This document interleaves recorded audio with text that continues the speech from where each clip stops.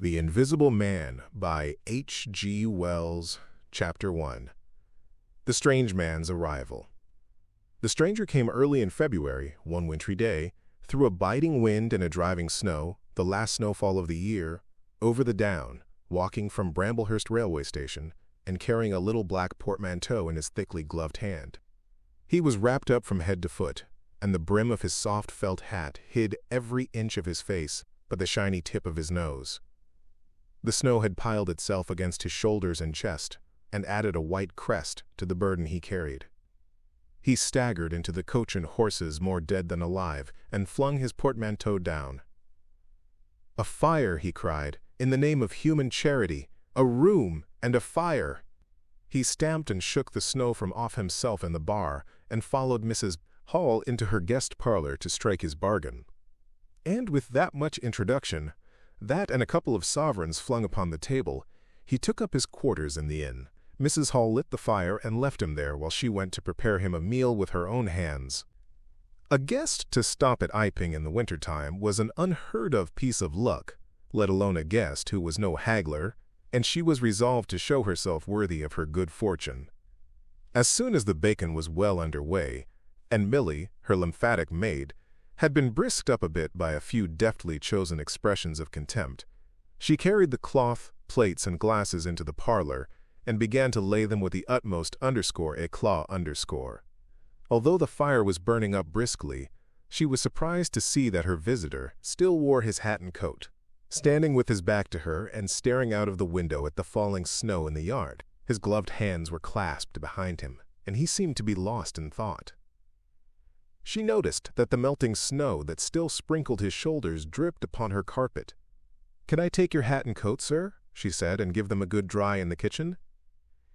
"No," he said without turning. She was not sure she had heard him, and was about to repeat her question.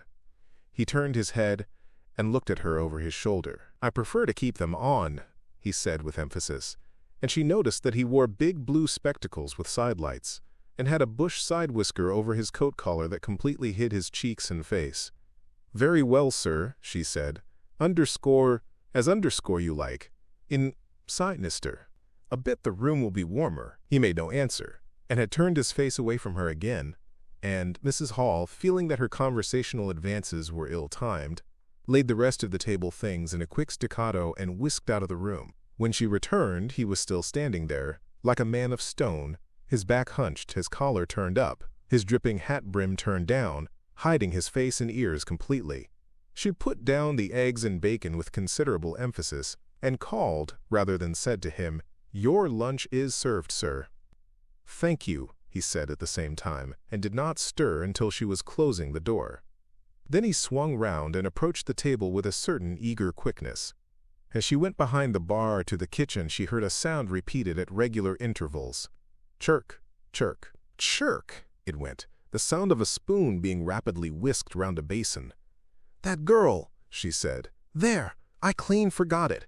It's her being so long." And while she herself finished mixing the mustard, she gave Milly a few verbal stabs for her excessive slowness. She had cooked the ham and eggs, laid the table, and done everything, while Milly, help indeed, had only succeeded in delaying the mustard, and him a new guest, and wanting to stay. Then she filled the mustard pot, and putting it with a certain stateliness upon a gold and black tea tray, carried it into the parlor. She rapped, and entered promptly. As she did so, her visitor moved quickly, so that she got but a glimpse of a white object disappearing behind the table. It would seem he was picking something from the floor. She rapped down the mustard pot on the table, and then she noticed the overcoat and hat had been taken off and put over a chair in front of the fire, and a pair of wet boots threatened rust to her steel fender. She went to these things resolutely. "I suppose I may have them to dry now," she said in a voice that brooked no denial. "Leave the hat," said her visitor in a muffled voice, and turning she saw he had raised his head and was sitting and looking at her. For a moment she stood gaping at him, too surprised to speak. He held a white cloth. It was a serviette he had brought with him, over the lower part of his face, so that his mouth and jaws were completely hidden, and that was the reason of his muffled voice. But it was not that which startled Mrs. Hall. It was the fact that all his forehead above his blue glasses was covered by a white bandage, and that another covered his ears, leaving not a scrap of his face exposed excepting only his pink, peaked nose. It was bright, pink, and shiny, just as it had been at first. He wore a dark brown velvet jacket with a high, black, linen-lined collar turned up about his neck. The thick black hair, escaping as it could below and between the cross bandages, projected in curious tails and horns, giving him the strangest appearance conceivable. This muffled and bandaged head was so unlike what she had anticipated that for a moment she was rigid. He did not remove the serviette, but remained holding it as she saw now with a brown-gloved hand, and regarding her with his inscrutable blue glasses. "Leave the hat," he said, speaking very distinctly through the white cloth. Her nerves began to recover from the shock they had received. She placed the hat on the chair again by the fire. "I didn't know, sir," she began. "That?" And she stopped, embarrassed. "Thank you," he said dryly, glancing from her to the door, and then at her again. "I'll have them nicely dried, sir, at once," she said, and carried his clothes out of the room. She glanced at his white-swathed head and blue goggles again as she was going out of the door, but his napkin was still in front of his face. She shivered a little as she closed the door behind her, and her face was eloquent of her surprise and perplexity. Never underscore, she whispered. "There." She went quite softly to the kitchen, and was too preoccupied to ask Millie what she was messing about with when she got there. The visitor sat and listened to her retreating feet. He glanced inquiringly at the window before he removed his serviette and resumed his meal. He took a mouthful, glanced suspiciously at the window, took another mouthful, then rose and, taking the serviette in his hand, walked across the room and pulled the blind down to the top of the white muslin that obscured the lower panes. This left the room in a twilight. This done, he returned with an easier air to the table and his meal. "The poor souls had an accident or an operation or something," said Mrs. Hall. "What a turn them bandages did give me, to be sure." She put on some more coal, unfolded the clothes horse, and extended the traveler's coat upon this. "And they goggles. Why, he looked more like a divan helmet than a human man." She hung his muffler on a corner of the horse, and holding that handkerchief over his mouth all the time, talking through it, perhaps his mouth was hurt too. Maybe. She turned round as one who suddenly remembers. "Bless my soul alive," she said, going off at a tangent. "Ain't you done them taters yet, Millie?" When Mrs. Hall went to clear away the stranger's lunch, her idea that his mouth must also have been cut or disfigured in the accident she supposed him to have suffered was confirmed, for he was smoking a pipe, and all the time that she was in the room he never loosened the silk muffler he had wrapped round the lower part of his face to put the mouthpiece to his lips. Yet it was not forgetfulness, for she saw he glanced at it as it smoldered out. He sat in the corner with his back to the window blind and spoke now, having eaten and drunk and being comfortably warmed through, with less aggressive brevity than before. The reflection of the fire lent a kind of red animation to his big spectacles they had lacked hitherto. "I have some luggage," he said, "at Bramblehurst Station," and he asked her how he could have it sent. He bowed his bandaged head quite politely in acknowledgment of her explanation. "Tomorrow?" he said. "There is no speedier delivery?" and seemed quite disappointed when she answered, "No." Was she quite sure? No man with a trap who would go over? Mrs. Hall, nothing loath, answered his questions and developed a conversation. "It's a steep road by the down, sir," she said in answer to the question about a trap, and then, snatching at an opening, said, "It was there a carriage was upsettled, a year ago and more. A gentleman killed, besides his coachman. Accidents, sir, happen in a moment, don't they? But the reanery?" Visitor was not to be drawn so easily. "They do," he said through his muffler, eyeing her quietly through his impenetrable glasses, "but they take long enough to get well, don't they? There was my sister's son, Tom, just cut his arm with a scythe, tumbled on it in the hayfield, and, bless me, he was 3 months tied up, sir. You'd hardly believe it. It's regular given me a dread of a scythe, sir." "I can quite understand that," said the visitor. He was afraid, one time, that he'd have to have an operation. He was that bad, sir. The visitor laughed abruptly, a bark of a laugh that he seemed to bite and kill in his mouth. Was he? He said. He was, sir. And no laughing matter to them as had the doing for him, as I had. My sister being took up with her little ones so much. There was bandages to do, sir, and bandages to undo. So that if I may make so bold as to say it, sir— "Will you get me some matches?" said the visitor, quite abruptly. "My pipe is out." Mrs. Hall was pulled up suddenly. It was certainly rude of him, after telling him all she had done. She gasped at him for a moment, and remembered the 2 sovereigns. She went for the matches.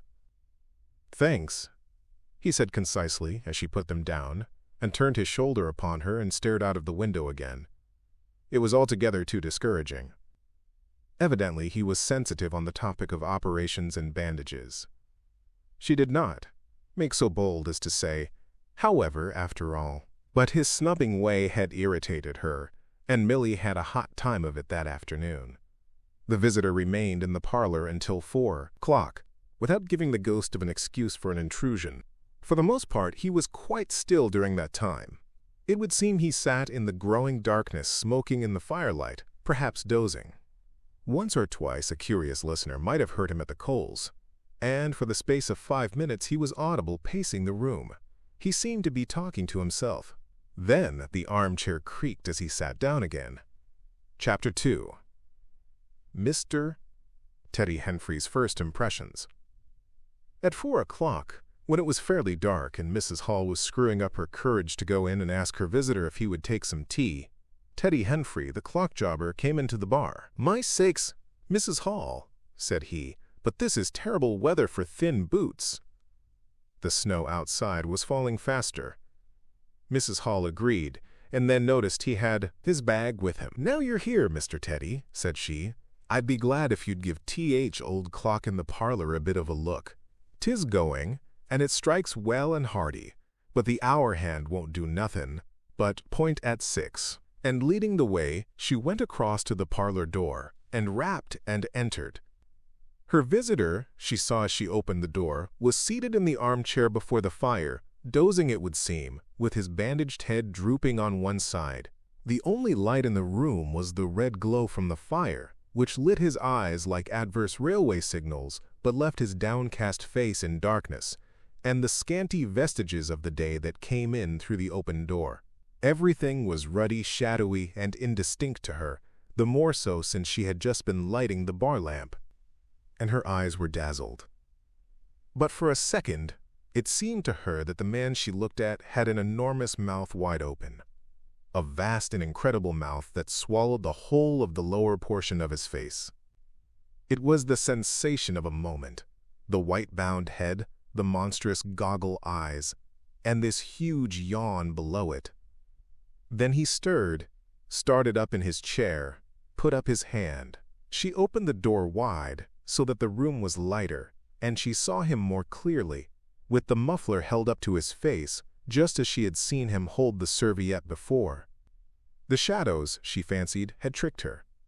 "Would you mind, sir, this man a-coming to look at the clock, sir?" she said, recovering from the momentary shock.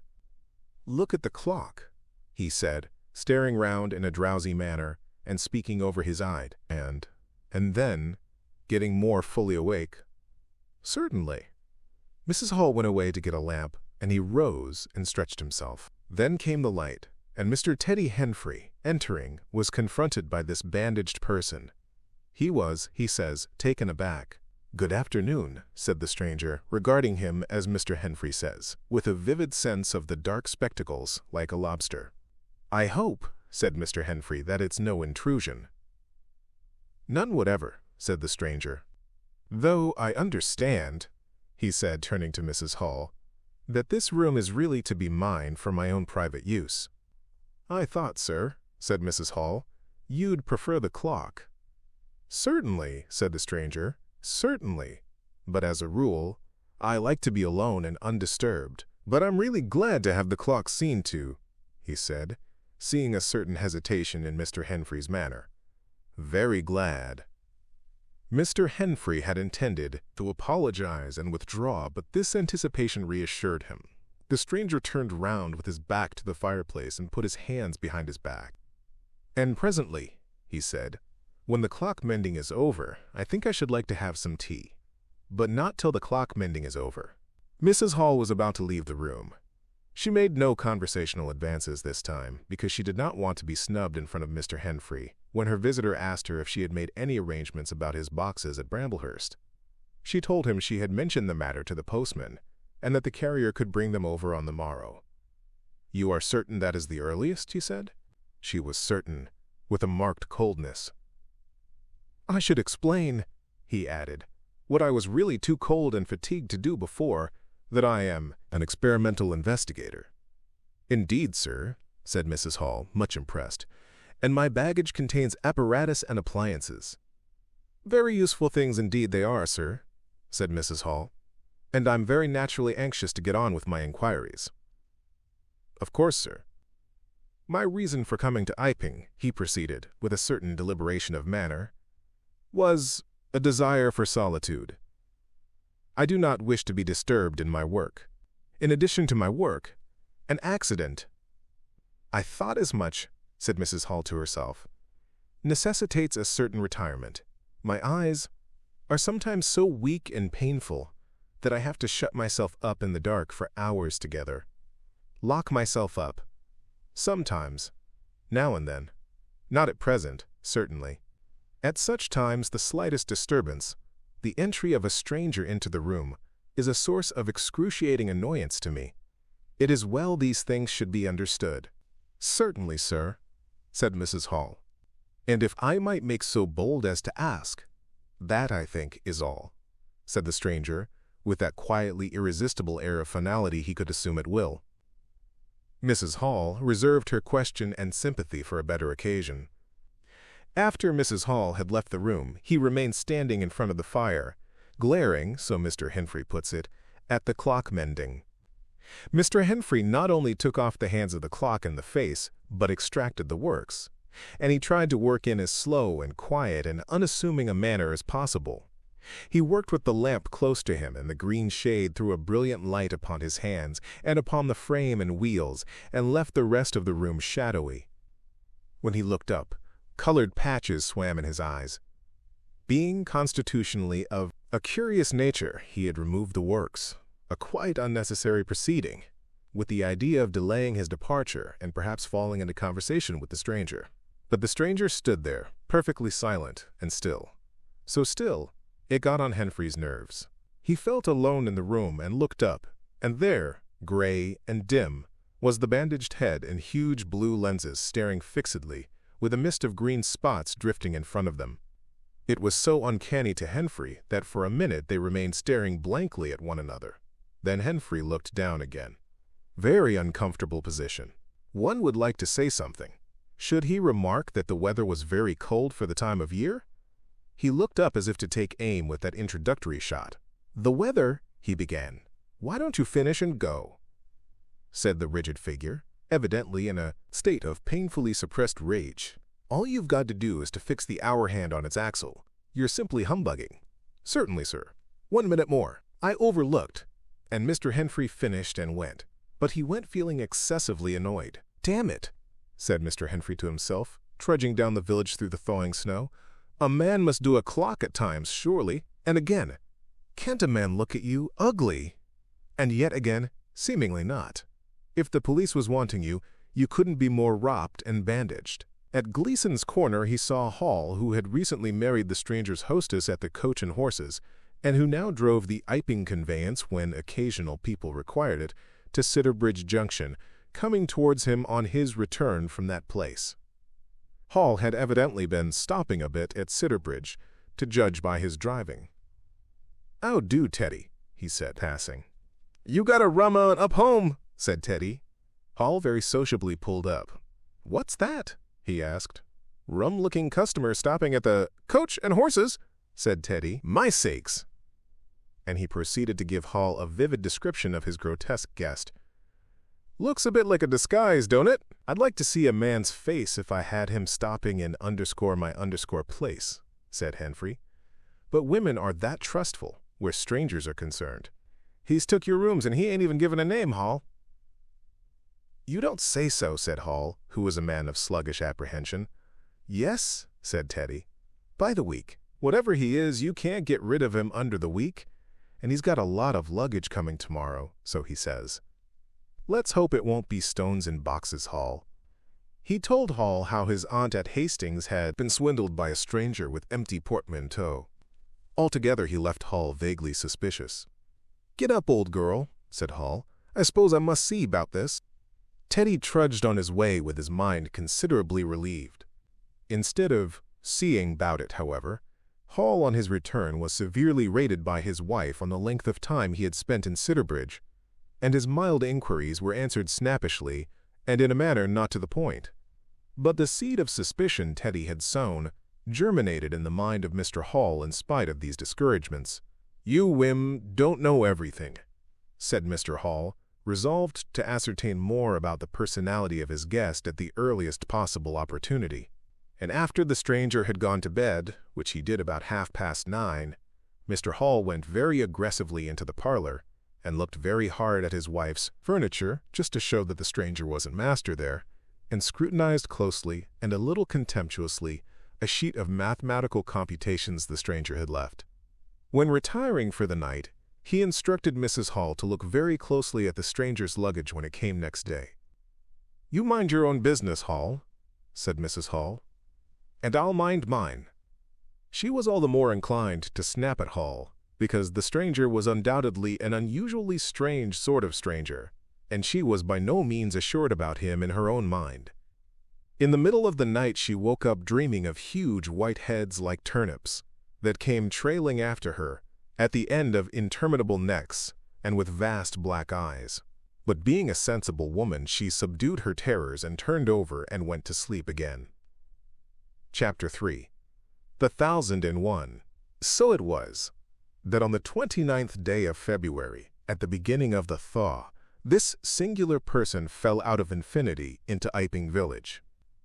Next day, his luggage arrived through the slush, and very remarkable luggage it was.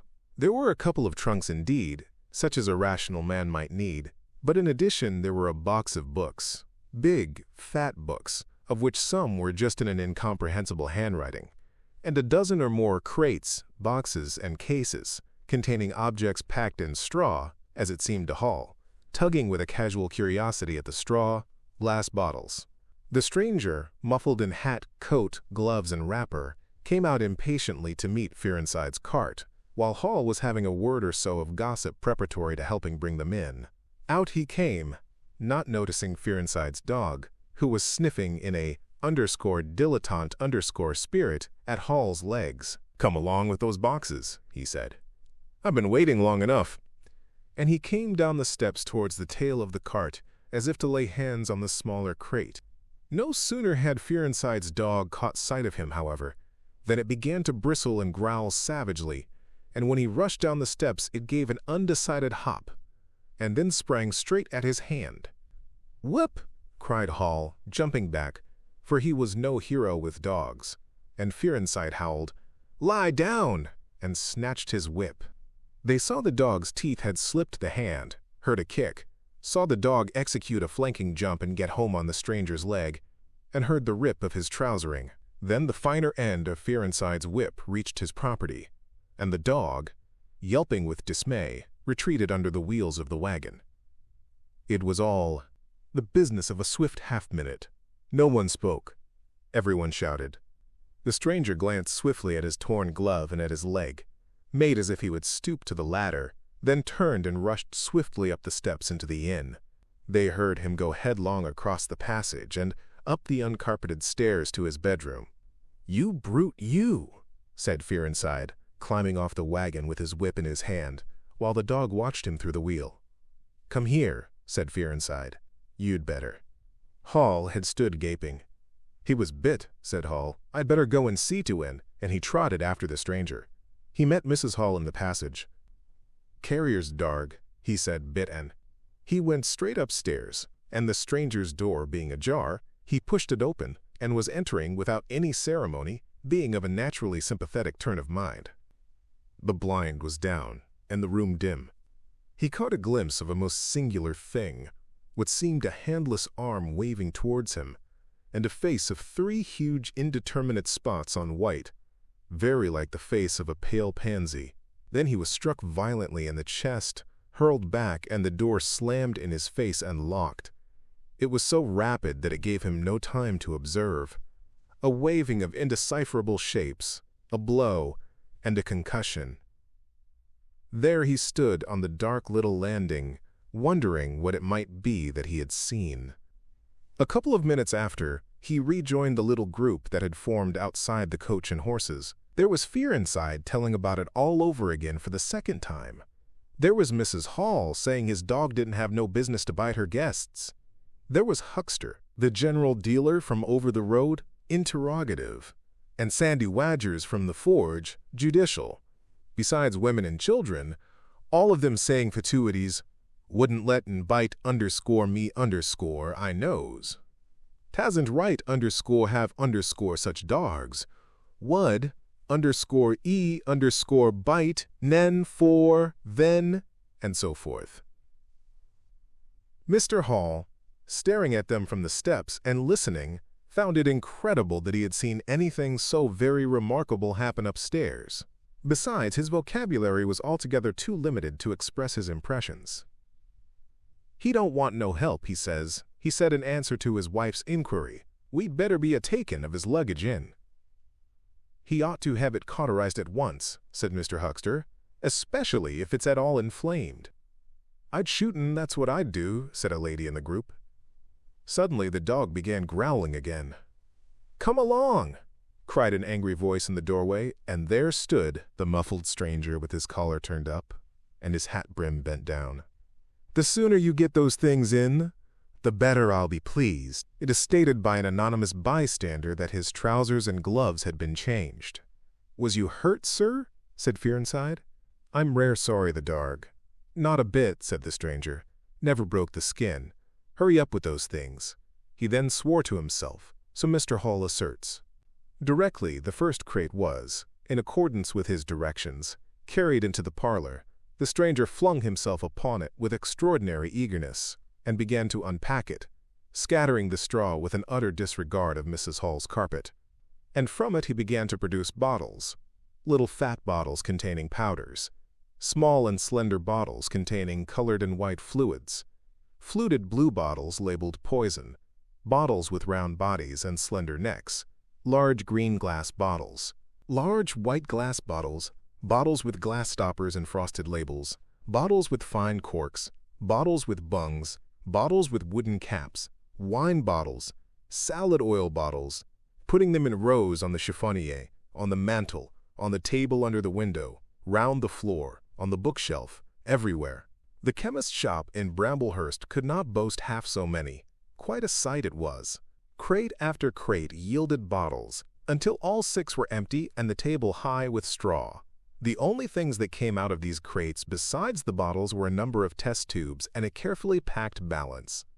And directly the crates were unpacked, the stranger went to the window and set to work, not troubling in the least about the litter of straw, the fire which had gone out, the box of books outside, nor for the trunks and other luggage that had gone upstairs. When Mrs. Hall took his dinner in to him, he was already so absorbed in his work, pouring little drops out of the bottles into test tubes, that he did not hear her until she had swept away the bulk of the straw and put the tray on the table, with some little emphasis perhaps, seeing the state that the floor was in. Then he half turned his head and immediately turned it away again. But she saw he had removed his glasses. They were beside him on the table, and it seemed to her that his eye sockets were extraordinarily hollow. He put on his spectacles again and then turned and faced her.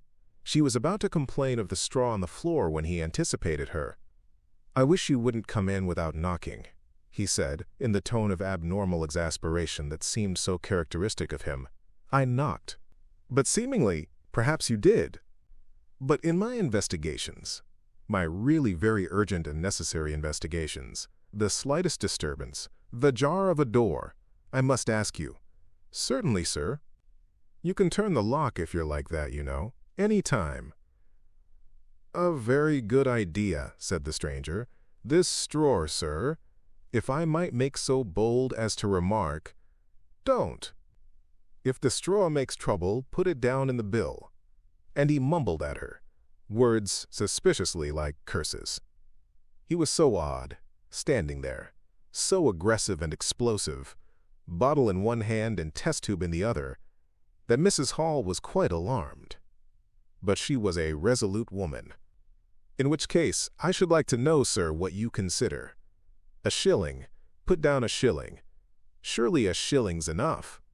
"So be it," said Mrs. Hall, taking up the tablecloth and beginning to spread it over the table. "If you're satisfied, of course." He turned and sat down with his coat collar toward her. All the afternoon he worked with the door locked, and, as Mrs. Hall testifies, for the most part in silence. But once there was a concussion and a sound of bottles ringing together as though the table had been hit, and the smash of a bottle flung violently down, and then a rapid pacing athwart the room. Fearing something was the matter, she went to the door and listened, not caring to knock. "I can't go on," he was raving. Can't go on. 300,000, 400,000. The huge multitude. Cheated. All my life it may take me. Patience. Patience indeed. Fool. Fool. There was a noise of hobnails on the bricks in the bar, and Mrs. Hall had very reluctantly to leave the rest of his soliloquy. When she returned, the room was silent again, save for the faint crepitation of his chair and the occasional clink of a bottle. It was all over. The stranger had resumed work. When she took in his tea, she saw a broken glass in the corner of the room under the concave mirror, and a golden stain that had been carelessly wiped. She called attention to it. "Put it down in the bill," snapped her visitor. "For God's sake, don't worry me. If there's damage done, put it down in the bill." And he went on ticking a list in the exercise book before him. "I'll tell you something," said Fearenside mysteriously. It was late in the afternoon, and they were in the little beer shop of Iping Hanger. "Well," said Teddy Henfrey, "this chap you're speaking of, what my dog bit. Well, he's black. Leastways, his legs are. I seed through the tear of his trousers and the tear of his glove. You'd have expected a sort of pinky to show, wouldn't you? Well, there wasn't none, just blackness. I tell you, he's as black as my hat." "My sakes," said Henfrey, "it's a rummy case altogether. Why, his nose is as pink as paint." "That's true," said Fearenside. "I knows that. And I tell what I'm thinking. That marn's a piebald, Teddy. Black here and white there, in patches, and he's ashamed of it. He's a kind of half-breed, and the colors come off patchy instead of mixing. I've heard of such things before, and it's the common way with horses, as anyone can see." Chapter 1-5.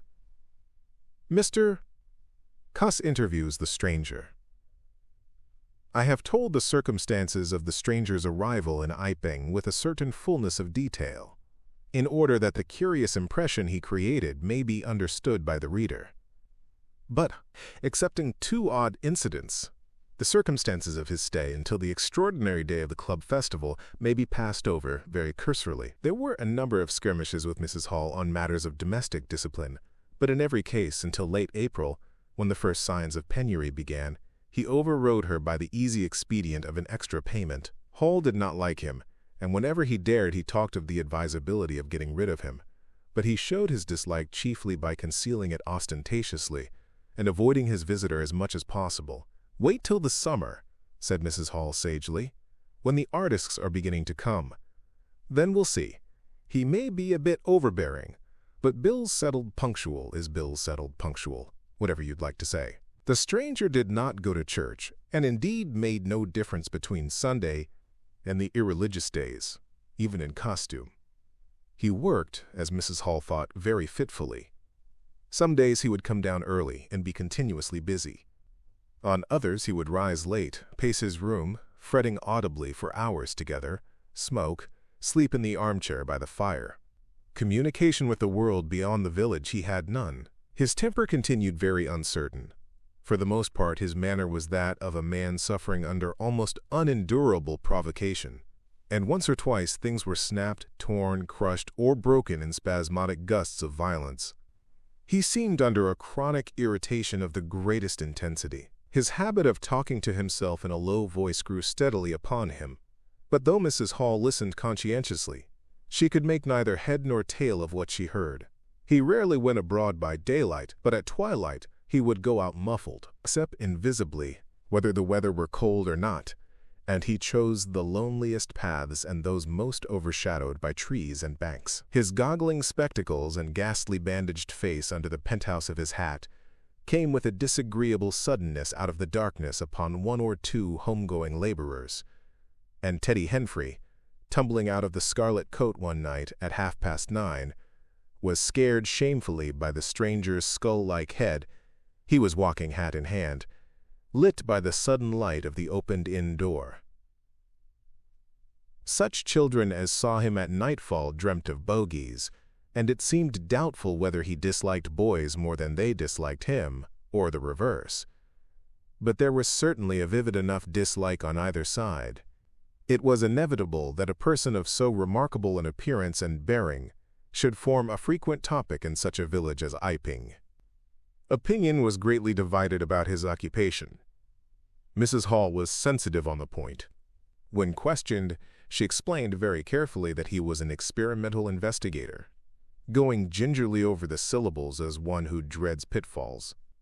When asked what an experimental investigator was, she would say with a touch of superiority that most educated people knew such things as that, and would thus explain that he, quote, discovered things. Her visitor had had an accident, she said, which temporarily discolored his face and hands, and being of a sensitive disposition, he was averse to any public notice of the fact. Out of her hearing there was a view largely entertained that he was a criminal trying to escape from justice by wrapping himself up so as to conceal himself altogether from the eye of the police. This idea sprang from the brain of Mr. Teddy Henfrey. No crime of any magnitude, dating from the middle or end of February, was known to have occurred. Elaborated in the imagination of Mr. Gould, the probationary assistant in the National School, this theory took the form that the stranger was an anarchist in disguise, preparing explosives, and he resolved to undertake such detective operations as his time permitted. These consisted for the most part in looking very hard at the stranger whenever they met, or in asking people who had never seen the stranger leading questions about him. But he detected nothing. Another school of opinion followed Mr. Fearenside, and either accepted the piebald view or some modification of it, as, for instance, Silas Durgan, who was heard to assert that, if he chooses to show himself at fairs, he'd make his fortune in no time, and being a bit of a theologian, compared the stranger to the man with the one talent. Yet, another view explained the entire matter by regarding the stranger as a harmless lunatic. That had the advantage of accounting for everything straight away. Between these main groups, there were waverers and compromisers. Sussex folk have few superstitions, and it was only after the events of early April that the thought of the supernatural was first whispered in the village.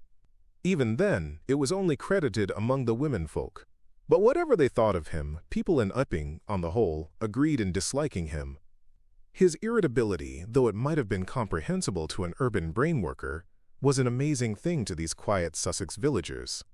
The frantic gesticulations they surprised now and then, the headlong pace after nightfall that swept him upon them round quiet corners, the inhuman bludgeoning of all tentative advances of curiosity, the taste for twilight that led to the closing of doors, the pulling down of blinds, the extinction of candles and lamps. Who could agree with such goings-on? They drew aside as he passed down the village, and when he had gone by, young humorists would up with coat collars and down with hat brims, and go pacing nervously after him in imitation of his occult bearing.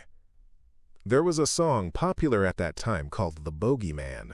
Miss Statchell sang it at the schoolroom concert in aid of the church lamps, and thereafter, whenever one or two of the villagers were gathered together and the stranger appeared, a bar or so of this tune, more or less sharp or flat, was whistled in the midst of them. Also, belated little children would call Bogeyman after him and make off tremulously elated. Cuss, the general practitioner, was devoured by curiosity. The bandages excited his professional interest. The report of the 1001 bottles aroused his jealous regard. All through April and May he coveted an opportunity of talking to the stranger. And at last, towards Whitsuntide, he could stand it no longer, but hit upon the subscription list for a village nurse as an excuse. He was surprised to find that Mr. Hall did not know his guest's name. He gave a name, said Mrs. Hall, an assertion which was quite unfounded, but I didn't rightly hear it. She thought it seemed so silly not to know the man's name. Cuss rapped at the parlor door and entered. There was a fairly audible imprecation from within. "Pardon my intrusion," said Cuss, and then the door closed and cut Mrs. Hall off from the rest of the conversation. She could hear the murmur of voices for the next 10 minutes, then a cry of surprise, a stirring of feet, a chair flung aside, a bark of laughter, quick steps to the door, and Cuss appeared, his face white, his eyes staring over his shoulder. He left the door open behind him, and without looking at her, strode across the hall and went down the steps, and she heard his feet hurrying along the road. He carried his hat in his hand. She stood behind the door, looking at the open door of the parlor. Then she heard the stranger laughing quietly, and then his footsteps came across the room. She could not see his face where she stood. The parlor door slammed, and the place was silent again. Cuss went straight up the village to Bunting the vicar. "Am I mad?" Cuss began abruptly as he entered the shabby little study. "Do I look like an insane person?" "What's happened?" said the vicar, putting the ammonite on the loose sheets of his forthcoming sermon. "That chap at the inn." "Well?" "Give me something to drink," said Cuss, and he sat down. When his nerves had been steadied by a glass of cheap sherry, the only drink the good vicar had available, he told him of the interview he had just had. "Went in," he gasped, "and began to demand a subscription for that nurse fund. He'd stuck his hands in his pockets as I came in, and he sat down lumpily in his chair. Sniffed. I told him I'd heard he took an interest in scientific things. He said yes. Sniffed again. Kept on sniffing all the time.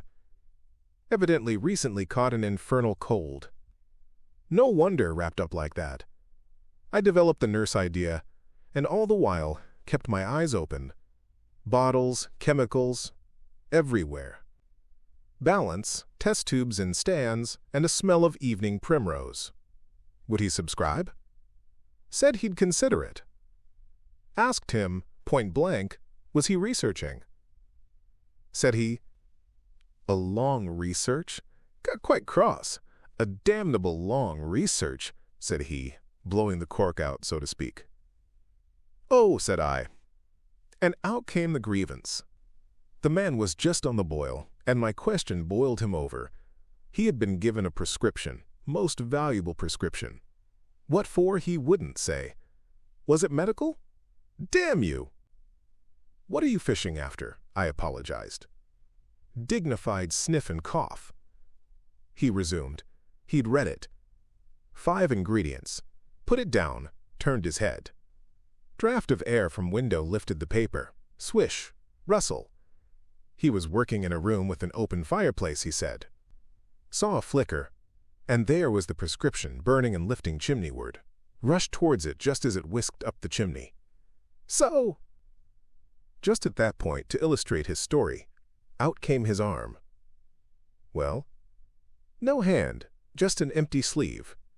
Lord, I thought. Underscore, that's underscore. The deformity! Got a cork arm, I suppose, and has taken it off. Then, I thought, there's something odd in that. What the devil keeps that sleeve up and open if there's nothing in it? There was nothing in it, I tell you. Nothing down it, right down to the joint. I could see right down it to the elbow, and there was a glimmer of light shining through a tear of the cloth. Good God, I said. Then he stopped, stared at me with those black goggles of his, and then at his sleeve. Well, that's all. He never said a word, just glared and put his sleeve back in his pocket quickly. I was saying, said he, that there was the prescription burning. wasn't I? Interrogative cough. How the devil, said I. Can you move an empty sleeve like that? Empty sleeve? Yes, said I. An empty sleeve. It's an empty sleeve, is it? You saw it was an empty sleeve? He stood up right away. I stood up too. He came towards me in 3 very slow steps and stood quite close, sniffed venomously. I didn't flinch, though I'm hanged if that bandaged knob of his and those blinkers aren't enough to unnerve anyone, coming quietly up to you. You said it was an empty sleeve, he said. Certainly, I said. At staring and saying nothing, a barefaced man, unspectacled, starts scratch. Then very quietly he pulled his sleeve out of his pocket again and raised his arm towards me as though he would show it to me again. He did it very, very slowly. I looked at it. Seemed an age. Well, said I, clearing my throat, there's nothing in it. Had to say something. I was beginning to feel frightened. I could see right down it. He extended it straight towards me, slowly, slowly, just like that, until the cuff was 6 inches from my face. Queer thing to see an empty sleeve come at you like that. And then, well, something, exactly like a finger and thumb it felt, nipped my nose. Bunting began to laugh. There wasn't anything there, said Cuss, his voice running up into a shriek at the there. It's all very well for you to laugh, but I tell you, I was so startled. I hit his cuff hard and turned around and cut out of the room. I left him. Cuss stopped. There was no mistaking the sincerity of his panic. He turned round in a helpless way and took a second glass of the excellent Vicar's very inferior sherry. When I hit his cuff, said Cuss, I tell you, it felt exactly like hitting an arm. And there wasn't an arm. There wasn't the ghost of an arm? Mr. Bunting thought it over. He looked suspiciously at Cuss. It's a most remarkable story, he said. He looked very wise and grave indeed. It's really, said Mr. Bunting with judicial emphasis, a most remarkable story. Chapter versus the burglary at the vicarage. The facts of the burglary at the vicarage came to us chiefly through the medium of the vicar and his wife. It occurred in the small hours of Whit Monday, the day devoted in Iping to the club festivities. Mrs. Bunting, it seems, woke up suddenly in the stillness that comes before the dawn, with the strong impression that the door of their bedroom had opened and closed. She did not arouse her husband at first, but sat up in bed listening. She then distinctly heard the pad, pad, pad of bare feet coming out of the adjoining dressing room and walking along the passage towards the staircase. As soon as she felt assured of this, she aroused the Reverend Mr. Bunting as quietly as possible. He did not strike a light, but putting on his spectacles, her dressing gown, and his bath slippers, he went out on the landing to listen. He heard quite distinctly a fumbling going on at his study desk downstairs, and then a violent sneeze. At that he returned to his bedroom, armed himself with the most obvious weapon, the poker, and descended the staircase as noiselessly as possible. Mrs. Bunting came out on the landing. The hour was about 4, and the ultimate darkness of the night was past. There was a faint shimmer of light in the hall, but the study doorway yawned impenetrably black. Everything was still, except the faint creaking of the stairs under Mr. Bunting's tread and the slight movements in the study. Then something snapped, the drawer was opened, and there was a rustle of papers. Then came an imprecation, and a match was struck, and the study was flooded with yellow light. Mr. Bunting was now in the hall, and through the crack of the door he could see the desk and the open drawer and a candle burning on the desk, but the robber he could not see. He stood there in the hall undecided what to do, and Mrs. Bunting, her face white and intent, crept slowly downstairs after him. One thing kept Mr. Bunting's courage: the persuasion that this burglar was a resident in the village. They heard the chink of money and realized that the robber had found the housekeeping reserve of gold, £2 10½ sovereigns altogether. At that sound Mr. Bunting was nerved to abrupt action. Gripping the poker firmly, he rushed into the room, closely followed by Mrs. Bunting. "Surrender!" cried Mr. Bunting fiercely, and then stooped amazed. Apparently the room was perfectly empty. Yet their conviction that they had, that very moment, heard somebody moving in the room had amounted to a certainty. For half a minute, perhaps, they stood gaping. Then Mrs. Bunting went across the room and looked behind the screen, while Mr. Bunting, by a kindred impulse, peered under the desk. Then Mrs. Bunting turned back the window curtains, and Mr. Bunting looked up the chimney and probed it with the poker. Then Mrs. Bunting scrutinized the waste paper basket, and Mr. Bunting opened the lid of the coal scuttle. Then they came to a stop and stood with eyes interrogating each other. "I could have sworn," said Mr. Bunting. "The candle," said Mr. Bunting. "Who lit the candle?" "The drawer," said Mrs. Bunting. "And the money's gone." She went hastily to the doorway. Of all the strange occurrences! There was a violent sneeze in the passage. They rushed out, and as they did so, the kitchen door slammed. "Bring the candle," said Mr. Bunting, and led the way. They both heard a sound of bolts being hastily shot back. As he opened the kitchen door, he saw through the scullery that the back door was just opening, and the faint light of early dawn displayed the dark masses of the garden beyond. He is certain that nothing went out of the door. It opened, stood open for a moment, and then closed with a slam. As it did so, the candle Mrs. Bunting was carrying from the study flickered and flared. It was a minute or more before they entered the kitchen. The place was empty. They refastened the back door, examined the kitchen, pantry, and scullery thoroughly, and at last went down into the cellar. There was not a soul to be found in the house, search as they would. Daylight found the vicar and his wife, a quaintly costumed little couple, still marveling about on their own ground floor by the unnecessary light of a guttering candle. Chapter 6. The Furniture That Went Mad. Now it happened that in the early hours of Whit Monday, before Milly was hunted out for the day, Mr. Hall and Mrs. Hall both rose and went noiselessly down into the cellar. Their business there was of a private nature, and had something to do with the specific gravity of their beer. They had hardly entered the cellar when Mrs. Hall found she had forgotten to bring down a bottle of sarsaparilla from their joint room. As she was the expert and principal operator in this affair, Hall very properly went upstairs for it. On the landing, he was surprised to see that the stranger's door was ajar. He went on into his own room and found the bottle as he had been directed. But returning with the bottle, he noticed that the bolts of the front door had been shot back, that the door was in fact simply on the latch, and with a flash of inspiration he connected this with the stranger's room upstairs and the suggestions of Mr. Teddy Henfrey. He distinctly remembered holding the candle while Mrs. Hall shot these bolts overnight. At the sight he stopped, gaping, then with the bottle still in his hand went upstairs again. He rapped at the stranger's door. There was no answer. He rapped again, then pushed the door wide open and entered. It was as he expected. The bed, the room also, was empty. And what was stranger, even to his heavy intelligence, on the bedroom chair and along the rail of the bed were scattered the garments, the only garments so far as he knew, and the bandages of their guest. His big slouch hat even was cocked jauntily over the bedpost. As Hall stood there, he heard his wife's voice coming out of the depth of the cellar, with that rapid telescoping of the syllables and interrogative cocking up of the final words to a high note, by which the West Sussex villager is wont to indicate a brisk impatience. "George, you gart what a wand." At that he turned and hurried down to her. "Jenny," he said, over the rail of the cellar steps. "'Tas the truth what Henfrey says. 'E's not in us room, 'e ain't. And the front door's unbolted."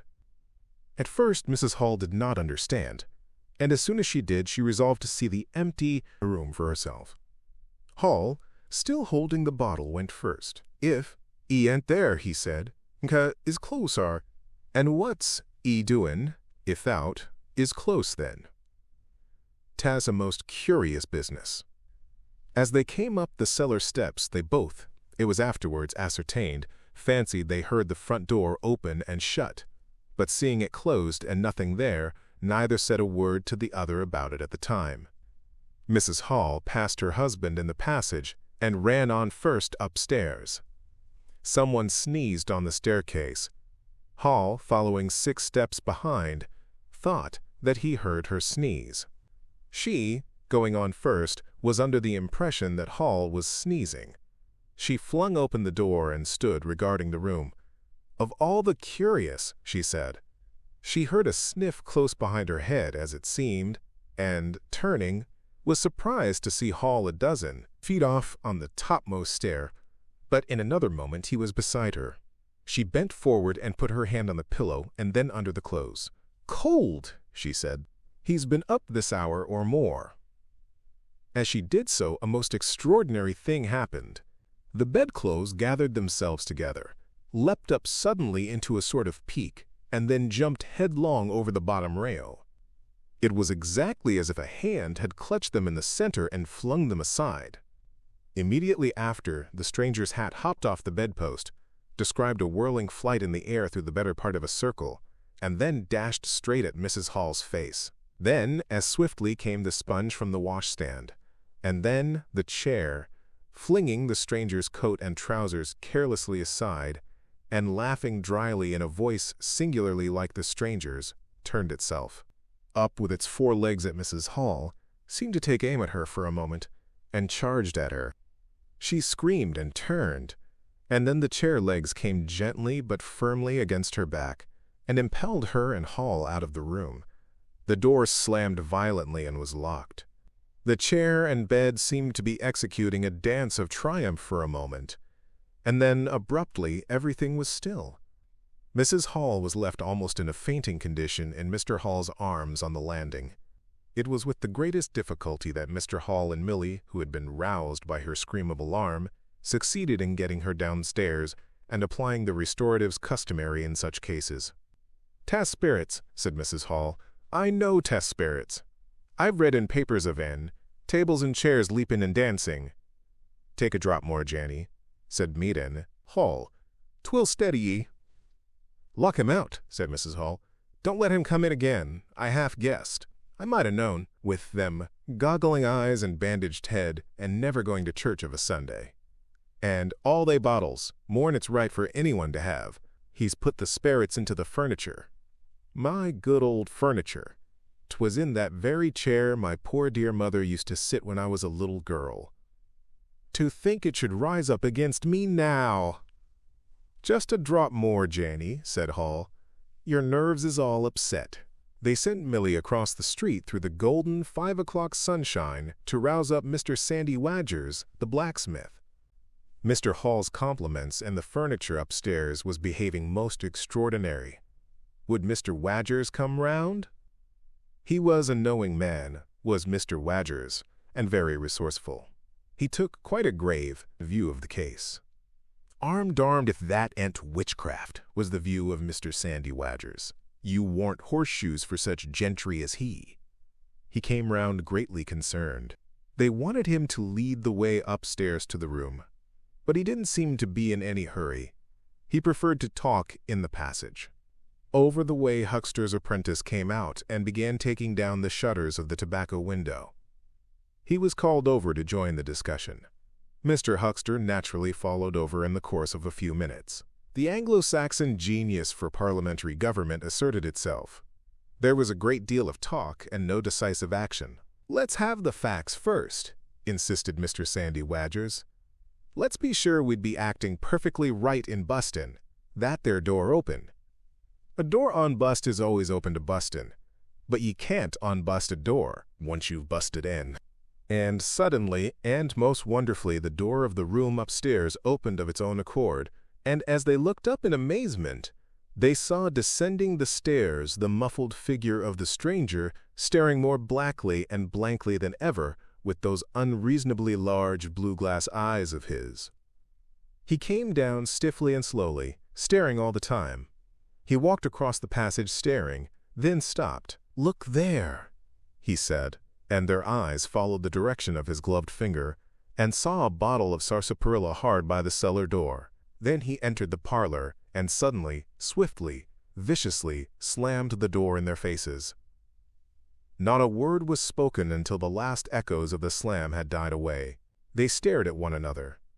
"Well, if that don't lick everything," said Mr. Wadgers, and left the alternative unsaid. "I'd go in and ask him about it," said Wadgers to Mr. Hall. I demand an explanation." It took some time to bring the landlady's husband up to that pitch. At last he rapped, opened the door, and got as far as, "Excuse me." "Go to the devil," said the stranger in a tremendous voice, and, "Shut that door after you." So that brief interview terminated. Chapter 7. The Unveiling of the Stranger.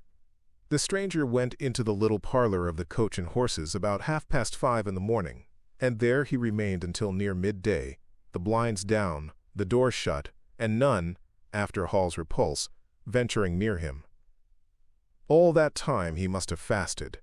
Thrice he rang his bell, the third time furiously and continuously, but no one answered him. "Him and his go to the devil indeed," said Mrs. Hall. Presently came an imperfect rumor of the burglary at the vicarage, and two were put together. Hall, assisted by Wadgers, went off to find Mr. Shuckleforth, the magistrate, and take his advice. No one ventured upstairs. How the stranger occupied himself is unknown. Now and then he would stride violently up and down, and twice came an outburst of curses, a tearing of paper, and a violent smashing of bottles. The little group of scared but curious people increased. Mrs. Huxter came over. Some gay young fellows, resplendent in black ready-made jackets and _PK_paper ties, for it was Whit Monday, joined the group with confused interrogations. Young Archie Harker distinguished himself by going up the yard and trying to peep under the window blinds. He could see nothing, but gave reason for supposing that he did, and others of the Iping youth presently joined him. It was the finest of all possible Whit Mondays, and down the village street stood a row of nearly a dozen booths, a shooting gallery, and on the grass by the forge were 3 yellow and chocolate wagons, and some picturesque strangers of both sexes putting up a coconut shy. The gentlemen wore blue jerseys, the ladies white aprons, and quite fashionable hats with heavy plumes. Wadger, of the Purple Fawn, and Mr. Jaggers, the cobbler, who also sold old second-hand ordinary bicycles, were stretching a string of Union Jacks and Royal Ensigns, which had originally celebrated the first Victorian Jubilee, across the road. And inside, in the artificial darkness of the parlor, into which only one thin jet of sunlight penetrated, the stranger, hungry we must suppose, and fearful, hidden in his uncomfortable hot wrappings, pored through his dark glasses upon his paper, or chinked his dirty little bottles, and occasionally swore savagely at the boys, audible if invisible, outside the windows. In the corner by the fireplace lay the fragments of 6 smashed bottles, and a pungent twang of chlorine tainted the air. So much we know from what was heard at the time and from what was subsequently seen in the room. About noon he suddenly opened his parlor door and stood glaring fixedly at the 3 or 4 people in the bar. "Mrs. Hall," he said. Somebody went sheepishly and called for Mrs. Hall. Mrs. Hall appeared after an interval, a little short of breath, but all the fiercer for that. Hall was still out. She had deliberated over this scene, and she came holding a little tray with an unsettled bill upon it. "Is it your bill you're wanting, sir?" she said. "Why wasn't my breakfast laid? Why haven't you prepared my meals and answered my bell? Do you think I live without eating?" "Why isn't my bill paid?" said Mrs. Hall. "That's what I want to know. I told you 3 days ago I was awaiting a remittance. I told you 2 days ago I wasn't going to await no remittances. You can't grumble if your breakfast waits a bit. If my bill's been waiting these 5 days, can you?" The stranger swore briefly but vividly. "Nar, nar," from the bar. "And I'd thank you kindly, sir, if you'd keep your swearing to yourself, sir," said Mrs. Hall. The stranger stood looking more like an angry diving helmet than ever. It was universally felt in the bar that Mrs. Hall had the better of him. His next words showed as much. "Look here, my good woman," he began. "Don't, good woman, _me_," said Mrs. Hall. "I've told you my remittance hasn't come." "Remittance indeed," said Mrs. Hall. "Still, I dare say in my pocket.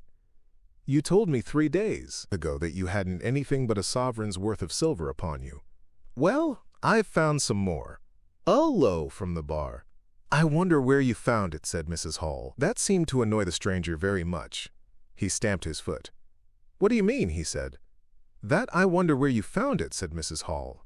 "And before I take any bills or get any breakfasts or do any such things whatsoever, you gotta tell me one or two things I don't understand, and what nobody don't understand, and what everybody is very anxious to understand. I want to know what you've been doing to my chair upstairs, and I want to know how, 'tis your room was empty and how you got in again. Them as stops in this house comes in by the doors. That's the rule of the house, and that you didn't do.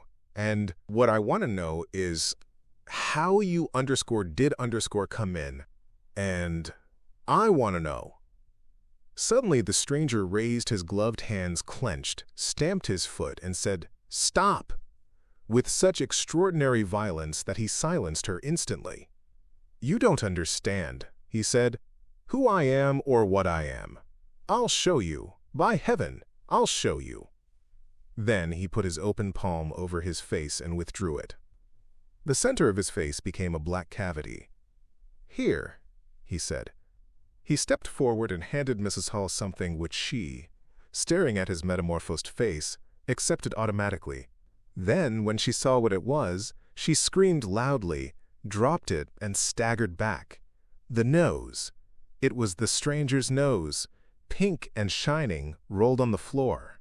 Then he removed his spectacles, and everyone in the bar gasped. He took off his hat, and with a violent gesture tore at his whiskers and bandages.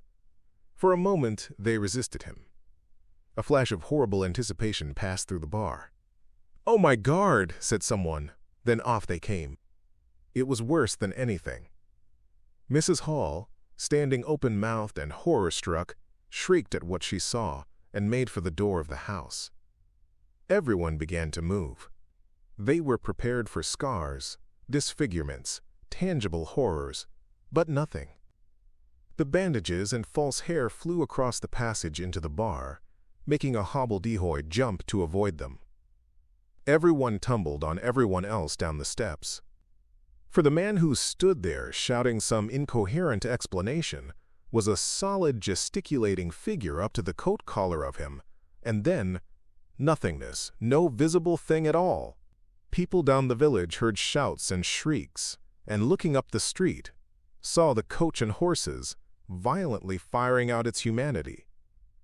They saw Mrs. Hall fall down and Mr. Teddy Henfrey jump to avoid tumbling over her, and then they heard the frightful screams of Millie, who, emerging suddenly from the kitchen at the noise of the tumult, had come upon the headless stranger from behind. These increased suddenly. Forthwith everyone all down the street, the sweet-stuff seller, coconut-shy proprietor and his assistant, the swingman, little boys and girls, rustic dandies, smart wenches, smocked elders and aproned gypsies, began running towards the inn, and in a miraculously short space of time, a crowd of perhaps 40 people, and rapidly increasing, swayed and hooted and inquired and exclaimed and suggested in front of Mrs. Hall's establishment. Everyone seemed eager to talk at once, and the result was babble. A small group supported Mrs. Hall, who was picked up in a state of collapse. There was a conference, and the incredible evidence of a vociferous eyewitness. "Oh, bogey! What's he been doing then? Ain't hurt the girl, has he? Run at Ed with a knife, I believe." "No, Ed, I tell ye. I don't mean no manner of speaking. I mean _marn without a Ed _. Nonsense, 'tis some conjuring trick. Fetched off, is rapping, he did. In its struggles to see in through the open door, the crowd formed itself into a straggling wedge, with the more adventurous apex nearest the inn. He stood for a moment. I heard the gal scream, and he turned. I saw her skirts whisk, and he went after her. Didn't take 10 seconds. Back he comes with a knife in his hand and a loaf. Stood just as if he was staring. Not a moment ago. Went in that there door. I tell, he ain't gart no Ed at all. You just missed Ann." There was a disturbance behind, and the speaker stopped to step aside for a little procession that was marching very resolutely towards the house. First, Mr. Hall, very red and determined, then Mr. Bobby Jaffers, the village constable, and then the wary Mr. Wadgers. They had come now armed with a warrant. People shouted conflicting information of the recent circumstances. Ed, said Jaffers. I got to. Rest in hand, rest in I underscore will underscore. Mr. Hall marched up the steps, marched straight to the door of the parlor and flung it open. Constable, he said, do your duty. Jaffers marched in. Hall next, Wadgers last.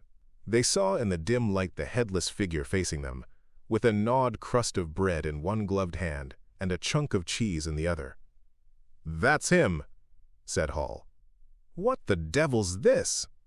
Came in a tone of angry expostulation from above the collar of the figure.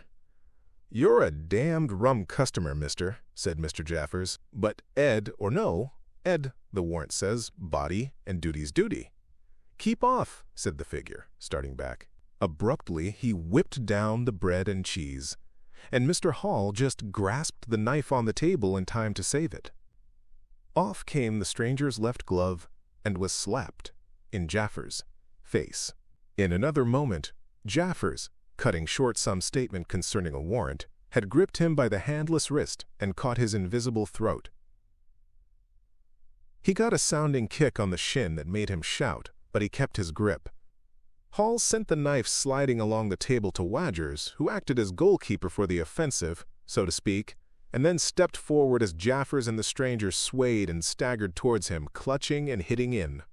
A chair stood in the way and went aside with a crash as they came down together. Get the feet, said Jaffers between his teeth. Mr. Hall, endeavoring to act on instructions, received a sounding kick in the ribs that disposed of him for a moment, and Mr. Wadgers, seeing the decapitated stranger had rolled over and got the upper side of Jaffers, retreated towards the door, knife in hand, and so collided with Mr. Huckster and the Sitterbridge carter, coming to the rescue of law and order. At the same moment, down came 3 or 4 bottles from the chiffonier and shot a web of pungency into the air of the room. I'll surrender, cried the stranger, though he had Jaffers down, and in another moment he stood up panting, a strange figure, headless and handless, for he had pulled off his right glove now as well as his left. It's no good, he said, as if sobbing for breath. It was the strangest thing in the world to hear that voice coming as if out of empty space. But the Sussex peasants are perhaps the most matter-of-fact people under the sun. Jaffers got up also and produced a pair of handcuffs. Then he stared. I say, said Jaffers, brought up short by a dim realization of the incongruity of the whole business. Darn it! Can't use 'em as I can see. The stranger ran his arm down his waistcoat, and as if by a miracle the buttons to which his empty sleeve pointed became undone. Then he said something about his shin, and stooped down. He seemed to be fumbling with his shoes and socks. Why, said Huckster suddenly, that's not a man at all. It's just empty clothes. Look, you can see down his collar and the linings of his clothes. I could put my arm. He extended his hand. It seemed to meet something in mid-air, and he drew it back with a sharp exclamation. I wish you'd keep your fingers out of my eye, said the aerial voice in a tone of savage expostulation. The fact is, I'm all here. Head, hands, legs, and all the rest of it. But it happens, I'm invisible. It's a confounded nuisance, but I am. That's no reason why I should be poked to pieces by every stupid bumpkin in Iping, is it? The suit of clothes, now all unbuttoned and hanging loosely upon its unseen supports, stood up, arms akimbo. Several other of the men folks had now entered the room, so that it was closely crowded. Invisible, eh? said Huckster, ignoring the stranger's abuse. Who ever heard the likes of that? It's strange, perhaps, but it's not a crime. Why am I assaulted by a policeman? In this fashion? That's a different matter, said Jaffers. No doubt you are a bit difficult to see in this light, but I got a warrant and it's all correct. What I'm after ain't no invisibility. It's burglary. There's a house been broke into and money took. Well? And circumstances certainly point. Stuff and nonsense, said the invisible man. I hope so, sir. But I've got my instructions. Well, said the stranger, I'll come. I'll underscore come underscore, but no handcuffs. It's the regular thing, said Jaffers. No handcuffs, stipulated the stranger. Pardon me, said Jaffers. Abruptly the figure sat down, and before anyone could realize was being done, the slippers, socks, and trousers had been kicked off under the table. Then he sprang up again and flung off his coat. Here, stop that, said Jaffers, suddenly realizing what was happening. He gripped at the waistcoat. It struggled, and the pull-toss shirt slipped out of it and left it limp and empty in his hand. Hold him, said Jaffers loudly. Once he gets the things off. Hold him, cried everyone, and there was a rush at the fluttering white shirt, which was now all that was visible of the stranger. The shirt sleeve planted a shrewd blow in Hall's face that stopped his open-armed advance and sent him backward into old Toothsome the sexton, and in another moment the garment was lifted up and became convulsed and vacantly flapping about the arms, even as a shirt that is being thrust over a man's head. Jaffers clutched at it and only helped to pull it off. He was struck in the mouth out of the air, and incontinently threw his truncheon and smote Teddy Henfrey savagely upon the crown of his head. Look out, said everybody, fencing at random and hitting at nothing. Hold him! Shut the door! Don't let him loose! I got something! Here he is! A perfect babel of noises they made. Everybody, it seemed, was being hit all at once, and Sandy Wadgers, knowing as ever, and his wits sharpened by a frightful blow in the nose, reopened the door and led the rout. The others, following incontinently, were jammed for a moment in the corner by the doorway. The hitting continued. Phipps, the Unitarian, had a front tooth broken, and Henfrey was injured in the cartilage of his ear. Jaffers was struck under the jaw, and, turning, caught at something that intervened between him and Huckster in the melee, and prevented their coming together. He felt a muscular chest, and in another moment the whole mass of struggling, excited men shot out into the crowded hall. I got him, shouted Jaffers, choking and reeling through them all, and, wrestling with purple face and swelling veins against his unseen enemy, men staggered right and left as the extraordinary conflict swayed swiftly towards the house door, and went spinning down the half-dozen steps of the inn. Jaffers cried in a strangled voice, holding tight nevertheless, and making play with his knee, spun around, and fell heavily undermost with his head on the gravel. Only then did his fingers relax. There were excited cries of, "Hold him!" "Invisible," and so forth, and a young fellow, a stranger in the place whose name did not come to light, rushed in at once, caught something, missed his hold, and fell over the constable's prostrate body. Halfway across the road a woman screamed as something pushed by her. A dog, kicked apparently, yelped and ran howling into Huckster's yard, and with that the transit of the invisible man was accomplished. For a space people stood amazed and gesticulating, and then came panic and scattered them abroad through the village as a gust scatters dead leaves. But Jaffers lay quite still, face upward and knees bent, at the foot of the steps of the inn. Chapter 8. In transit. The 8th chapter is exceedingly brief, and relates that Gibbons, the amateur naturalist of the district, while lying out on the spacious open downs without a soul within a couple of miles of him, as he thought, and almost dozing, heard close to him the sound as of a man coughing, sneezing, and then swearing savagely to himself, and looking, beheld nothing. Yet the voice was indisputable. It continued to swear with that breadth and variety that distinguishes the swearing of a cultivated man.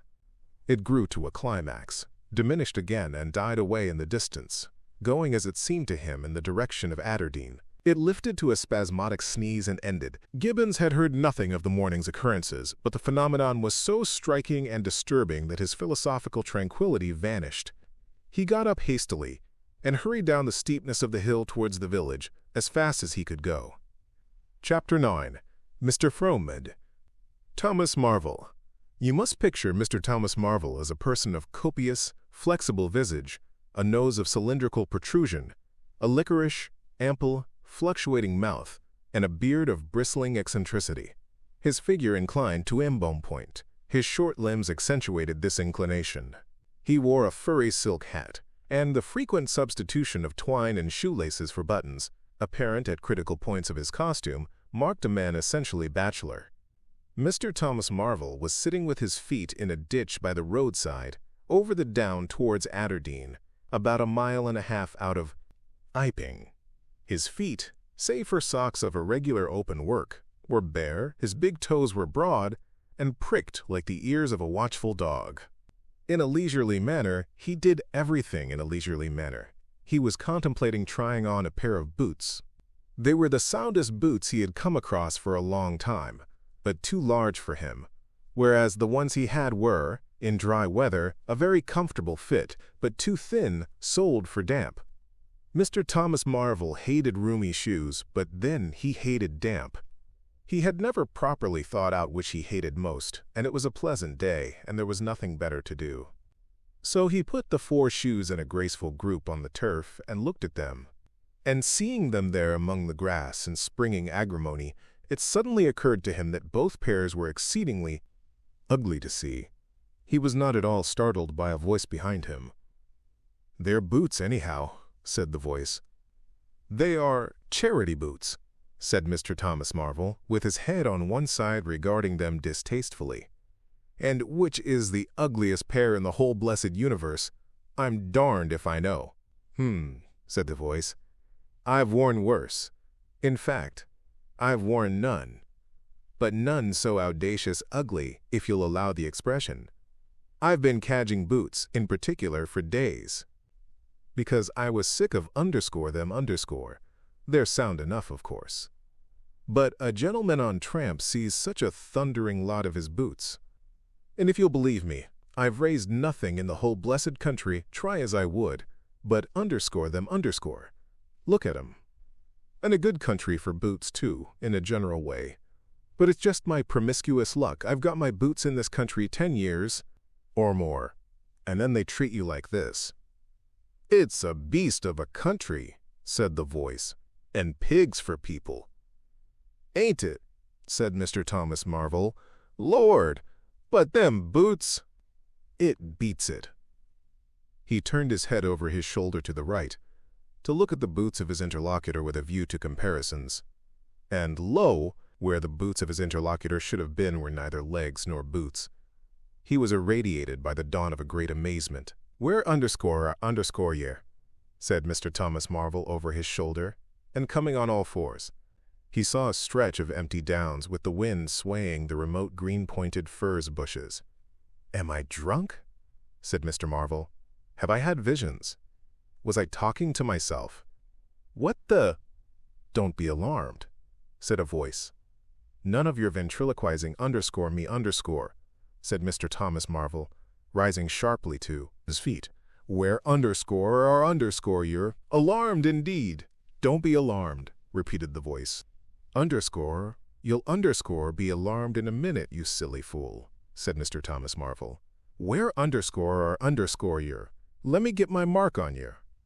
"Are your buried _" said Mr. Thomas Marvel after an interval. There was no answer. Mr. Thomas Marvel stood bootless and amazed, his jacket nearly thrown off. "Peewit," said a peewit, very remote. "Peewit indeed," said Mr. Thomas Marvel. This ain't no time for foolery. The down was desolate, east and west, north and south. The road, with its shallow ditches and white bordering stakes, ran smooth and empty north and south, and, save for that peewit, the blue sky was empty too. "So help me," said Mr. Thomas Marvel, shuffling his coat onto his shoulders again. "It's the drink. I might ha' known." "It's not the drink," said the voice. "You keep your nerves steady." "Ow," said Mr. Marvel, and his face grew white amidst its patches. "It's the drink," his lips repeated noiselessly. He remained staring about him, rotating slowly backwards. "I could have swore I heard a voice," he whispered. "Of course you did." "It's there again," said Mr. Marvel, closing his eyes and clasping his hand on his brow with a tragic gesture. He was suddenly taken by the collar and shaken violently, and left more dazed than ever. "Don't be a fool," said the voice. "I'm off my blooming chump," said Mr. Marvel. "It's no good. it's fretting about them blarsted boots. I'm off my blessed blooming chump. Or it's spirits. Neither one thing nor the other, said the voice.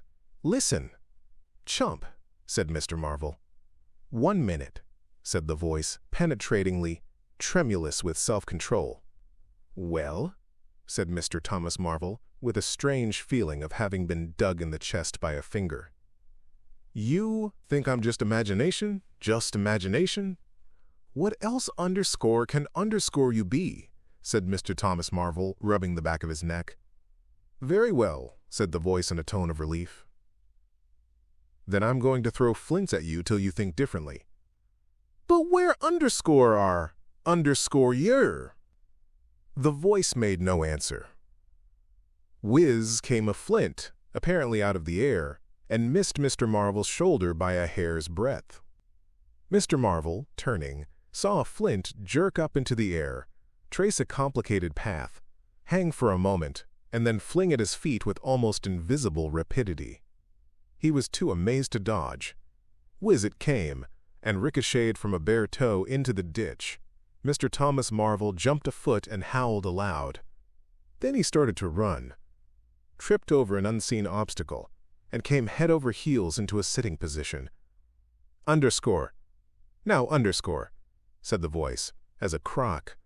Third stone curved upward and hung in the air above the tramp. Am I imagination? Mr. Marvel, by way of reply, struggled to his feet and was immediately rolled over again. He lay quiet for a moment. If you struggle any more, said the voice, I shall throw the flint at your head. It's a fair do, said Mr. Thomas Marvel, sitting up, taking his wounded toe in hand and fixing his eye on the third missile. I don't understand it. Stones flinging themselves. Stones talking. Put yourself down. Rot away. I'm done. The third flint fell. It's very simple, said the voice. I'm an invisible man. Tell us something I don't know, said Mr. Marvel, gasping with pain. Where you've hid, how you do it. I don't know. I'm beat. That's all, said the voice. I'm invisible. That's what I want you to understand. Anyone could see that. There is no need for you to be so confounded impatient, mister. Now then. Give us a notion. How are you hid? I'm invisible. That's the great point. And what I want you to understand is this. But whereabouts? Interrupted Mr. Marvel. Here, 6 yards in front of you. Oh, I ain't blind. You'll be telling me next you're just thin air. I'm not one of your ignorant tramps. Yes, I am. Thin air. You're looking through me. What? Ain't there any stuff to you? Vox at . What is it? Jabber. Is it that? I am just a human being, solid, needing food and drink, needing covering too. But I'm invisible. You see? Invisible. Simple idea. Invisible. What? Real like? Yes, real. Let's have a hand of you, said Marvel, if you are real. It won't be so darn out of the way like, then, Lord he said, how you made me jump. Gripping me like that. He felt the hand that had closed round his wrist with his disengaged fingers, and his fingers went timorously up the arm, patted a muscular chest, and explored a bearded face. Marvel's face was astonishment. I'm dashed, he said, if this don't beat cockfighting. Most remarkable. And there I can see a rabbit clean through you, 'arf a mile away. Not a bit of you visible, except— He scrutinized the apparently empty space keenly. You haven't been eaten? Bread and cheese? He asked, holding the invisible arm. You're quite right, and it's not quite assimilated into the system. Ah, said Mr. Marvel. Sort of ghostly, though. Of course, all this isn't half so wonderful as you think. It's quite wonderful enough for my modest wants, said Mr. Thomas Marvel. How'd you manage it? How the deuce is it done? It's too long a story. And besides, I tell you, the whole business fairly beats me. said Mr. Marvel. "What I want to say at present is this. I need help. I have come to that. I came upon you suddenly. I was wandering, mad with rage, naked, impotent. I could have murdered. And I saw you, Lord, said Mr. Marvel. I came up behind you, hesitated, went on. Mr. Marvel's expression was eloquent, then stopped. Here, I said, is an outcast like myself. This is the man for me. So I turned back and came to you. You. And Lord, said Mr. Marvel. But I'm all in a tizzy. May I ask, how is it? And what you may be requiring in the way of help? Invisible. I want you to help me get clothes and shelter, and then with other things. I've left them long enough. If you won't, well, but you must. Look here, said Mr. Marvel. I'm too flabbergasted. Don't knock me about any more, and leave me go. I must get steady a bit. And you've pretty near broken my toe. It's all so unreasonable.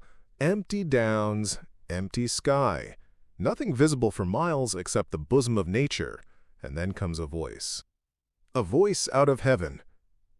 And stones. And a fist. Lord. Pull yourself together, said the voice, for you have to do the job I've chosen for you. Mr. Marvel blew out his cheeks and his eyes were round. I've chosen you, said the voice. You are the only man except some of those fools down there who knows there is such a thing as an invisible man. You have to be my helper. Help me, and I will do great things for you. An invisible man is a man of power. He stopped for a moment to sneeze violently. But if you betray me, he said, if you fail to do as I direct you. He paused and tapped Mr. Marvel's shoulder smartly. Mr. Marvel gave a yelp of terror at the touch. I don't want to betray you, said Mr. Marvel, edging away from the direction of the fingers. Don't you go thinking that. Whatever you do. All I want to do is to help you. Just tell me what I gotta do. Lord, whatever you want done, that I'm most willing to do. Chapter X. Mr. Marvel's visit to Iping. After the first gusty panic had spent itself, Iping became argumentative. Skepticism suddenly reared its head. Rather nervous skepticism, not at all assured of its back, but skepticism nevertheless. It is so much easier not to believe in an invisible man, and those who had actually seen him dissolve into air, or felt the strength of his arm, could be counted on the fingers of 2 hands. And of these witnesses Mr. Wadgers was presently missing, having retired impregnably behind the bolts and bars of his own house, and Jaffers was lying stunned in the parlor of the Coach and Horses. Great and strange ideas transcending experience often have less effect upon men and women than smaller, more tangible considerations. Iping was gay with bunting, and everybody was in gala dress. Whit Monday had been looked forward to for a month or more. By the afternoon, even those who believed in the unseen were beginning to resume their little amusements in a tentative fashion, on the supposition that he had quite gone away, and with the skeptics he was already a jest. But people, skeptics and believers alike, were remarkably sociable all that day. Haysman's Meadow was gay with a tent, in which Mrs. Bunting and other ladies were preparing tea, while, without, the Sunday school children ran races and played games under the noisy guidance of the curate and the Ikari-Tikara, Mrs. Cuss, and Sackbut. No doubt there was a slight uneasiness in the air, but people for the most part had the sense to conceal whatever imaginative qualms they experienced.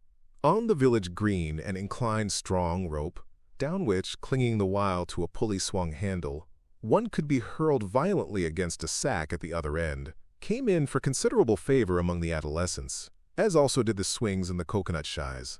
There was also promenading, and the steam organ attached to a small roundabout filled the air with a pungent flavor of oil and with equally pungent music.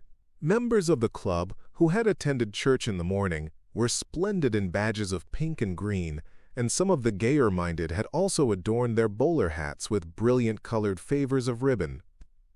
Old Fletcher, whose conceptions of holiday-making were severe, was visible through the jasmine about his window or through the open door, whichever way you chose to look. Poised delicately on a plank supported on 2 chairs and whitewashing the ceiling of his front room. About 4 o'clock, a stranger entered the village from the direction of the downs. He was a short, stout person in an extraordinarily shabby top hat, and he appeared to be very much out of breath. His cheeks were alternately limp and tightly puffed. His mottled face was apprehensive, and he moved with a sort of reluctant alacrity. He turned the corner of the church and directed his way to the coach and horses. Among others, old Fletcher remembers seeing him, and indeed the old gentleman was so struck by his peculiar agitation that he inadvertently allowed a quantity of whitewash to run down the brush into the sleeve of his coat while regarding him. This stranger, to the perceptions of the proprietor of the Coconut Shy, appeared to be talking to himself, and Mr. Huckster remarked the same thing. He stopped at the foot of the coach and horses' steps, and, according to Mr. Huckster, appeared to undergo a severe internal struggle before he could induce himself to enter the house. Finally, he marched up the steps and was seen by Mr. Huckster to turn to the left and open the door of the parlor. Mr. Huckster heard voices from within the room and from the bar apprising the man of his error. "That room's private," said Hall, and the stranger shut the door clumsily and went into the bar. In the course of a few minutes he reappeared, wiping his lips with the back of his hand with an air of quiet satisfaction that somehow impressed Mr. Huckster as assumed. He stood looking about him for some moments, and then Mr. Huckster saw him walk in an oddly furtive manner towards the gates of the yard, upon which the parlor window opened. The stranger, after some hesitation, leant against one of the gate-posts, produced a short clay pipe, and prepared to fill it. His fingers trembled while doing so. He lit it clumsily, and folding his arms began to smoke in a languid attitude, an attitude which his occasional glances up the yard altogether belied. All this Mr. Huckster saw over the canisters of the tobacco window, and the singularity of the man's behavior prompted him to maintain his observation. Presently the stranger stood up abruptly and put his pipe in his pocket. Then he vanished into the yard. Forthwith Mr. Huckster, conceiving he was witness of some petty larceny, leapt round his counter and ran out into the road to intercept the thief. As he ever did so, Mr. Marvel reappeared, his hat askew, a big bundle in a blue tablecloth in one hand, and 3 books tied together, as it proved afterwards with the vicar's braces, in the other. Directly he saw Huckster he gave a sort of gasp, and turning sharply to the left began to run. "Stop, thief!" cried Huckster, and set off after him. Mr. Huckster's sensations were vivid, but brief. He saw the man just before him and spurting briskly for the church corner and the hill road. He saw the village flags and festivities beyond, and a face or so turned towards him. He bawled, "Stop!" again. He had hardly gone 10 strides before his shin was caught in some mysterious fashion, and he was no longer running but flying with inconceivable rapidity through the air. He saw the ground suddenly close to his face. The world seemed to splash into a million whirling specks of light, and subsequent proceedings interested him no more. Chapter 11. In the Coach and Horses. Now, in order clearly to understand what had happened in the inn, it is necessary to go back to the moment when Mr. Marvel first came into view of Mr. Huckster's window. At that precise moment, Mr. Cuss and Mr. Bunting were in the parlor. They were seriously investigating the strange occurrences of the morning, and were, with Mr. Hall's permission, making a thorough examination of the invisible man's belongings. Jaffers had partially recovered from his fall and had gone home in the charge of his sympathetic friends. The stranger's scattered garments had been removed by Mrs. Hall and the room tidied up, and on the table under the window where the stranger had been wont to work, Cuss had hit almost at once on 3 big books in manuscript labeled "Diary." "Diary," said Cuss, putting the 3 books on the table. "Now, at any rate, we shall learn something." The vicar stood with his hands on the table. "Diary," repeated Cuss, sitting down, putting 2 volumes to support the 3rd, and opening it. No name on the flyleaf. Bother. Cipher and figures." The vicar came round to look over his shoulder. Cuss turned the pages over, with a face suddenly disappointed. Dear me, it's all cipher, Bunting." "There are no diagrams?" asked Mr. Bunting. "No illustrations throwing light?" See for yourself, said Mr. Cuss. Some of it's mathematical, and some of it's Russian, or some such language, to judge by the letters, and some of it's Greek. Now the Greek I thought _U_. Of course, said Mr. Bunting, taking out and wiping his spectacles and feeling suddenly very uncomfortable, for he had no Greek left in his mind worth talking about. Yes, the Greek, of course, may furnish a clue. I'll find you a place. I'd rather glance through the volumes first, said Mr. Bunting, still wiping. A general impression first, Cuss, and then underscore, we can go looking for clues. He coughed, put on his glasses, arranged them fastidiously, coughed again, and wished something would happen to avert the seemingly inevitable exposure. Then he took the volume, Cuss handed him in a leisurely manner. And then something did happen. The door opened suddenly. Both gentlemen started violently, looked round, and were relieved to see a sporadically rosy face beneath a furry silk hat. "Tap?" asked the face, and stood staring. "No," said both gentlemen at once. "Over the other side, my man," said Mr. Bunting. "And please shut that door," said Mr. Cuss irritably. "All right," said the intruder, as it seemed in a low voice, curiously different from the huskiness of its first inquiry. "Right you are," said the intruder in the former voice. "Stand clear!" And he vanished and closed the door. "A sailor, I should judge," said Mr. Bunting. "Amusing fellows they are." "Stand clear, indeed." A nautical term, referring to his getting back out of the room, I suppose. "I dare say so," said Cuss. "My nerves are all loose today. It quite made me jump, the door opening like that." Mr. Bunting smiled as if he had not jumped. "And now," he said with a sigh, "these books." Someone sniffed as he did so. "One thing is indisputable," said Bunting, drawing up a chair next to that of Cuss. "There certainly have been very strange things happen in Iping during the last few days. Very strange. I cannot, of course, believe in this absurd invisibility story." "It's incredible," said Cuss. "Incredible. But the fact remains that I certainly saw, right down his sleeve. But are you sure? Suppose a mirror, for instance. Hallucinations are so easily produced. I don't know if you have ever seen a really good conjurer." "I won't argue again," said Cuss. "We've thrashed that out, Bunting. And just now there's these books. Here's some of what I take to be Greek. Greek letters, certainly." He pointed to the middle of the page. Mr. Bunting flushed slightly and brought his face nearer, apparently finding some difficulty with his glasses. Suddenly he became aware of a strange feeling at the nape of his neck. He tried to raise his head and encountered an immovable resistance. The feeling was a curious pressure, the grip of a heavy, firm hand, and it bore his chin irresistibly to the table. "Don't move, little men," whispered a voice, "or I'll brain you both." He looked into the face of Cuss, close to his own, and each saw a horrified reflection of his own sickly astonishment.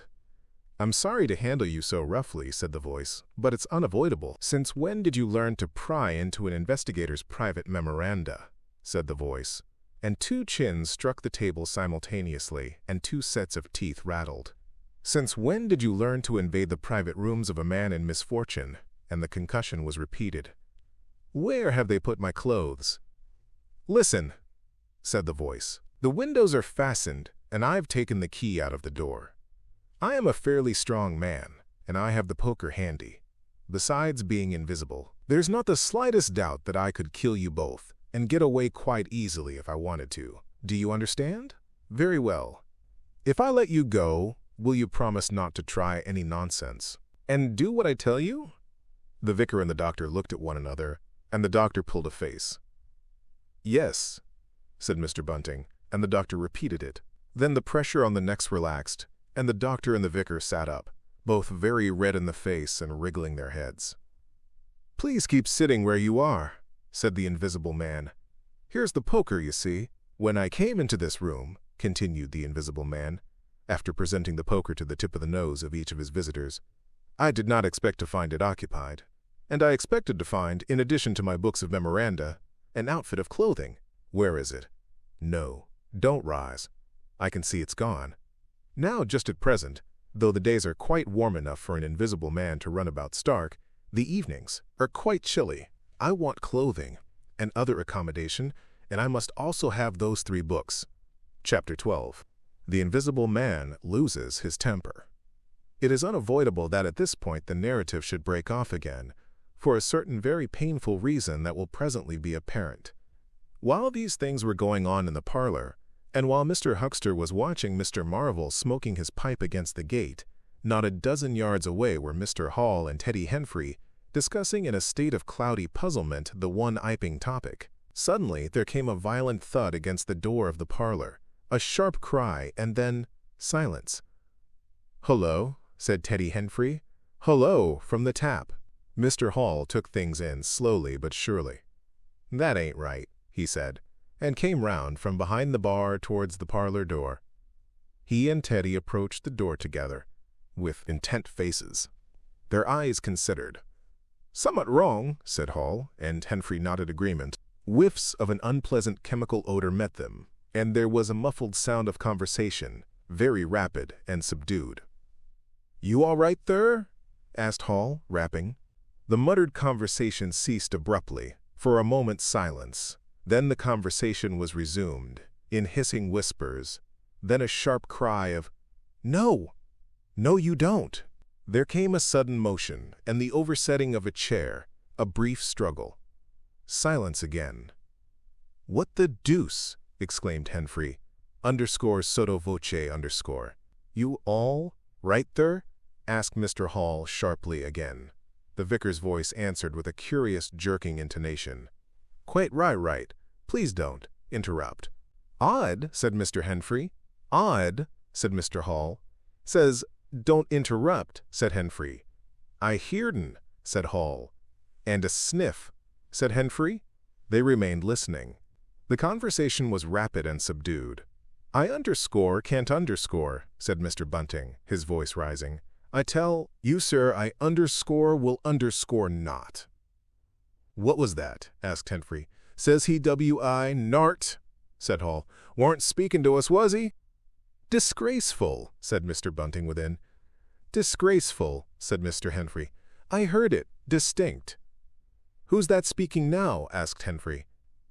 "Mr. Cuss, I suppose," said Hall. "Can you hear anything?" Silence. The sounds within indistinct and perplexing. "Sounds like throwing the tablecloth about," said Hall. Mrs. Hall appeared behind the bar. Hall made gestures of silence and invitation. This aroused Mrs. Hall's wifely opposition. "What you're listening there for, Hall?" she asked. "Ain't you nothing better to do? Busy day like this?" Hall tried to convey everything by grimaces and dumb show, but Mrs. Hall was obdurate. She raised her voice. So Hall and Henfrey, rather crestfallen, tiptoed back to the bar, gesticulating to explain to her. At first she refused to see anything in what they had heard at all. Then she insisted on Hall keeping silence while Henfrey told her his story. She was inclined to think the whole business nonsense. Perhaps they were just moving the furniture about. "I hear'd'n say disgraceful. That I did," said Hall. I heard that, Mrs. Hall," said Henfrey. "Like as not," began Mrs. Hall. "H.S.H.," said Mr. Teddy Henfrey. "Didn't I hear the window?" "What window?" asked Mrs. Hall. "Parlor window," said Henfrey. Everyone stood listening intently. Mrs. Hall's eyes, directed straight before her, saw without seeing the brilliant oblong of the inn door, the road white and vivid, and Huckster's shop front blistering in the June sun. Abruptly Huckster's door opened, and Huckster appeared, eyes staring with excitement, arms gesticulating. "Yep!"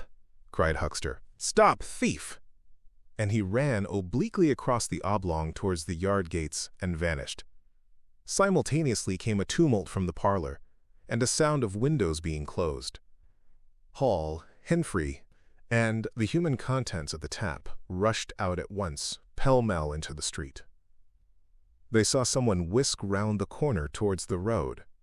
and Mr. Huckster executing a complicated leap in the air that ended on his face and shoulder. Down the street, people were standing astonished or running towards them. Mr. Huckster was stunned. Henfrey stopped to discover this, but Hall and the two laborers from the tap rushed at once to the corner, shouting incoherent things, and saw Mr. Marvel vanishing by the corner of the church wall. They appear to have jumped to the impossible conclusion that this was the invisible man suddenly become visible, and set off at once along the lane in pursuit. But Hall had hardly run a dozen yards before he gave a loud shout of astonishment, and went flying headlong sideways, clutching one of the laborers and bringing him to Blavon to the ground. He had been charged just as one charges a man at football. The second laborer came round in a circle, stared, and conceiving that Hall had tumbled over of his own accord, turned to resume the pursuit, only to be tripped by the ankle just as Huckster had been. Then, as the first laborer struggled to his feet, he was kicked sideways by a blow that might have felled an ox. As he went down, the rush from the direction of the village green came round the corner. The first to appear was the proprietor of the Coconut Shy, a burly man in a blue jersey. He was astonished to see the lane empty save for three men sprawling absurdly on the ground. And then something happened to his rearmost foot, and he went headlong and rolled sideways just in time to graze the feet of his brother and partner, following headlong. The two were then kicked, knelt on, fallen over, and cursed by quite a number of over-hasty people. Now when Hall and Henfrey and the laborers ran out of the house, Mrs. Hall, who had been disciplined by years of experience, remained in the bar next the till. And suddenly the parlor door was opened, and Mr. Cuss appeared, and without glancing at her rushed at once down the steps toward the corner. "Hold him!" he cried. "Don't let him drop that parcel." He knew nothing of the existence of Marvel, for the invisible man had handed over the books and bundle in the yard. The face of Mr. Cuss was angry and resolute, but his costume was defective, a sort of limp white kilt that could only have passed muster and grease. "Hold him!" he bawled. "He's got my trousers and every stitch of the vicar's clothes.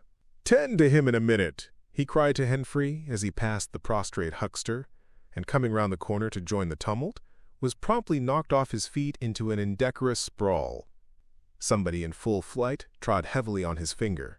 He yelled, struggled to regain his feet, was knocked against and thrown on all fours again, and became aware that he was involved not in a capture, but a rout.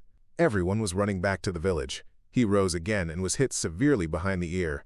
He staggered and set off back to the coach and horses forthwith, leaping over the deserted huckster, who was now sitting up, on his way. Behind him, as he was halfway up the inn steps, he heard a sudden yell of rage, rising sharply out of the confusion of cries, and a sounding smack in someone's face. He recognized the voice as that of the invisible man, and the note was that of a man suddenly infuriated by a painful blow. In another moment Mr. Cuss was back in the parlor. "He's coming back, Bunting," he said, rushing in. "Save yourself." Mr. Bunting was standing in the window, engaged in an attempt to clothe himself in the hearthrug and a _West Surrey Gazette _. "Who's coming?" he said, so startled that his costume narrowly escaped disintegration. "Invisible man," said Cuss, and rushed onto the window. "We'd better clear out from here. He's fighting mad! Mad!" In another moment he was out in the yard. "Good heavens!" said Mr. Bunting, hesitating between two horrible alternatives. He heard a frightful struggle in the passage of the inn, and his decision was made. He clambered out of the window, adjusted his costume hastily, and fled up the village as fast as his fat little legs would carry him. From the moment when the invisible man screamed with rage and Mr. Bunting made his memorable flight up the village, it became impossible to give a consecutive account of affairs in Iping. Possibly the invisible man's original intention was simply to cover Marvel's retreat with the clothes and books, but his temper, at no time very good, seems to have gone completely at some chance blow, and forthwith he set to smiting and overthrowing, for the mere satisfaction of hurting. You must figure the street full of running figures, of doors slamming and fights for hiding places. You must figure the tumult suddenly striking on the unstable equilibrium of old Fletcher's planks and 2 chairs, with cataclysmic results. You must figure an appalled couple caught dismally in a swing. And then the whole tumultuous rush has passed, and the Iping street with its gods and flags is deserted save for the still raging unseen, and littered with coconuts, overthrown canvas screens, and the scattered stock in trade of a sweetstuff stall. Everywhere there is a sound of closing shutters and shoving bolts, and the only visible humanity is an occasional flitting eye under a raised eyebrow in the corner of a window pane. The invisible man amused himself for a little while by breaking all the windows in the Coach and Horses, and then he thrust a street lamp through the parlor window of Mrs. Gribble. He it must have been who cut the telegraph wire to Aberdeen just beyond Higgins' cottage on the Aberdeen Road. And after that, as his peculiar qualities allowed, he passed out of human perceptions altogether, and he was neither heard, seen, nor felt in Iping any more. He vanished absolutely. But it was the best part of 2 hours before any human being ventured out again into the desolation of Iping Street. Chapter 13.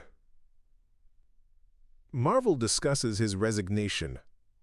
When the dusk was gathering, and Iping was just beginning to peep timorously forth again upon the shattered wreckage of its bank holiday, a short, thick-set man in a shabby silk hat was marching painfully through the twilight behind the beechwoods on the road to Bramblehurst.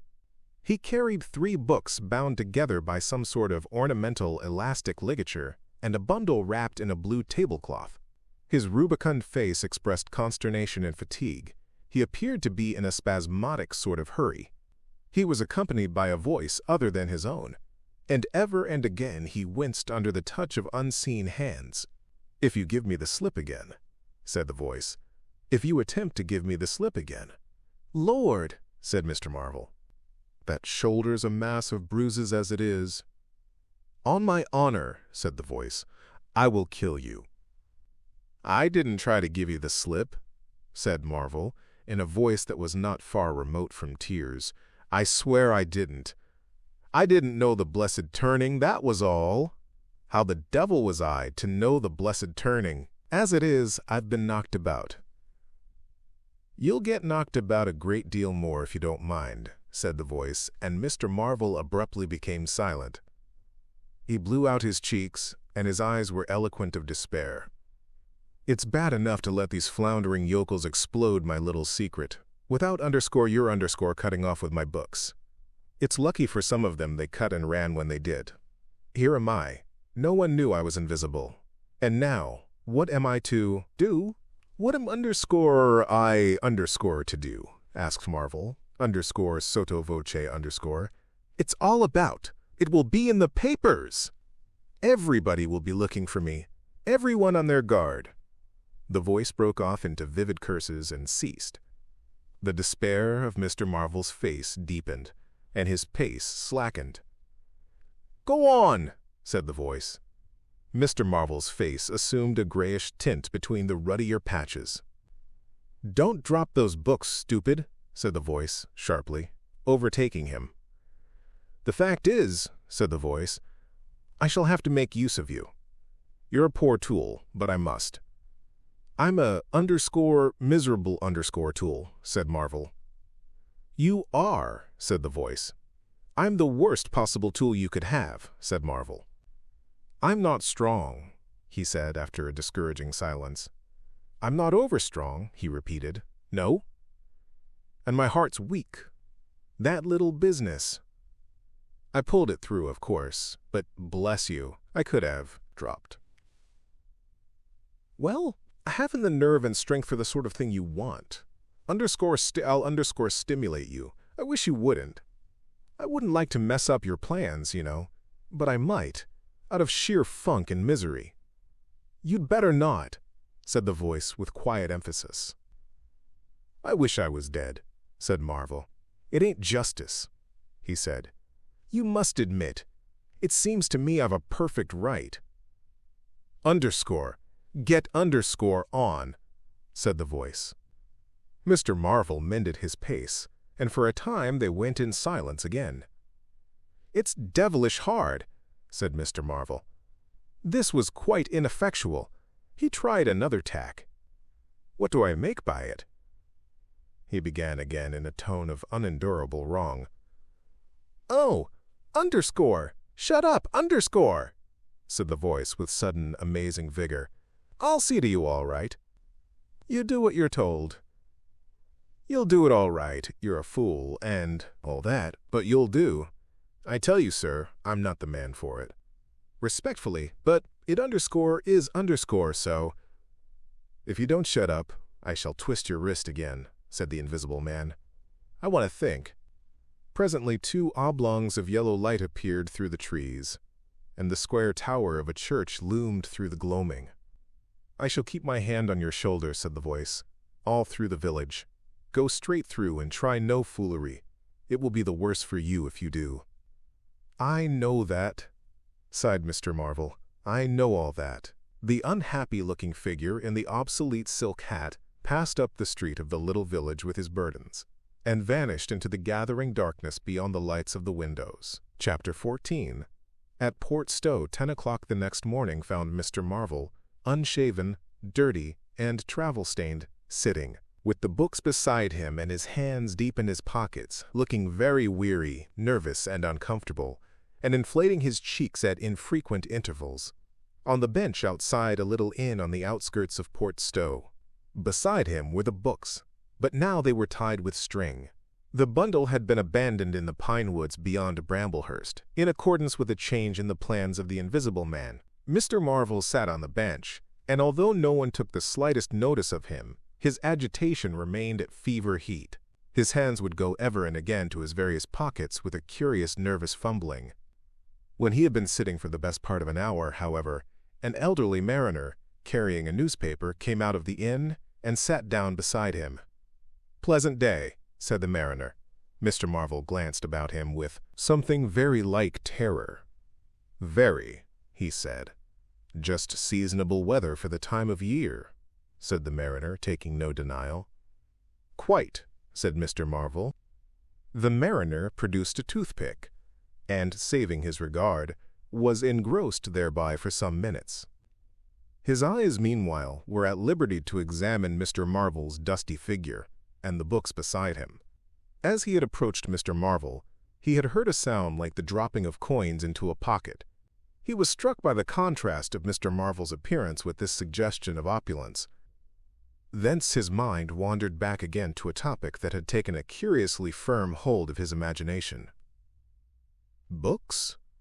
he said suddenly, noisily finishing with the toothpick. Mr. Marvel started and looked at them. "Oh, yes," he said. "Yes, they're books." "There's some extraordinary things in books," said the mariner. "I believe you," said Mr. Marvel. "And some extraordinary things out of 'em," said the mariner.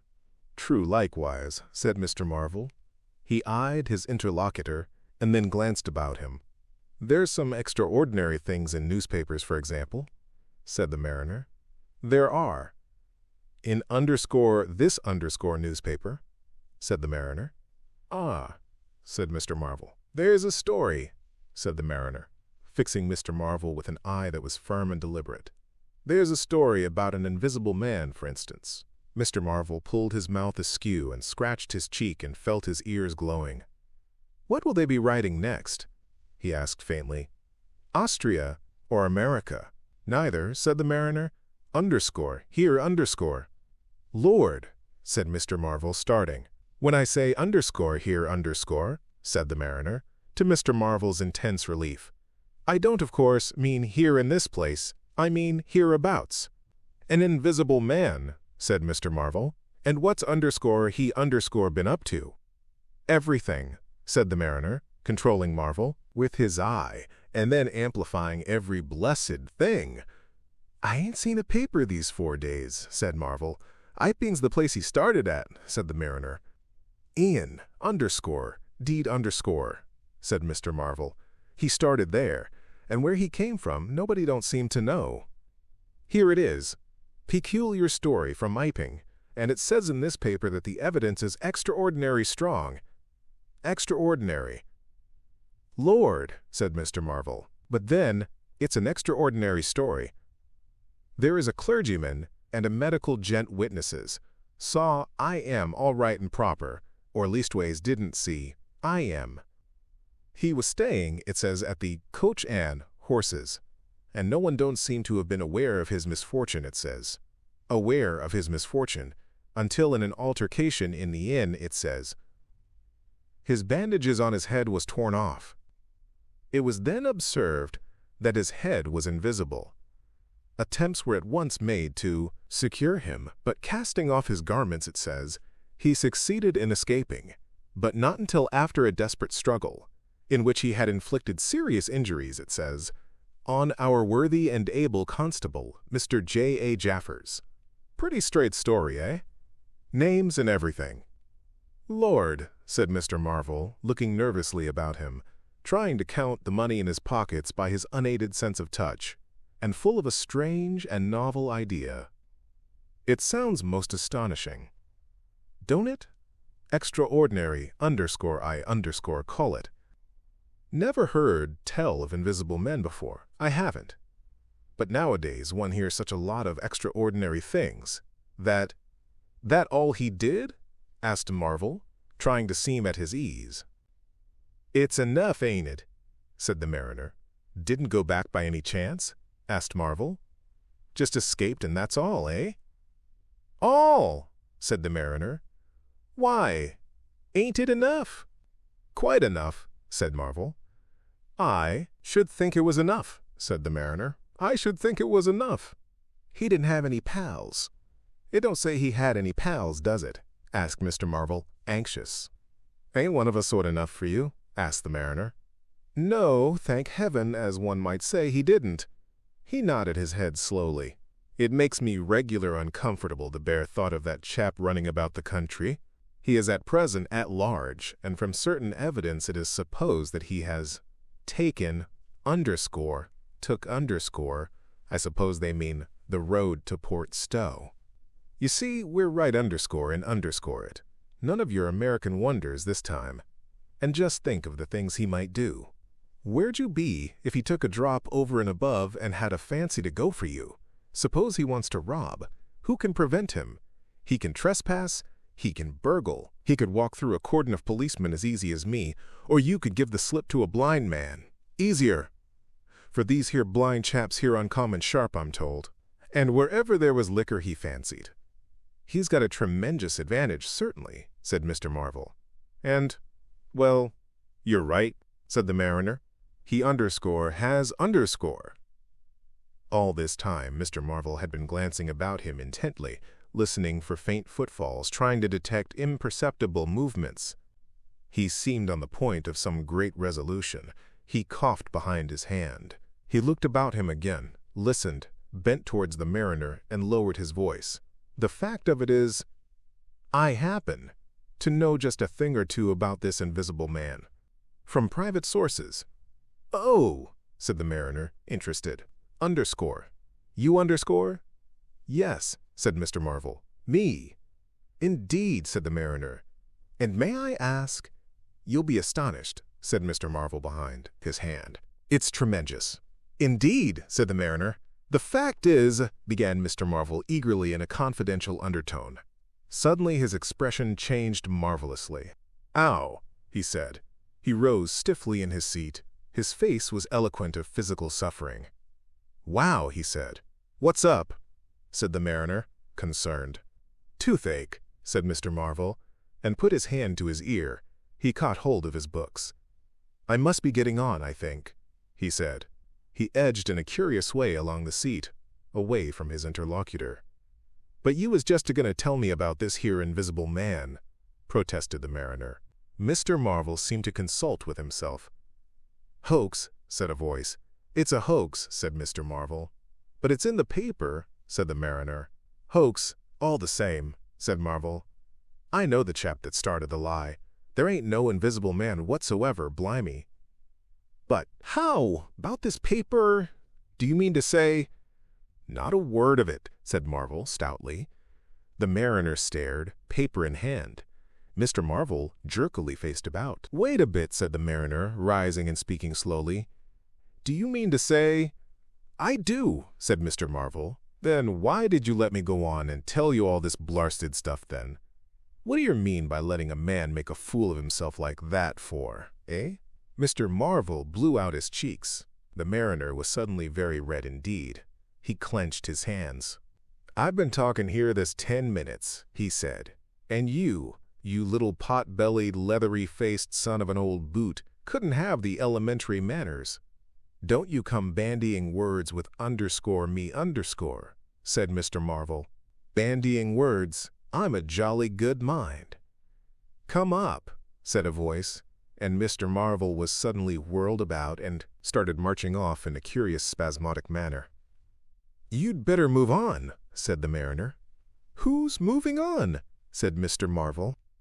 He was receding obliquely, with a curious hurrying gait, with occasional violent jerks forward. Some way along the road he began a muttered monologue, protests and recriminations. "Silly devil," said the mariner, legs wide apart, elbows akimbo, watching the receding figure. "I'll show you, you silly ass, hoaxing _me_. It's here, on the paper." Mr. Marvel retorted incoherently, and, receding, was hidden by a bend in the road. But the mariner still stood magnificent in the midst of the way, until the approach of a butcher's cart dislodged him. Then he turned himself towards Portstow. "Full of extraordinary asses," he said softly to himself. "Just to take me down a bit. That was his silly game. It's on the paper." And there was another extraordinary thing he was presently to hear that had happened quite close to him, and that was a vision of a fistful of money, no less, traveling without visible agency along by the wall at the corner of St. Michael's Lane. A brother mariner had seen this wonderful sight that very morning. He had snatched at the money forthwith and had been knocked headlong, and when he had got to his feet, the butterfly money had vanished. Our mariner was in the mood to believe anything, he declared, but that was a bit stiff. Afterwards, however, he began to think things over. The story of the flying money was true, and all about that neighborhood, even from the August London and Country Banking Company, from the tills of shops and inns, doors standing that sunny weather entirely open.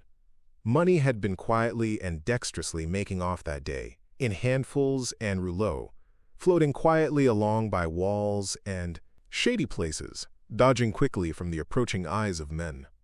And it had, though no man had traced it, invariably ended its mysterious flight in the pocket of that agitated gentleman in the obsolete silk hat, sitting outside the little inn on the outskirts of Portstow.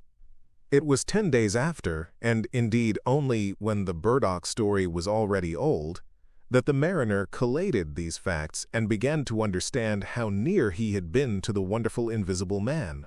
Chapter 15. The man WHO was running.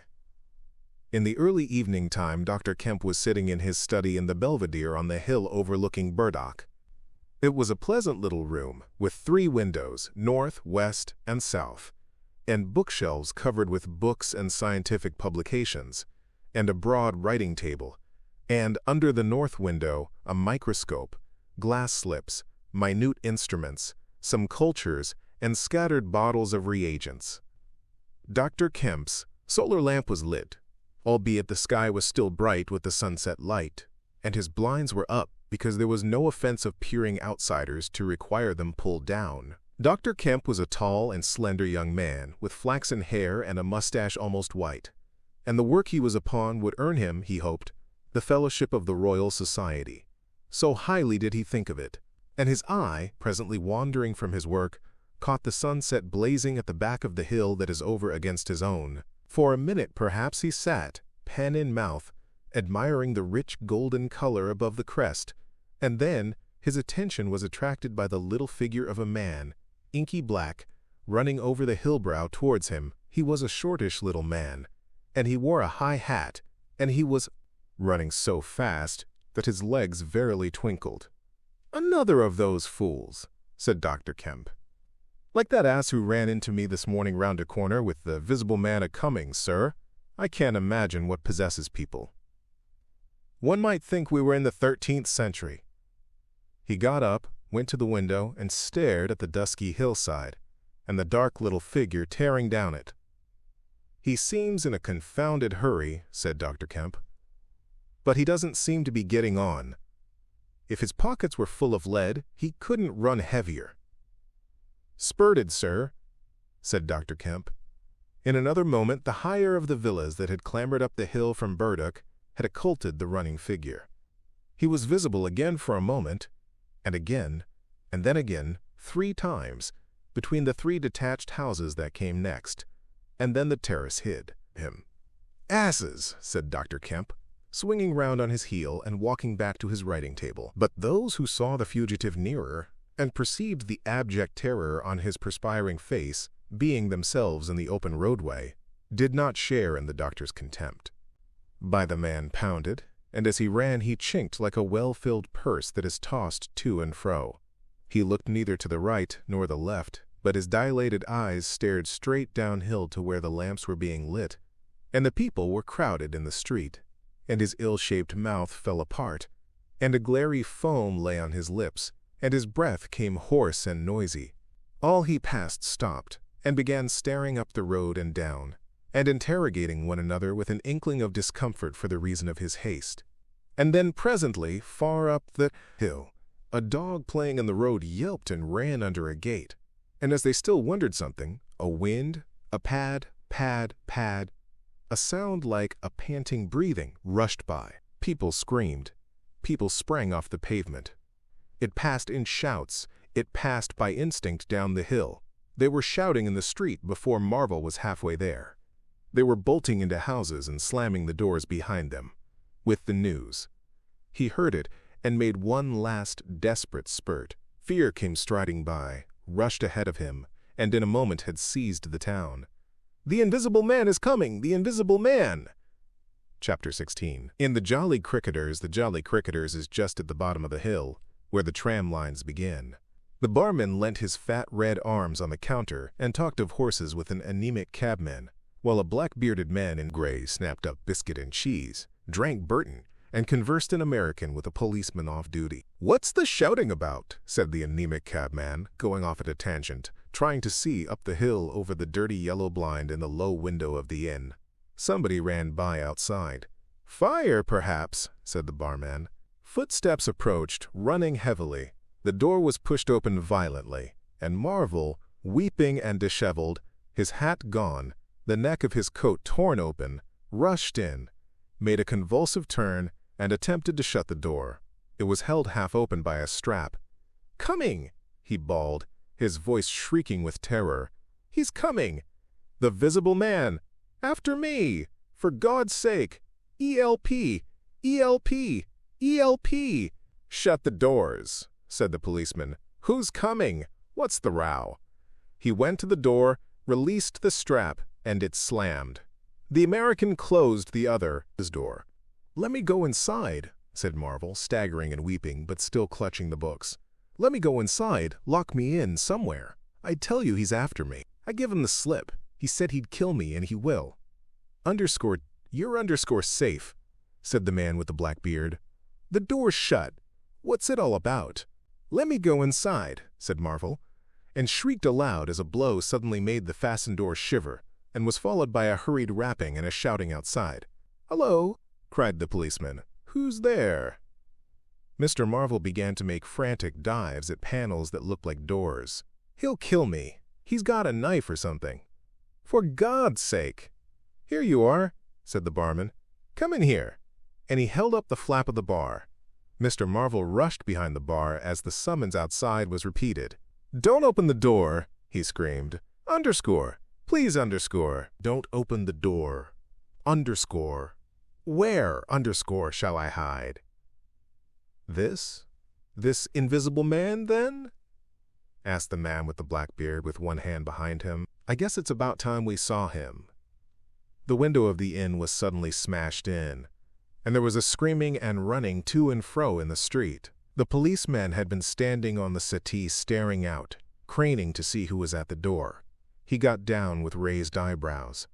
"It's that," he said. The barman stood in front of the bar parlor door, which was now locked on Mr. Marvel, stared at the smashed window, and came round to the two other men. Everything was suddenly quiet. "I wish I had my truncheon," said the policeman, going irresolutely to the door. "Once we open, in he comes. There's no stopping him." "Don't you be in too much hurry about that door," said the anemic cabman, anxiously. "Draw the bolts," said the man with the black beard. "And if he comes—" He showed a revolver in his hand. "That won't do," said the policeman. "That's murder." "I know what country I'm in," said the man with the beard. "I'm going to let off at his legs. Draw the bolts." "Not with that blinking thing going off behind me," said the barman, craning over the blind. "Very well," said the man with the black beard, and stooping down, revolver ready, drew them himself. Barman, cabman, and policeman faced about. "Come in," said the bearded man in an undertone, standing back and facing the unbolted doors with his pistol behind him. No one came in. The door remained closed. 5 minutes afterwards, when a second cabman pushed his head in cautiously, they were still waiting, and an anxious face peered out of the bar parlor and supplied information. "Are all the doors of the house shut?" asked Marvel. "He's going round, prowling round. He's as artful as the devil." "Good Lord," said the burly barman. "There's the back. Just watch them doors, I say." He looked about him helplessly. The bar parlor door slammed, and they heard the key turn. "There's the yard door and the private door. The yard door." He rushed out of the bar. In a minute he reappeared with a carving knife in his hand. "The yard door was open," he said, and his fat underlip dropped. "He may be in the house now," said the first cabman. "He's not in the kitchen," said the barman. "There's 2 women there, and I've stabbed every inch of it with this little beef slicer. And they don't think he's come in. They haven't noticed." "Have you fastened it?" asked the first cabman. "I'm out of frocks," said the barman. The man with the beard replaced his revolver, and even as he did so, the flap of the bar was shut down and the bolt clicked. And then, with a tremendous thud, the catch of the door snapped, and the bar parlor door burst open. They heard Marvel squeal like a caught leveret, and forthwith they were clambering over the bar to his rescue. The bearded man's revolver cracked, and the looking-glass at the back of the parlor starred and came smashing and tinkling down. As the barman entered the room, he saw Marvel, curiously crumpled up and struggling against the door that led to the yard and kitchen. The door flew open while the barman hesitated, and Marvel was dragged into the kitchen. There was a scream and a clatter of pans. Marvel, head down and lugging back obstinately, was forced to the kitchen door, and the bolts were drawn. Then the policeman, who had been trying to pass the barman, rushed in, followed by one of the cabmen, gripped the wrist of the invisible hand that collared Marvel, was hit in the face, and went reeling back. The door opened, and Marvel made a frantic effort to obtain a lodgment behind it. Then the cabman collared something. "I got him," said the cabman. The barman's red hands came clawing at the unseen. "Here he is," said the barman. Mr. Marvel, released, suddenly dropped to the ground and made an attempt to crawl behind the legs of the fighting men. The struggle blundered round the edge of the door. The voice of the invisible man was heard for the first time, yelling out sharply as the policeman trod on his foot. Then he cried out passionately, and his fists flew round like flails. The cabman suddenly whooped and doubled up, kicked under the diaphragm.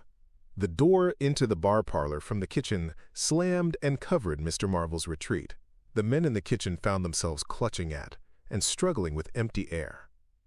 "Where's he gone?" cried the man with the beard. "Out?" "This way," said the policeman, stepping into the yard and stopping. A piece of tile whizzed by his head and smashed among the crockery on the kitchen table. "I'll show him," shouted the man with the black beard. And suddenly a steel barrel shone over the policeman's shoulder, and 5 bullets had followed one another into the twilight whence the missile had come. As he fired, the man with the beard moved his hand in a horizontal curve, so that his shots radiated out into the narrow yard like spokes from a wheel. A silence followed. "5 cartridges," said the man with the black beard. "That's the best of all. 4 aces and a joker. Get a lantern, someone, and come and feel about for his body." Chapter 17. Dr.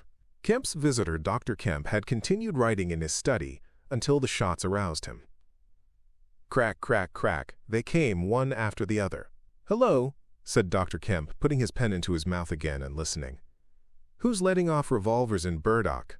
What are the asses at now?" He went to the south window, threw it up, and leaning out stared down on the network of windows, beaded gas lamps and shops, with its black interstices of roof and yard that made up the town at night. "Looks like a crowd down the hill," he said, by the cricketers, and remained watching. Thence his eyes wandered over the town to far away, where the ships' lights shone, and the pier glowed, a little illuminated, faceted pavilion, like a gem of yellow light.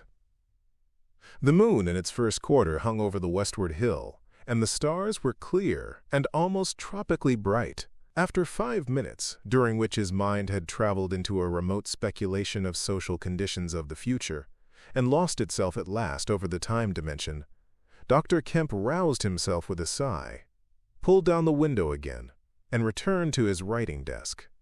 It must have been about an hour after this that the front door bell rang. He had been writing slackly and with intervals of abstraction since the shots. He sat listening. He heard the servant answer the door and waited for her feet on the staircase, but she did not come. "Wonder what that was," said Dr. Kemp. He tried to resume his work, failed, got up, went downstairs from his study to the landing, rang, and called over the balustrade to the housemaid as she appeared in the hall below. "Was that a letter?" he asked. "Only a runaway ring, sir," she answered. "I'm restless tonight," he said to himself. He went back to his study and this time attacked his work resolutely. In a little while he was hard at work again, and the only sounds in the room were the ticking of the clock and the subdued shrillness of his quill, hurrying in the very center of the circle of light his lampshade threw on his table. It was 2 o'clock before Dr. Kemp had finished his work for the night. He rose, yawned, and went downstairs to bed. He had already removed his coat and vest when he noticed that he was thirsty. He took a candle and went down to the dining room in search of a siphon and whiskey. Dr. Kemp's scientific pursuits have made him a very observant man, and as he recrossed the hall, he noticed a dark spot on the linoleum near the mat at the foot of the stairs. He went on upstairs, and then it suddenly occurred to him to ask himself what the spot on the linoleum might be. Apparently some subconscious element was at work. At any rate, he turned with his burden, went back to the hall, put down the siphon and whiskey, and bending down, touched the spot. Without any great surprise, he found it had the stickiness and color of drying blood. He took up his burden again and returned upstairs, looking about him and trying to account for the blood spot. On the landing, he saw something and stopped astonished. The door handle of his own room was blood-stained. He looked at his own hand. It was quite clean, and then he remembered that the door of his room had been open when he came down from his study, and that consequently he had not touched the handle at all. He went straight into his room, his face quite calm, perhaps a trifle more resolute than usual. His glance, wandering inquisitively, fell on the bed. On the counterpane was a mess of blood, and the sheet had been torn. He had not noticed this before because he had walked straight to the dressing table. On the further side, the bedclothes were depressed, as if someone had been recently sitting there. Then he had an odd impression that he had heard a low voice say, "Good heavens! Kemp!" But Dr. Kemp was no believer in voices. He stood staring at the tumbled sheets. Was that really a voice? He looked about again, but noticed nothing further than the disordered and blood-stained bed. Then he distinctly heard a movement across the room, near the wash-hand stand. All men, however highly educated, retain some superstitious inklings. The feeling that is called eerie came upon him. He closed the door of the room, came forward to the dressing table, and put down his burdens. Suddenly, with a start, he perceived a coiled and blood-stained bandage of linen rag hanging in mid-air between him and the wash-hand stand. He stared at this in amazement. It was an empty bandage, a bandage properly tied but quite empty. He would have advanced to grasp it, but a touch arrested him, and a voice speaking quite close to him. "Kemp," said the voice. "Eh?" said Kemp with his mouth open. "Keep your nerve," said the voice. "I'm an invisible man." Kemp made no answer for a space, simply stared at the bandage. "Invisible man," he said. "I am an invisible man," repeated the voice. The story he had been active to ridicule only that morning rushed through Kemp's brain. He does not appear to have been either very much frightened or very greatly surprised at the moment. Realization came later. "I thought it was all a lie," he said. The thought uppermost in his mind was the reiterated arguments of the morning. "Have you a bandage on?" he asked. "Yes," said the invisible man. "Oh," said Kemp, and then roused himself. "I say," he said, "but this is nonsense. It's some trick." He stepped forward suddenly, and his hand, extended towards the bandage, met invisible fingers. He recoiled at the touch, and his color changed. "Keep steady, Kemp, for God's sake! I want help badly. Stop!" The hand gripped his arm. He struck at it. "Kemp!" cried the voice. "Kemp! Keep steady!" And the grip tightened. A frantic desire to free himself took possession of Kemp. The hand of the bandaged arm gripped his shoulder, and he was suddenly tripped and flung backwards upon the bed. He opened his mouth to shout, and the corner of the sheet was thrust between his teeth. The invisible man had him down grimly, but his arms were free, and he struck and tried to kick savagely. "Listen to reason, will you?" said the invisible man, sticking to him in spite of a pounding in the ribs. "By heaven, you'll madden me in a minute." "Lie still, you fool," bawled the invisible man in Kemp's ear. Kemp struggled for another moment, and then lay still. "If you shout, I'll smash your face," said the invisible man, relieving his mouth. "I'm an invisible man. It's no foolishness and no magic. I really am an invisible man. And I want your help. I don't want to hurt you, but if you behave like a frantic rustic, I must. Don't you remember me, Kemp? Griffin, of University College?" "Let me get up," said Kemp. "I'll stop where I am, and let me sit quiet for a minute." He sat up and felt his neck. "I am Griffin, of University College, and I have made myself invisible. I am just an ordinary man, a man you have known, made invisible." "Griffin?" said Kemp. "Griffin," answered the voice. "A younger student than you were, almost an albino, 6 feet high and broad, with a pink and white face and red eyes, who won the medal for chemistry." "I am confused," said Kemp. "My brain is rioting. What has this to do with Griffin?" "I am Griffin," Kemp thought.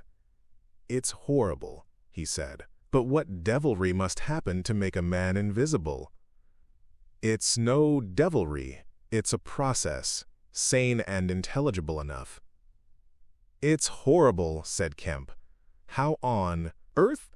It's horrible enough, but I'm wounded and in pain and tired. Great God! Kemp, you are a man. Take it steady. Give me some food and drink, and let me sit down here." Kemp stared at the bandage as it moved across the room, then saw a basket chair dragged across the floor and come to rest near the bed. It creaked, and the seat was depressed the quarter of an inch or so. He rubbed his eyes and felt his neck again. "This beats ghosts," he said, and laughed stupidly. "That's better. Thank heaven you're getting sensible." "Or silly," said Kemp, and knuckled his eyes. "Give me some whiskey. I'm near dead." "It didn't feel so. Where are you? If I get up, shall I run into you?" Underscore. There. Underscore. All right. Whiskey? Here. Where shall I give it to you? The chair creaked, and Kemp felt the glass drawn away from him. He let go by an effort. His instinct was all against it. It came to rest, poised 20 inches above the front edge of the seat of the chair. He stared at it in infinite perplexity. This must be hypnotism. You have suggested you are invisible." "Nonsense," said the voice. "It's frantic. Listen to me. I demonstrated conclusively this morning," began Kemp, "that invisibility. Never mind what you've demonstrated. I'm starving," said the voice, "and the night is chilly to a man without clothes." "Food?" said Kemp. The tumbler of whiskey tilted itself. "Yes," said the invisible man, wrapping it down. "Have you a dressing gown?" Kemp made some exclamation in an undertone. He walked to a wardrobe and produced a robe of dingy scarlet. "This do?" he asked. It was taken from him. It hung limp for a moment in mid-air, fluttered weirdly, stood full and decorous buttoning itself, and sat down in his chair. "Drawers, socks, slippers would be a comfort," said the unseen curtly. "And food? Anything. But this is the insanest thing I ever was in my life."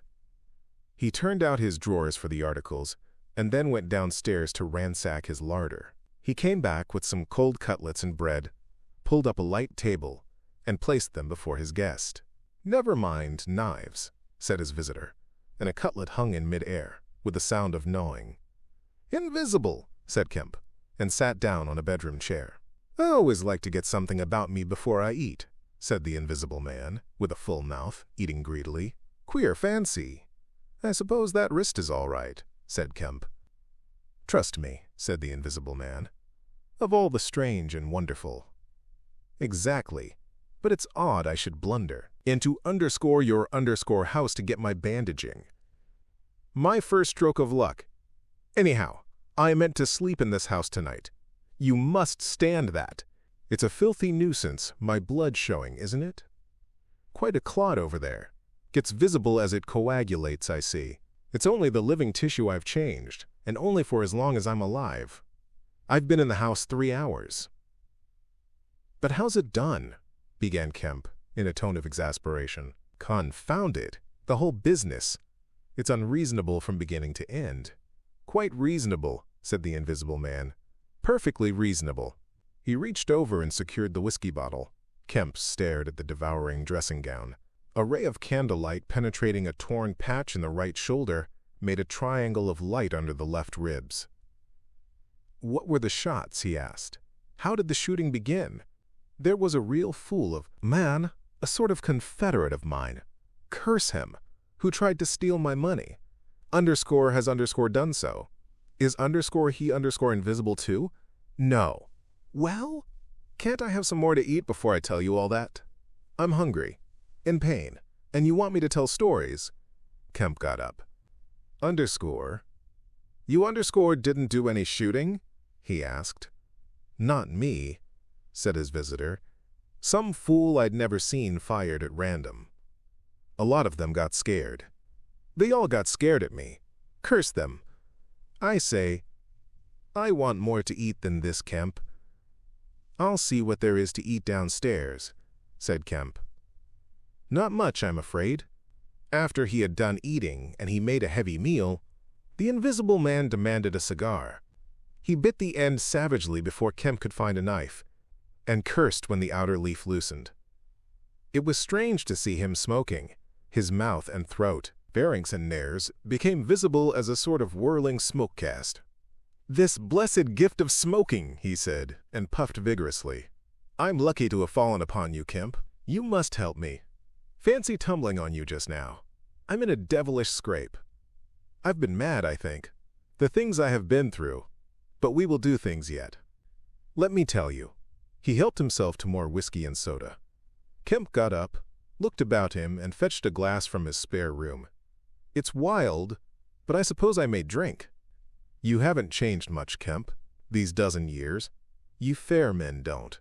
Cool and methodical, after the first collapse. I must tell you, we will work together." "But how was it all done?" said Kemp. "And how did you get like this?" "For God's sake, let me smoke in peace for a little while. And then I will begin to tell you." But the story was not told that night. The invisible man's wrist was growing painful. He was feverish, exhausted, and his mind came round to brood upon his chase down the hill and the struggle about the inn. He spoke in fragments of marvel. He smoked faster. His voice grew angry. Kemp tried to gather what he could. "He was afraid of me. I could see that he was afraid of me," said the invisible man many times over. "He meant to give me the slip. He was always casting about. What a fool I was. The cur! I should have killed him." "Where did you get the money?" asked Kemp abruptly. The invisible man was silent for a space. "I can't tell you tonight," he said. He groaned suddenly and leant forward, supporting his invisible head on invisible hands. "Kemp," he said, "I've had no sleep for near 3 days, except a couple of dozes of an hour or so. I must sleep soon. Well, have this room. But how can I sleep? If I sleep, he will get away. Ugh, what does it matter?" "What's the shot wound?" asked Kemp abruptly. "Nothing. Scratch and blood. Oh, God, how I want sleep." "Why not?" The invisible man appeared to be regarding Kemp. "Because I have a particular objection to being caught by my fellow men," he said slowly. Kemp started. "Fool that I am," said the invisible man, striking the table smartly. "I've put the idea into your head." Chapter 18. The invisible man sleeps.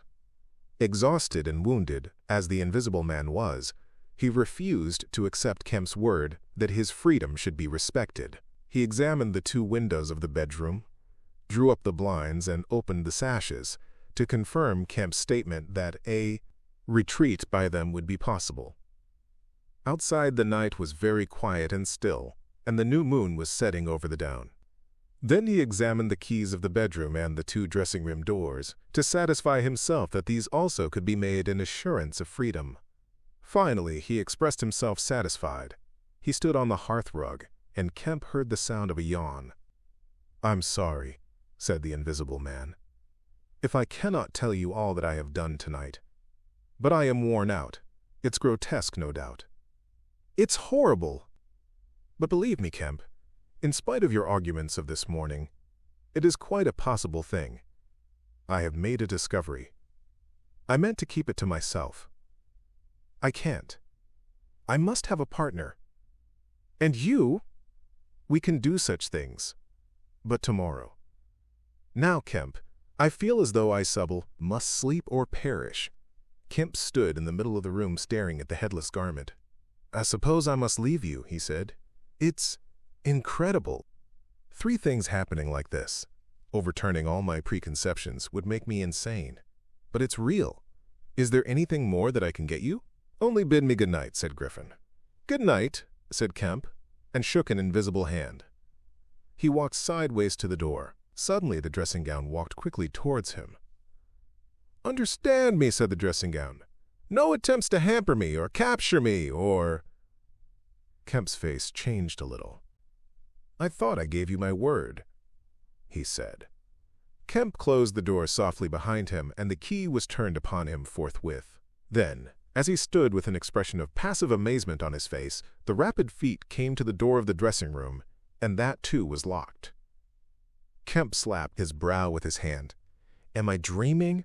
Has the world gone mad, or have I?" He laughed, and put his hand to the locked door. "Barred out of my own bedroom by a flagrant absurdity," he said. He walked to the head of the staircase, turned, and stared at the locked doors. "It's fact," he said. He put his fingers to his slightly bruised neck. "Undeniable fact. But—" He shook his head hopelessly, turned, and went downstairs. He lit the dining room lamp, got out a cigar, and began pacing the room, ejaculating. Now and then he would argue with himself. "Invisible," he said. "Is there such a thing as an invisible animal? In the sea, yes. Thousands, millions. All the larvae, all the little naupli and tornarias, all the microscopic things, the jellyfish. In the sea, there are more things invisible than visible. I never thought of that before. And in the ponds, too, all those little pond-life things, specks of colorless translucent jelly. But in air? No, it can't be. But after all, why not? If a man was made of glass, he would still be visible." His meditation became profound. The bulk of 3 cigars had passed into the invisible, or diffused as a white ash over the carpet before he spoke again. Then it was merely an exclamation. He turned aside, walked out of the room, and went into his little consulting room, and lit the gas there. It was a little room, because Dr. Kemp did not live by practice, and in it were the day's newspapers. The morning's paper lay carelessly opened and thrown aside. He caught it up, turned it over, and read the account of a strange story from Iping that the mariner at Port Stowe had spelt over so painfully to Mr. Marvel. Kemp read it swiftly. "Wrapped up," said Kemp. "Disguised, hiding it. No one seems to have been aware of his misfortune. What the devil _ his game?" He dropped the paper and his eye went seeking. "Ah!" he said, and caught up the _St. James, Gazette _ lying folded up as it arrived. "Now we shall get at the truth," said Dr. Kemp. He rent the paper open. A couple of columns confronted him. "An entire village in Sussex goes mad," was the heading. "Good heavens," said Kemp, reading eagerly an incredulous account of the events in Iping of the previous afternoon that have already been described. Over the leaf the report in the morning paper had been reprinted. He reread it. "Ran through the streets striking right and left. Jaffers insensible. Mr. Huckster in great pain, still unable to describe what he saw. Painful humiliation. Vicar. Woman ill with terror. Windows smashed. This extraordinary story, probably a fabrication. Too good not to print. Cum grano _" He dropped the paper and stared blankly in front of him. Probably a fabrication. He caught up the paper again and reread the whole business. But when does the tramp come in? Why the deuce was he chasing a tramp? He sat down abruptly on the surgical bench. "He's not only invisible," he said, "but he's mad, homicidal." When dawn came to mingle its pallor with the lamplight and cigar smoke of the dining room, Kemp was still pacing up and down, trying to grasp the incredible. He was altogether too excited to sleep. His servants, descending sleepily, discovered him, and were inclined to think that overstudy had worked this ill on him.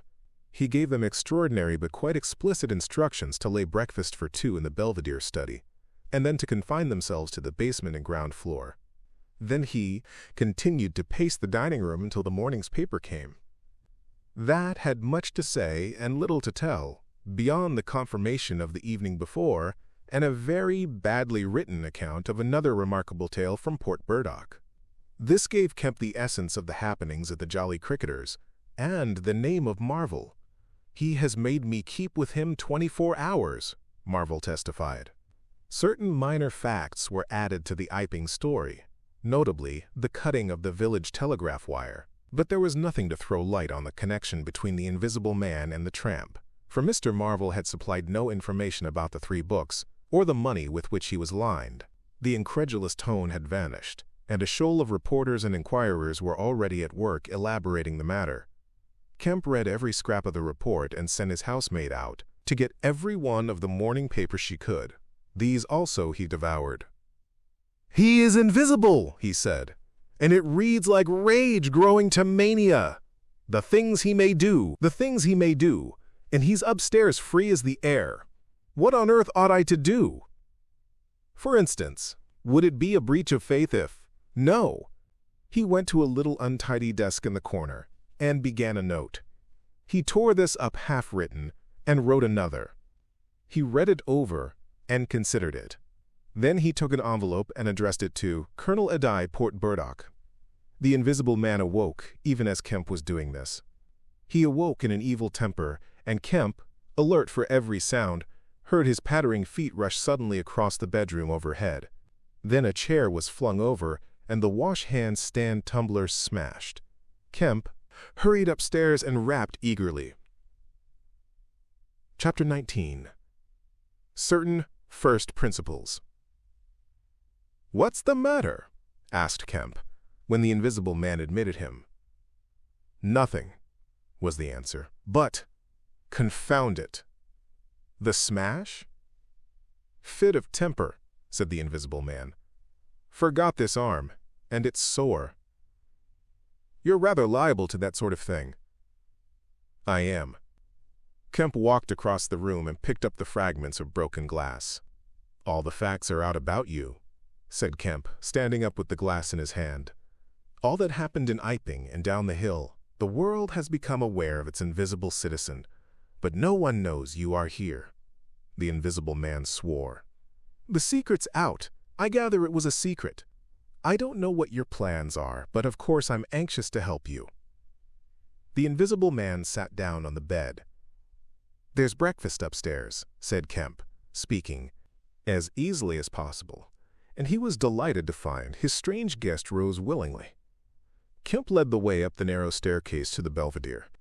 "Before we can do anything else," said Kemp, "I must understand a little more about this invisibility of yours." He had sat down after one nervous glance out of the window, with the air of a man who has talking to do. His doubts of the sanity of the entire business flashed and vanished again as he looked across to where Griffin sat at the breakfast table, a headless, handless dressing gown, wiping unseen lips on a miraculously held serviette. "It's simple enough and credible enough," said Griffin, putting the serviette aside and leaning the invisible head on an invisible hand. "No doubt to you, but—" Kemp laughed. "Well, yes, to me it seemed wonderful at first, no doubt. But now, great God, but we will do great things yet. I came on the stuff first at Chesilstowe." "Chesilstowe? I went there after I left London. You know I dropped medicine and took up physics?" "No, well I did. _light_ fascinated me." "Ah! Optical density. The whole subject is a network of riddles, a network with solutions glimmering elusively through. And being but 22, and full of enthusiasm, I said I will devote my life to this. This is worthwhile. You know what fools we are at 22? "Fools then or fools now," said Kemp, "as though knowing could be any satisfaction to a man. But I went to work, like a slave. And I had hardly worked and thought about the matter 6 months before light came through one of the meshes suddenly, blindingly. I found a general principle of pigments and refraction, a formula, a geometrical expression involving 4 dimensions. Fools, common men, even common mathematicians do not know anything of what some general expression may mean to the student of molecular physics. In the books that Tramp has hidden, there are marvels, miracles. But this was not a method. It was an idea that might lead to a method by which it would be possible, without changing any other property of matter, except in some instances colors, to lower the refractive index of a substance, solid or liquid, to that of air, so far as all practical purposes are concerned. "Phew," said Kemp.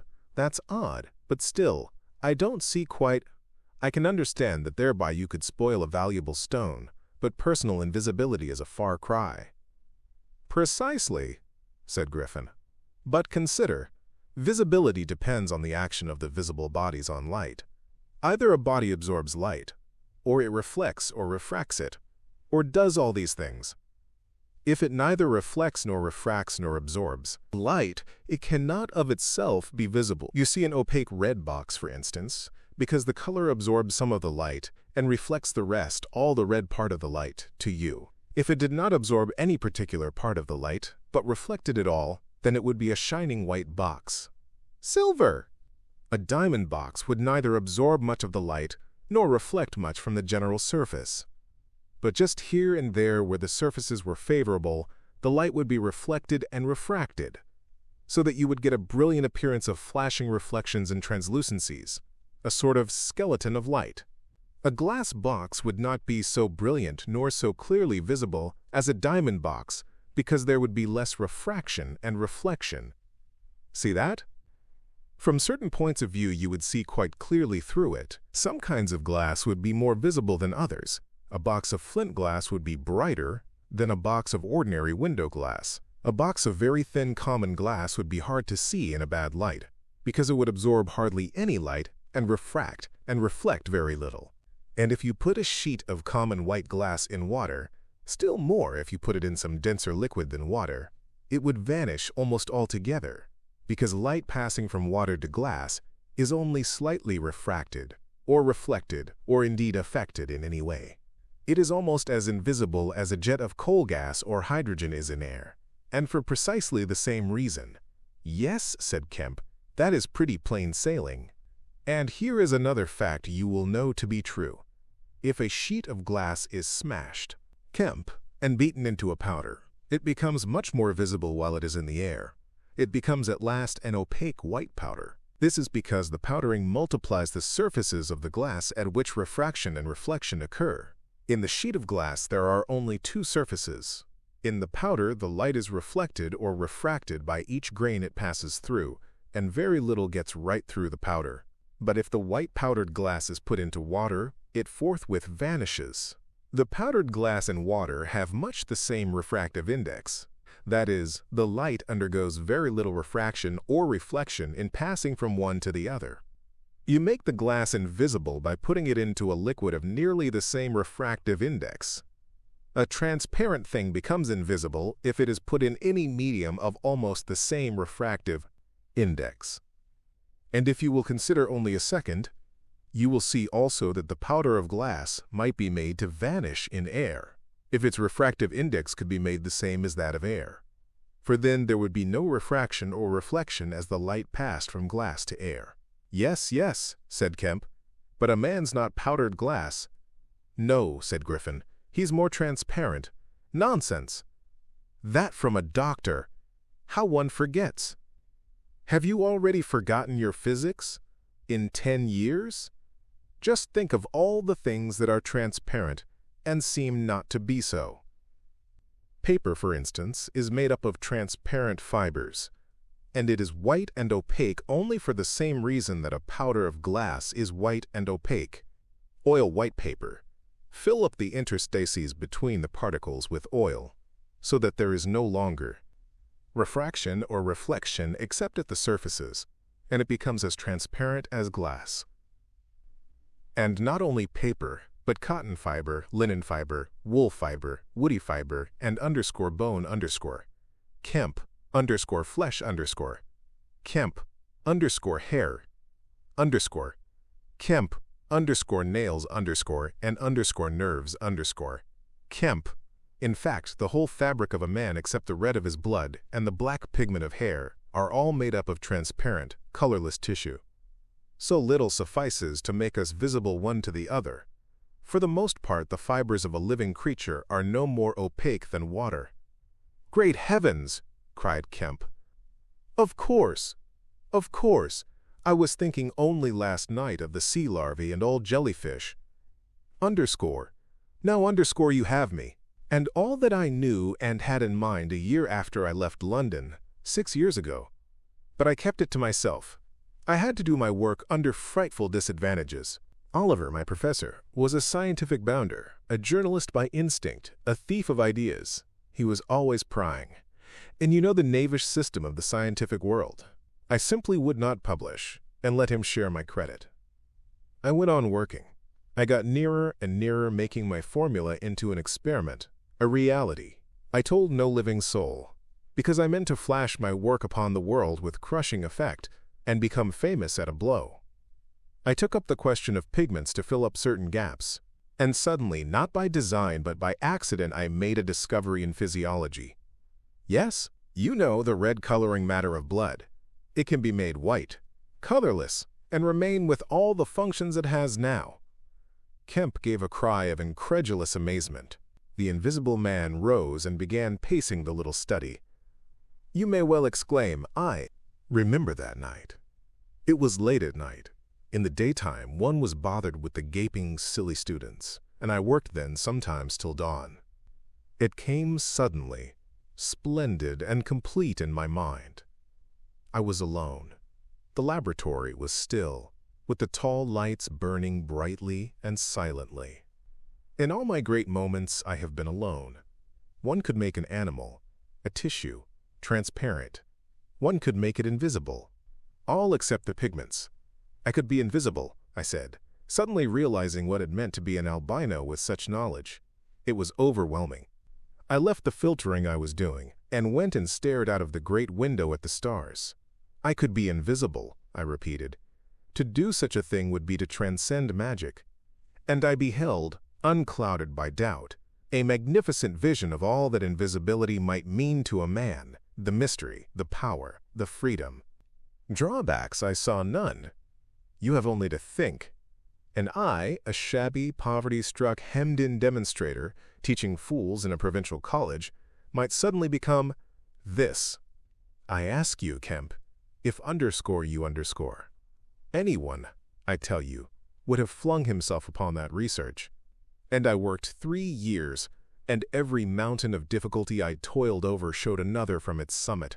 The infinite details and the exasperation. A professor, a provincial professor, always prying. When are you going to publish this work of yours, was his everlasting question. And the students, the cramped means. 3 years I had of it. And after 3 years of secrecy and exasperation, I found that to complete it was impossible. Impossible. How? Asked Kemp. Money, said the invisible man, and went again to stare out of the window. He turned around abruptly. I robbed the old man. Robbed my father. The money was not his, and he shot himself.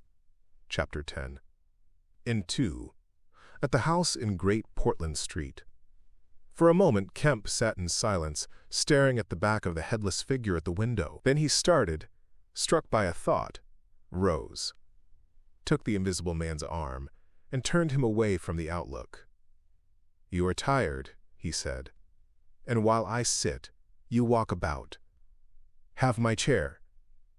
He placed himself between Griffin and the nearest window. For a space Griffin sat silent, and then he resumed abruptly. I had left the Chesilstowe cottage already, he said, when that happened. It was last December. I had taken a room in London, a large, unfurnished room in a big, ill-managed lodging house in a slum near Great Portland Street. The room was soon full of the appliances I had bought with his money. The work was going on steadily, successfully, drawing near an end. I was like a man emerging from a thicket and suddenly coming on some unmeaning tragedy. I went to bury him.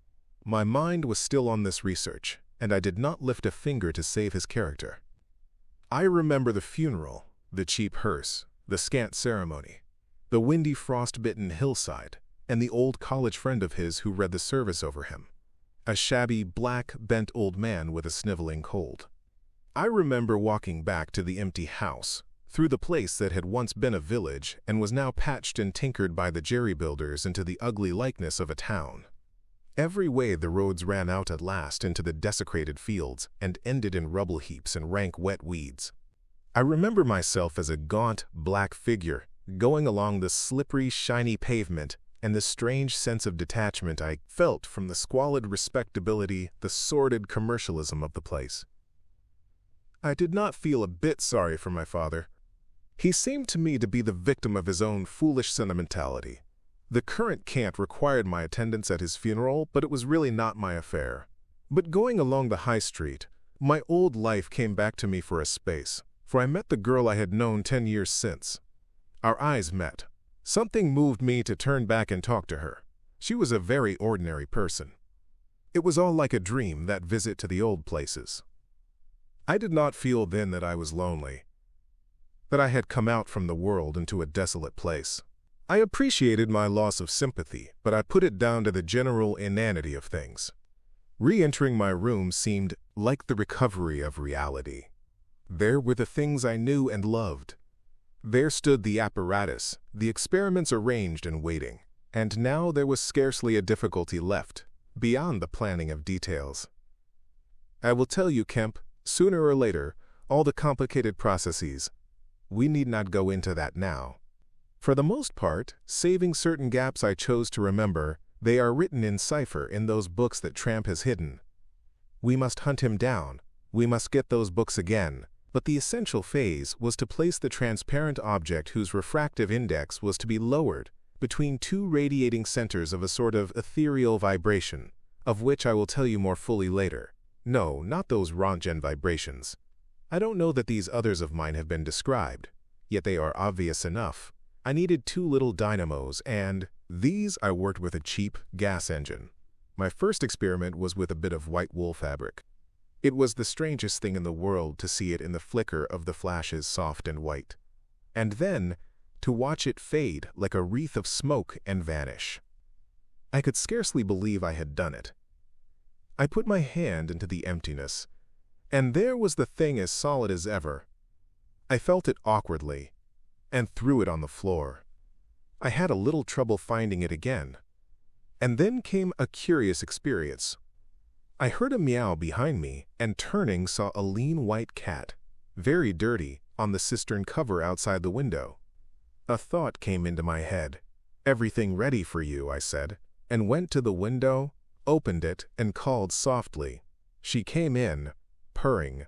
The poor beast was starving, and I gave her some milk. All my food was in a cupboard in the corner of the room. After that, she went smelling around the room, evidently with the idea of making herself at home. The invisible rag upset her a bit. You should have seen her spit at it. But I made her comfortable on the pillow of my truckle bed. And I gave her butter to get her to wash. And you processed her? I processed her. But giving drugs to a cat is no joke, Kemp. And the process failed. Failed. In two particulars.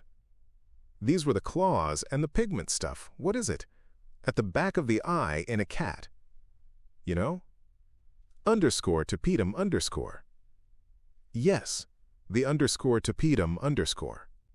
It didn't go. After I'd given the stuff to bleach the blood and done certain other things to her, I gave the beast opium and put her and the pillow she was sleeping on the apparatus. And after all the rest had faded and vanished, there remained two little ghosts of her eyes. Odd? I can't explain it. She was bandaged and clamped, of course, so I had her safe. But she woke while she was still misty, and meowed dismally, and someone came knocking. It was an old woman from downstairs, who suspected me of vivisecting a drink-sodden old creature, with only a white cat to care for in all the world. I whipped out some chloroform, applied it, and answered the door. "Did I hear a cat?" she asked. "My cat?" "Not here," said I very politely. She was a little doubtful and tried to peer past me into the room. Strange enough to her, no doubt. Bare walls, uncurtained windows, truckle bed, with the gas engine vibrating, and the seethe of the radiant points, and that faint, ghastly stinging of chloroform in the air. She had to be satisfied at last, and went away again. "How long did it take?" asked Kemp. 3 or 4 hours. The cat. The bones and sinews and the fat were the last to go, and the tips of the colored hairs. And, as I say, the back part of the eye, tough iridescent stuff it is, wouldn't go at all. It was night outside long before the business was over, and nothing was to be seen but the dim eyes and the claws. I stopped the gas engine, felt for and stroked the beast, which was still insensible, and then, being tired, left it sleeping on the invisible pillow and went to bed. I found it hard to sleep. I lay awake thinking weak, aimless stuff, going over the experiment over and over again, or dreaming feverishly of things growing misty and vanishing about me, until everything, the ground I stood on, vanished, and so I came to that sickly falling nightmare one gets. About 2, the cat began meowing about the room. I tried to hush it by talking to it, and then I decided to turn it out. I remember the shock I had when striking a light. There were just the round eyes, shining green, and nothing round them. I would have given it milk, but I hadn't any. It wouldn't be quiet. It just sat down and meowed at the door. I tried to catch it, with an idea of putting it out of the window, but it wouldn't be caught. It vanished. Then it began meowing in different parts of the room. At last I opened the window and made a bustle. I suppose it went out at last. I never saw any more of it. Then, heaven knows why, I fell thinking of my father's funeral again, and the dismal, windy hillside until the day had come. I found sleeping was hopeless, and, locking my door after me, wandered out into the morning streets. "You don't mean to say there's an invisible cat at large," said Kemp. "If it hasn't been killed," said the invisible man. "Why not?" "Why not?" said Kemp. "I didn't mean to interrupt." "It's very probably been killed," said the invisible man. "It was alive 4 days after, I know, and down a grating in Great Titchfield Street, because I saw a crowd round the place, trying to see whence the meowing came." He was silent for the best part of a minute. Then he resumed abruptly. "I remember that morning before the change very vividly. I must have gone up Great Portland Street. I remember the barracks in Albany Street, and the horse soldiers coming out, and at last I found the summit of Primrose Hill. It was a sunny day in January, one of those sunny, frosty days that came before the snow this year. My weary brain tried to formulate the position, to plot out a plan of action. I was surprised to find, now that my prize was within my grasp, how inconclusive its attainment seemed. As a matter of fact, I was worked out. The intense stress of nearly 4 years' continuous work left me incapable of any strength of feeling. I was apathetic, and I tried in vain to recover the enthusiasm of my first inquiries, the passion of discovery that had enabled me to compass even the downfall of my father's gray hairs. Nothing seemed to matter. I saw pretty clearly this was a transient mood due to overwork and want of sleep, and that either by drugs or rest, it would be possible to recover my energies. All I could think clearly was that the thing had to be carried through. The fixed idea still ruled me. And soon, for the money I had was almost exhausted, I looked about me at the hillside, with children playing and girls watching them, and tried to think of all the fantastic advantages an invisible man would have in the world.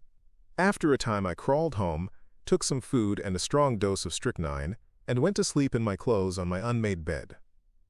Strychnine is a grand tonic, Kemp, to take the flabbiness out of a man. "It's the devil," said Kemp. "It's the Paleolithic in a bottle." I awoke vastly invigorated, and rather irritable. "You know?" "I know the stuff." And there was someone rapping at the door. It was my landlord, with threats and inquiries, an Esta-like old Polish Jew in a long gray coat and greasy slippers. I had been tormenting a cat in the night, he was sure. The old woman's tongue had been busy. He insisted on knowing all about it. The laws in this country against vivisection were very severe. He might be liable. I denied the cat. Then the vibration of the little gas engine could be felt all over the house, he said. That was true, certainly. He edged round me into the room, peering about over his German silver spectacles, and a sudden dread came into my mind that he might carry away something of my secret. I tried to keep between him and the concentrating apparatus I had arranged, and that only made him more curious. What was I doing? Why was I always alone and secretive? Was it legal? Was it dangerous? I paid nothing but the usual rent. His had always been a most respectable house in a disreputable neighborhood. Suddenly my temper gave way. I told him to get out. He began to protest, to jabber of his right of entry. In a moment, I had him by the collar. Something ripped, and he went spinning out into his own passage. I slammed and locked the door and sat down quivering. He made a fuss outside, which I disregarded, and after a time he went away. But this brought matters to a crisis. I did not know what he would do, nor even what he had the power to do. To move to fresh apartments would have meant a delay. Altogether, I had barely £20 left in the world, for the most part in a bank, and I could not afford that. Vanish. It was irresistible. Then there would be an inquiry, the sacking of my room. At the thought of the possibility of my work being exposed or interrupted at its very climax, I became very angry and active. I hurried out with my 3 books of notes, my checkbook, the tramp has them now, and directed them from the nearest post office to a house of call for letters and parcels in Great Portland Street. I tried to go out noiselessly. Coming in, I found my landlord going quietly upstairs.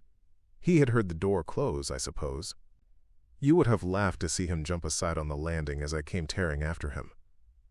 He glared at me as I went by him, and I made the house quiver with the slamming of my door. I heard him come shuffling up to my floor, hesitate, and go down. I set to work upon my preparations forthwith. It was all done that evening and night. While I was still sitting, under the sickly, drowsy influence of the drugs that decolorize blood, there came a repeated knocking at the door. It ceased, footsteps went away and returned, and the knocking was resumed. There was an attempt to push something under the door, a blue paper. Then, in a fit of irritation, I rose and went and flung the door wide open. "Now then," said I, It was my landlord, with a notice of ejectment or something. He held it out to me, saw something odd about my hands, I expect, and lifted his eyes to my face. For a moment he gaped, then he gave a sort of inarticulate cry, dropped candle and writ together, and went blundering down the dark passage to the stairs. I shut the door, locked it, and went to the looking-glass. Then I understood his terror. My face was white, like white stone, but it was all horrible. I had not expected the suffering. A night of racking anguish, sickness and fainting. I set my teeth, though my skin was presently afire, all my body afire, but I lay there like grim death. I understood now how it was the cat had howled until I chloroformed it. Lucky it was I lived alone and untended in my room. There were times when I sobbed and groaned and talked, but I stuck to it. I became insensible and woke languid in the darkness. The pain had passed. I thought I was killing myself, and I did not care. I shall never forget that dawn, and the strange horror of seeing that my hands had become as clouded glass, and watching them grow clearer and thinner as the day went by, until at last I could see the sickly disorder of my room through them, though I closed my transparent eyelids. My limbs became glassy, the bones and arteries faded, vanished, and the little white nerves went last. I gritted my teeth and stayed there to the end.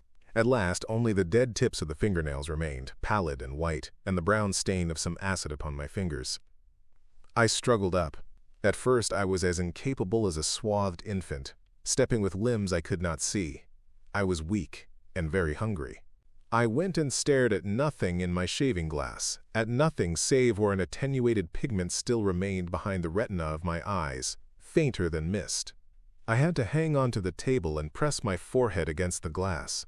It was only by a frantic effort of will that I dragged myself back to the apparatus and completed the process. I slept during the forenoon, pulling the sheet over my eyes to shut out the light, and about midday I was awakened again by a knocking. My strength had returned. I sat up and listened and heard a whispering. I sprang to my feet and, as noiselessly as possible, began to detach the connections of my apparatus and to distribute it about the room so as to destroy the suggestions of its arrangement. Presently the knocking was renewed and voices called, first my landlord's and then two others.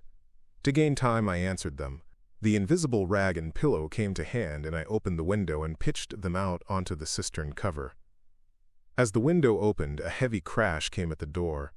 Someone had charged it with the idea of smashing the lock, but the stout bolts I had screwed up some days before stopped him. That startled me, made me angry. I began to tremble and do things hurriedly. I tossed together some loose paper, straw, packing paper, and so forth, in the middle of the room, and turned on the gas. Heavy blows began to rain upon the door. I could not find the matches. I beat my hands on the wall with rage.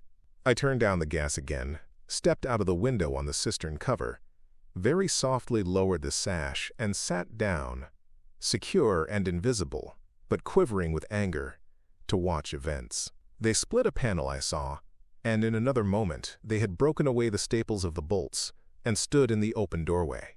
It was the landlord and his two stepsons, sturdy young men of 3 or 4 and 20.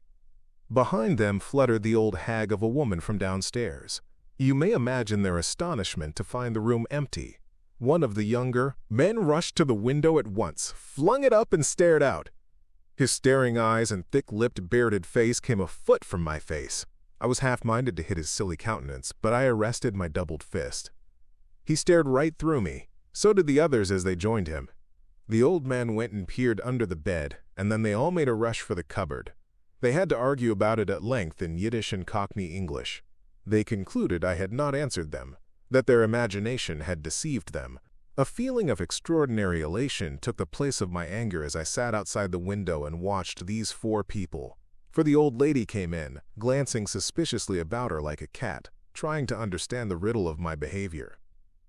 The old man, so far as I could understand, his patois, agreed with the old lady that I was a vivisectionist. The sons protested in garbled English that I was an electrician, and appealed to the dynamos and radiators.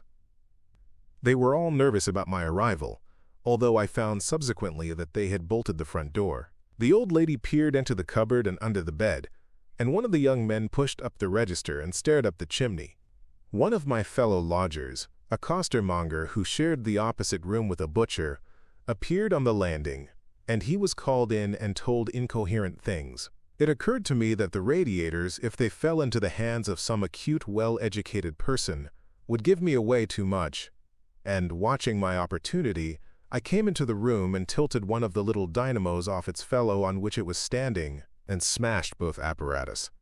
Then, while they were trying to explain the smash, I dodged out of the room and went softly downstairs. I went into one of the sitting rooms and waited until they came down, still speculating and argumentative, all a little disappointed at finding no horrors, and all a little puzzled how they stood legally towards me. Then I slipped up again with a box of matches, fired my heap of paper and rubbish, put the chairs and bedding thereby, led the gas to the affair by means of an India rubber tube, and waving a farewell to the room, left it for the last time. "You fired the house," exclaimed Kemp. "Fired the house. It was the only way to cover my trail, and no doubt it was insured." I slipped the bolts of the front door quietly and went out into the street.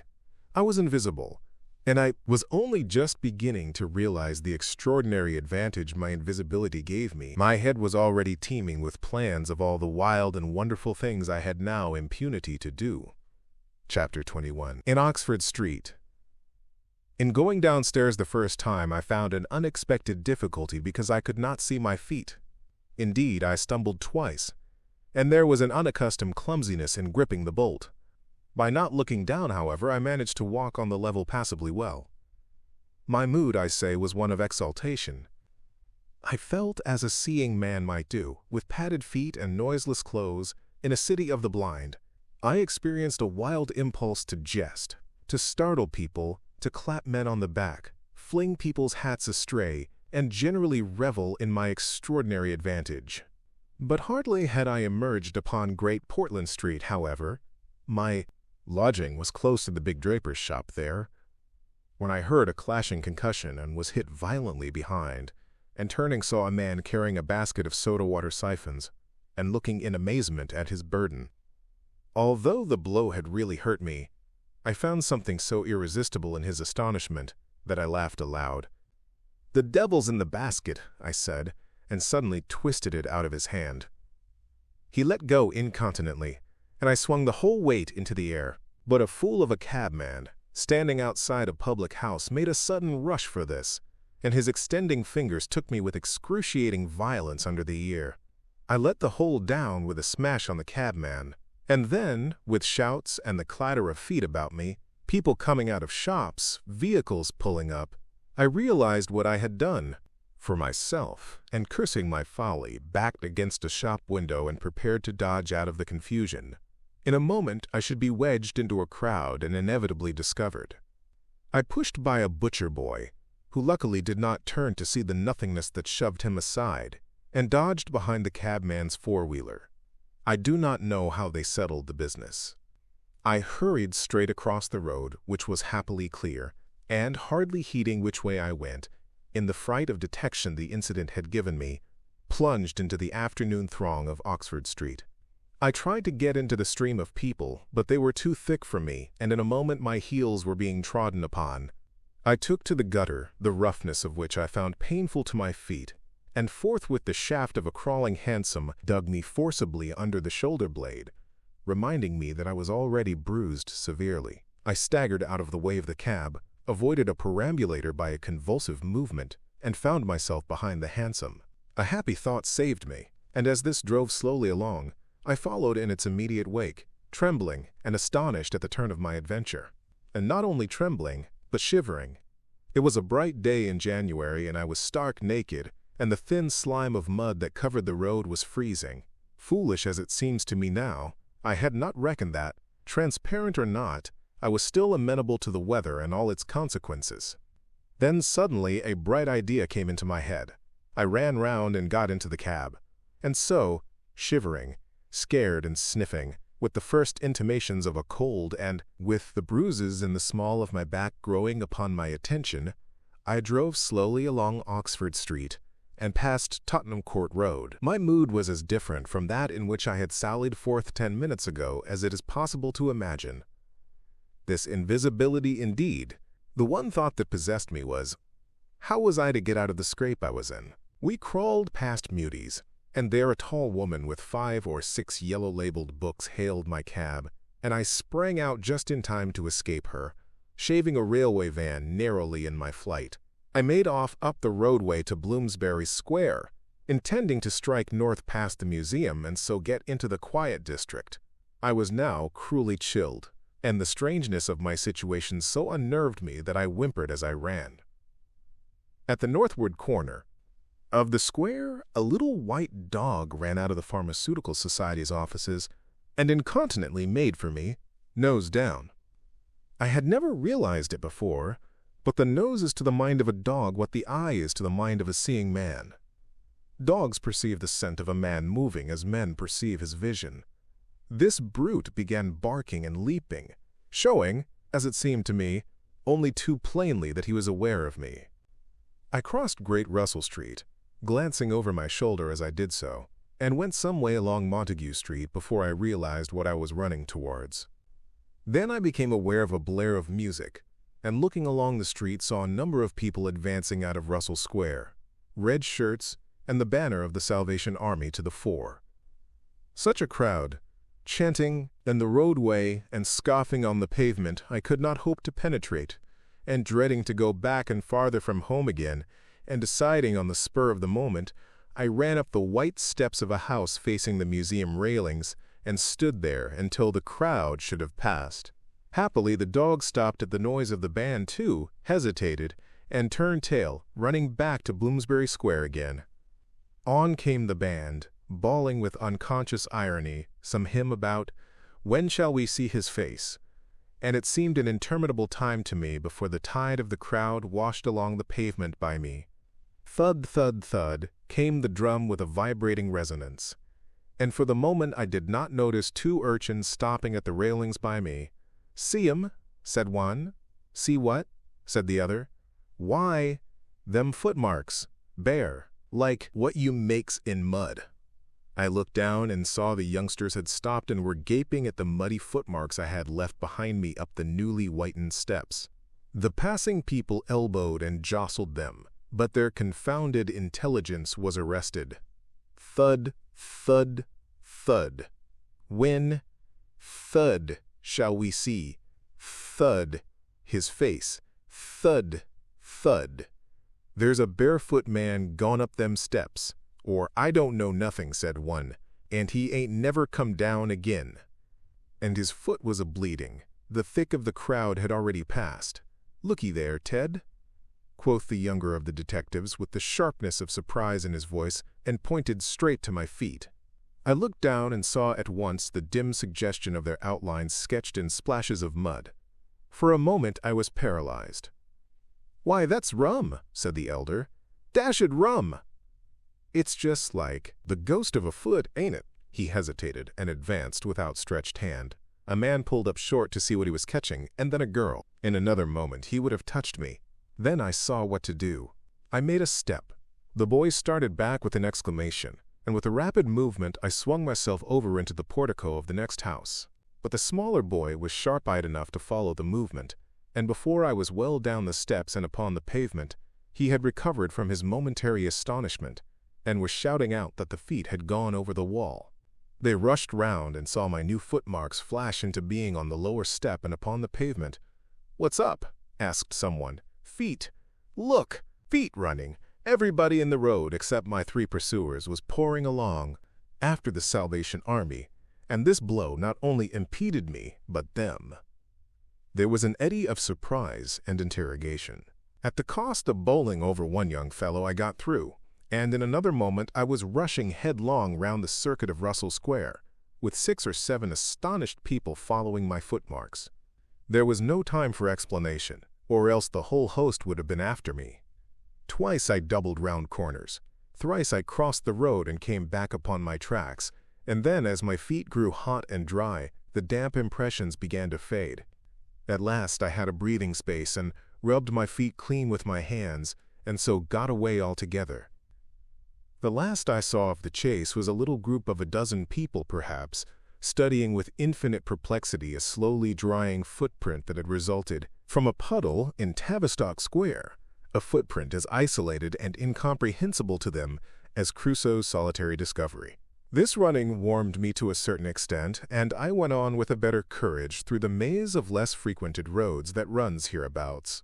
My back had now become very stiff and sore, my tonsils were painful from the cabman's fingers, and the skin of my neck had been scratched by his nails. My feet hurt exceedingly, and I was lame from a little cut on one foot. I saw in time a blind man approaching me, and fled limping, for I feared his subtle intuitions. Once or twice accidental collisions occurred, and I left people amazed, with unaccountable curses ringing in their ears. Then came something silent and quiet against my face, and across the square fell a thin veil of slowly falling flakes of snow.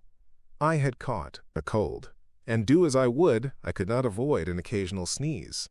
And every dog that came in sight, with its pointing nose and curious sniffing, was a terror to me. Then came men and boys running, first one and then others, and shouting as they ran. It was a fire. They ran in the direction of my lodging, and looking back down a street, I saw a mass of black smoke streaming up above the roofs and telephone wires. It was my lodging burning, my clothes, my apparatus, all my resources indeed, except my checkbook, and the 3 volumes of memoranda that awaited me in Great Portland Street were there. Burning! I had burnt my boats, if ever a man did. The place was blazing. The Invisible Man paused and thought. Kemp glanced nervously out of the window. "Yes," he said. "Go on." Chapter 22. In the Emporium. So last January, with the beginning of a snowstorm in the air about me, and if it settled on me, it would betray me. Weary, cold, painful, inexpressibly wretched, and still but half convinced of my invisible quality, I began this new life to which I am committed. I had no refuge, no appliances, no human being in the world in whom I could confide. To have told my secret would have given me away, made a mere show and rarity of me. Nevertheless, I was half-minded to accost some passer-by and throw myself upon his mercy. But I knew too clearly the terror and brutal cruelty my advances would evoke. I made no plans in the street. My sole object was to get shelter from the snow, to get myself covered and warm. Then I might hope to plan. But even to me, an invisible man, the rows of London houses stood, latched, barred, and bolted impregnably. Only one thing could I see clearly before me, the cold exposure and misery of the snowstorm and the night. And then I had a brilliant idea. I turned down one of the roads leading from Gower Street to Tottenham Court Road and found myself outside Omnium's, the big establishment where everything is to be bought. You know the place. Meat, grocery, linen, furniture, clothing, oil paintings even. A huge meandering collection of shops rather than a shop. I had thought I should find the doors open, but they were closed, and as I stood in the wide entrance, a carriage stopped outside, and a man in uniform, you know the kind of personage with Omnium on his cap, flung open the door. I contrived to enter, and walking down the shop, it was a department where they were selling ribbons and gloves and stockings and that kind of thing, came to a more spacious region devoted to picnic baskets and wicker furniture. I did not feel safe there, however. People were going to and fro, and I prowled restlessly about until I came upon a huge section in an upper floor containing multitudes of bedsteads, and over these I clambered, and found a resting place at last among a huge pile of folded flock mattresses. The place was already lit up and agreeably warm, and I decided to remain where I was, keeping a cautious eye on the 2 or 3 sets of shopmen and customers who were meandering through the place, until closing time came. Then I should be able, I thought, to rob the place for food and clothing, and disguised, prowl through it and examine its resources, perhaps sleep on some of the bedding. That seemed an acceptable plan. My idea was to procure clothing to make myself a muffled but acceptable figure, to get money, and then to recover my books and parcels where they awaited me, take a lodging somewhere, and elaborate plans for the complete realization of the advantages my invisibility gave me, as I still imagined, over my fellow men. Closing time arrived quickly enough, It could not have been more than an hour after I took up my position on the mattresses before I noticed the blinds of the windows being drawn and customers being marched doorward. And then a number of brisk young men began with remarkable alacrity to tidy up the goods that remained disturbed. I left my lair as the crowds diminished and prowled cautiously out into the less desolate parts of the shop. I was really surprised to observe how rapidly the young men and women whipped away the goods displayed for sale during the day. All the boxes of goods, the hanging fabrics, the festoons of lace, the boxes of sweets in the grocery section, the displays of this and that, were being whipped down, folded up, slapped into tidy receptacles, and everything that could not be taken down and put away had sheets of some coarse stuff like sacking flung over them. Finally, all the chairs were turned up onto the counters, leaving the floor clear. Directly each of these young people had done, he or she made promptly for the door with such an expression of animation as I have rarely observed in a shop assistant before. Then came a lot of youngsters scattering sawdust and carrying pails and brooms. I had to dodge to get out of the way, and as it was, my ankle got stung with the sawdust. For some time, wandering through the swathed and darkened departments, I could hear the brooms at work. And at last, a good hour or more after the shop had been closed, came a noise of locking doors. Silence came upon the place, and I found myself wandering through the vast and intricate shops, galleries, showrooms of the place, alone. It was very still. In one place I remember passing near one of the Tottenham Court Road entrances and listening to the tapping of boot heels of the passers-by. My first visit was to the place where I had seen stockings and gloves for sale. It was dark, and I had the devil of a hunt after matches, which I found at last in the drawer of the little cash desk. Then I had to get a candle. I had to tear down wrappings and ransack a number of boxes and drawers, but at last I managed to turn out what I sought. The box label called them lamb's wool pants and lamb's wool vests, then socks, a thick comforter. And then I went to the clothing place and got trousers, a lounge jacket, an overcoat, and a slouch hat. A clerical sort of hat with the brim turned down. I began to feel a human being again, and my next thought was food. Upstairs was a refreshment department, and there I got cold meat. There was coffee still in the urn, and I lit the gas and warmed it up again, and altogether I did not do badly. Afterwards, prowling through the place in search of blankets, I had to put up at last with a heap of down quilts. I came upon a grocery section with a lot of chocolate and candied fruits, more than was good for me indeed, and some white burgundy. And near that was a toy department, and I had a brilliant idea. I found some artificial noses, dummy noses, and I thought of dark spectacles. But Omnium's had no optical department. My nose had been a difficulty indeed. I had thought of paint. But the discovery set my mind running on wigs and masks and the like. Finally, I went to sleep in a heap of down quilts, very warm and comfortable. My last thoughts before sleeping were the most agreeable I had had since the change. I was in a state of physical serenity, and that was reflected in my mind. I thought that I should be able to slip out unobserved in the morning with my clothes upon me, muffling my face with a white wrapper I had taken, purchase, with the money I had taken, spectacles and so forth, and so complete my disguise. I lapsed into disorderly dreams of all the fantastic things that had happened during the last few days. I saw the ugly little Jew of a landlord vociferating in his rooms.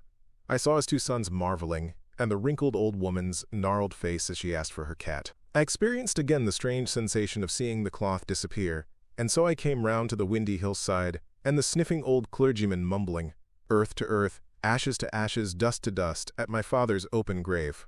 "You also," said a voice, and suddenly I was being forced towards the grave.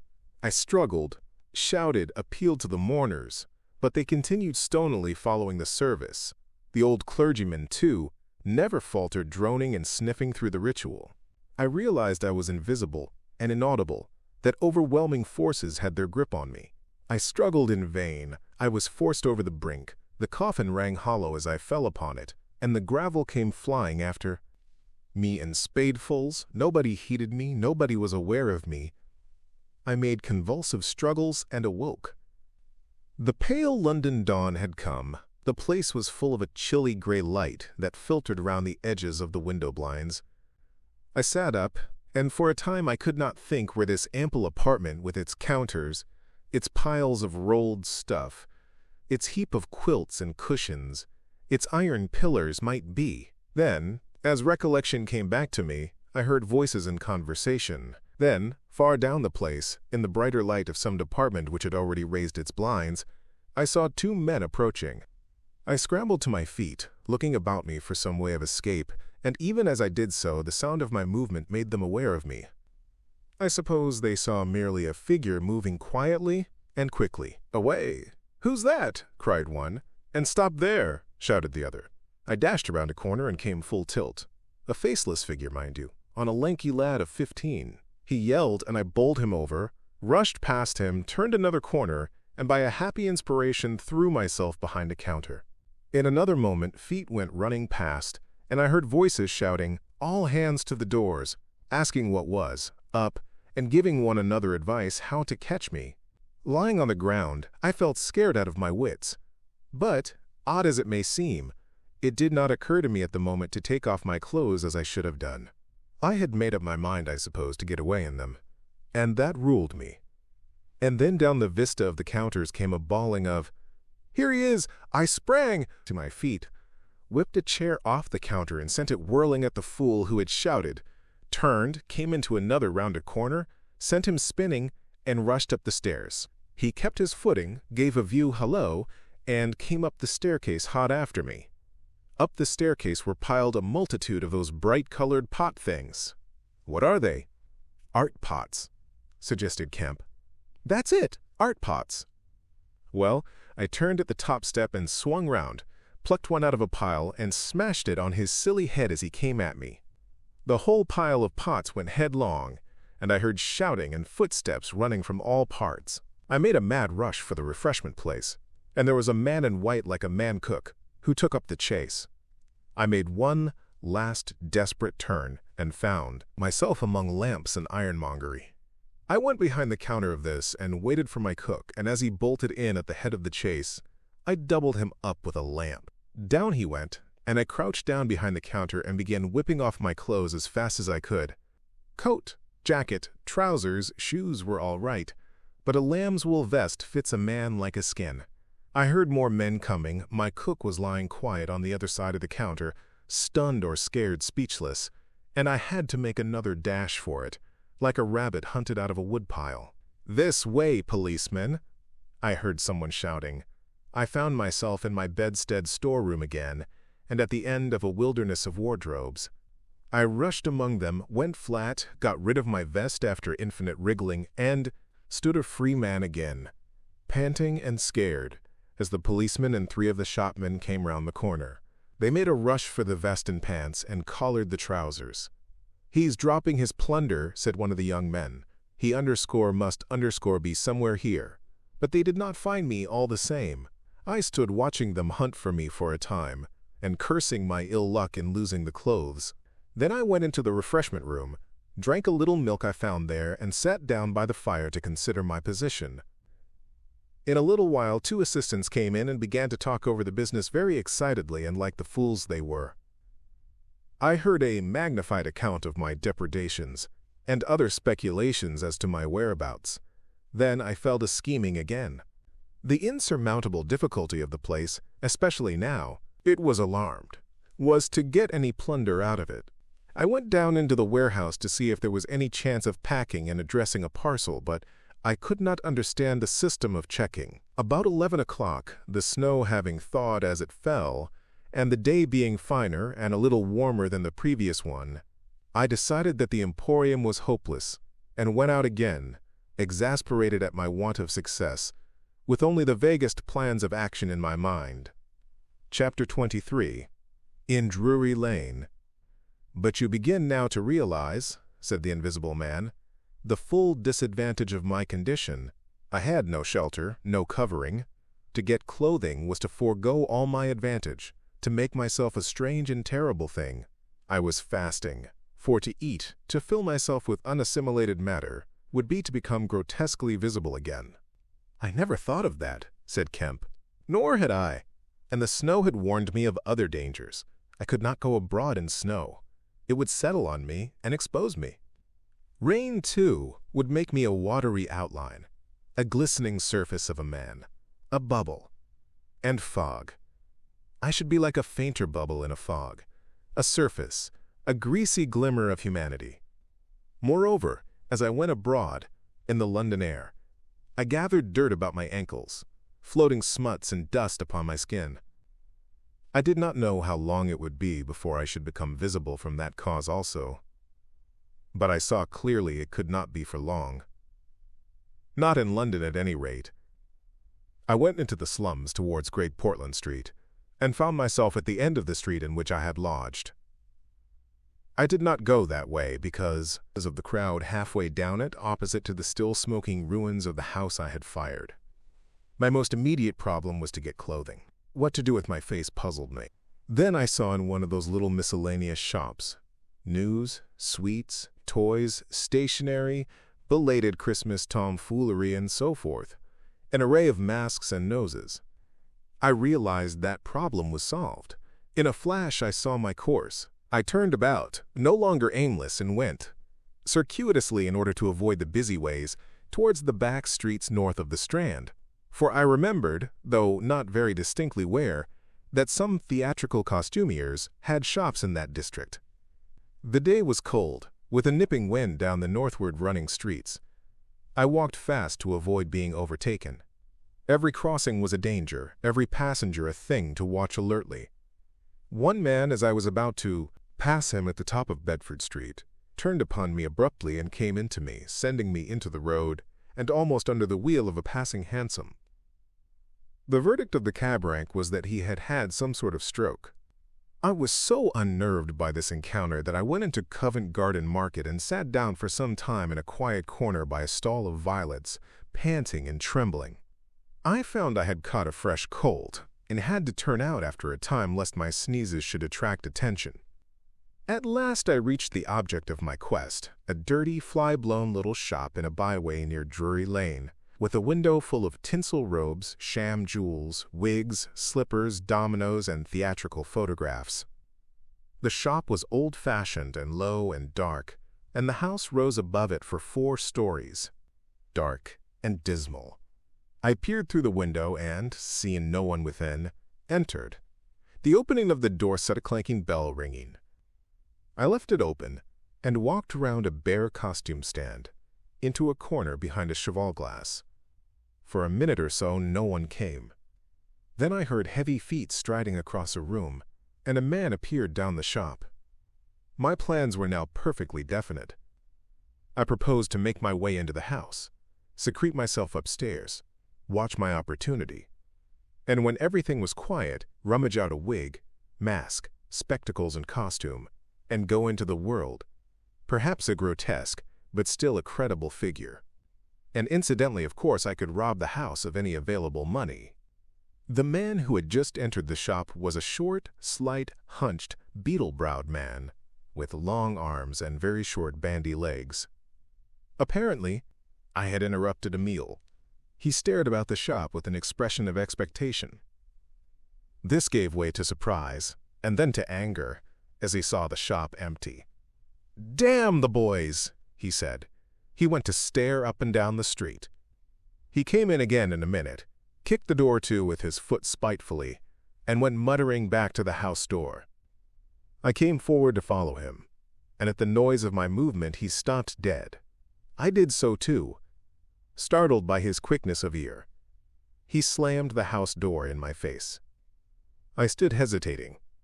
Suddenly I heard his quick footsteps returning, and the door reopened. He stood looking about the shop like one who was still not satisfied. Then, murmuring to himself, he examined the back of the counter and peered behind some fixtures. Then he stood doubtful.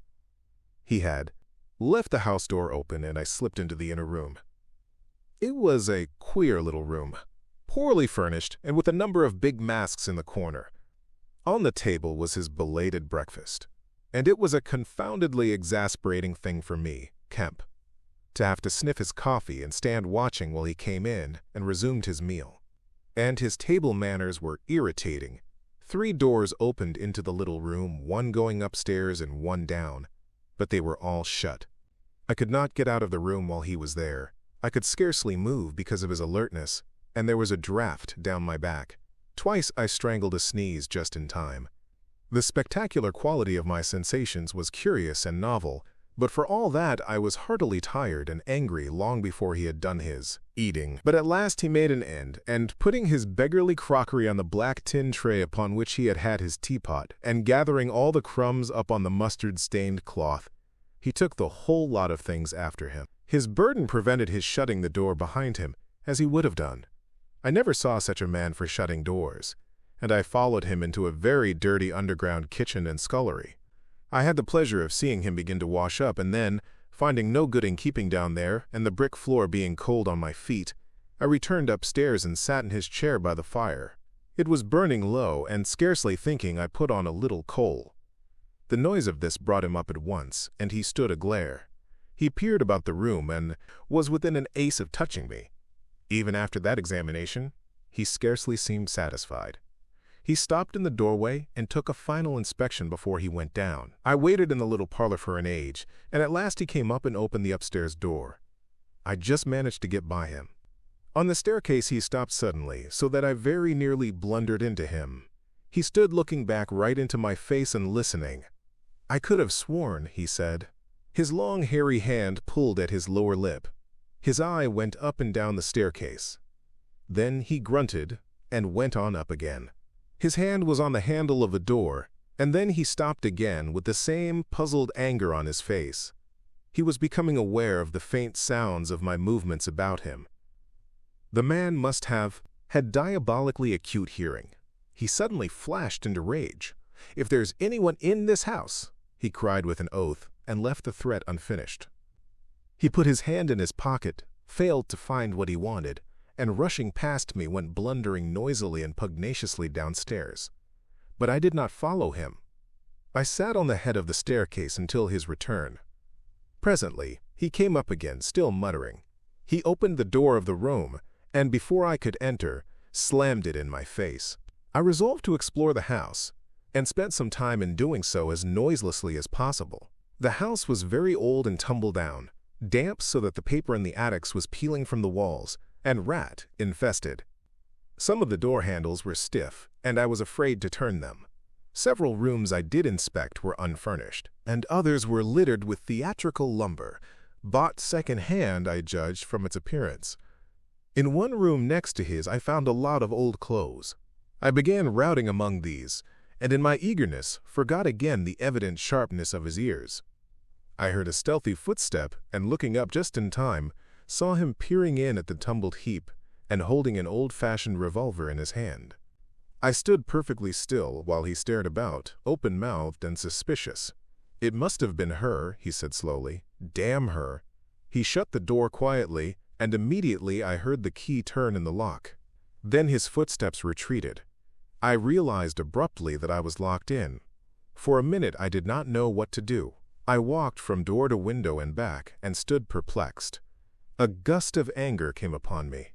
But I decided to inspect the clothes before I did anything further, and my first attempt brought down a pile from an upper shelf. This brought him back, more sinister than ever. That time he actually touched me, jumped back with amazement, and stood astonished in the middle of the room. Presently he calmed a little. "Rats?" he said in an undertone, fingers on lips. He was evidently a little scared. I edged quietly out of the room, but a plank creaked. Then the infernal little brute started going all over the house, revolver in hand and locking door after door and pocketing the keys. When I realized what he was up to, I had a fit of rage. I could hardly control myself sufficiently to watch my opportunity. By this time I knew he was alone in the house, and so I made no more ado but knocked him on the head. "Knocked him on the head?" exclaimed Kemp. "Yes, stunned him as he was going downstairs. Hit him from behind with a stool that stood on the landing. He went downstairs like a bag of old boots. But, I say, the common conventions of humanity are all very well for common people. But the point was, Kemp, that I had to get out of that house in a disguise without his seeing me. I couldn't think of any other way of doing it. And then I gagged him with a Louis Quatorze vest and tied him up in a sheet. Tied him up in a sheet! made a sort of bag of it. It was rather a good idea to keep the idiot scared and quiet, and a devilish hard thing to get out of. Head away from the string. My dear Kemp, it's no good you're sitting glaring as though I was a murderer. It had to be done. He had his revolver. If once he saw me, he would be able to describe me. But still, said Kemp, in England, today, and the man was in his own house, and you were, well, robbing. Robbing, confound it! You'll call me a thief next. Surely, Kemp, you're not fool enough to dance on the old strings. Can't you see my position? And his, too, said Kemp. The invisible man stood up sharply. What do you mean to say? Kemp's face grew a trifle hard. He was about to speak and checked himself. I suppose, after all, he said with a sudden change of manner, the thing had to be done. You were in a fix. But still, of course I was in a fix. An infernal fix. And he made me wild, too, hunting me about the house, fooling about with his revolver, locking and unlocking doors. He was simply exasperating. You don't blame me, do you? You don't blame me? I never blame anyone, said Kemp. It's quite out of fashion. What did you do next? I was hungry. Downstairs I found a loaf and some rank cheese, more than sufficient to satisfy my hunger. I took some brandy and water, and then went up past my impromptu bag, he was lying quite still, to the room containing the old clothes. This looked out upon the street, 2 lace curtains brown with dirt guarding the window. I went and peered out through their interstices. Outside the day was bright, by contrast with the brown shadows of the dismal house in which I found myself, dazzlingly bright. A brisk traffic was going by. Fruit carts, a hansom, a 4-wheeler with a pile of boxes, a fishmonger's cart. I turned with spots of color swimming before my eyes to the shadowy fixtures behind me. My excitement was giving place to a clear apprehension of my position again. The room was full of a faint scent of benzoline, used, I suppose, in cleaning the garments. I began a systematic search of the place. I should judge the hunchback had been alone in the house for some time. He was a curious person. Everything that could possibly be of service to me I collected in the closed storeroom, and then I made a deliberate selection. I found a handbag I thought a suitable possession, and some powder, rouge, and sticking plaster. I had thought of painting and powdering my face, and all that there was to show of me, in order to render myself visible. But the disadvantage of this lay in the fact that I should require turpentine and other appliances, and a considerable amount of time before I could vanish again. Finally, I chose a mask of the better type, slightly grotesque but not more so than many human beings, dark glasses, grayish whiskers, and a wig. I could find no underclothing but that I could buy subsequently, and for the time I swathed myself in calico dominoes and some white cashmere scarves. I could find no socks, but the hunchback's boots were rather a loose fit and sufficed.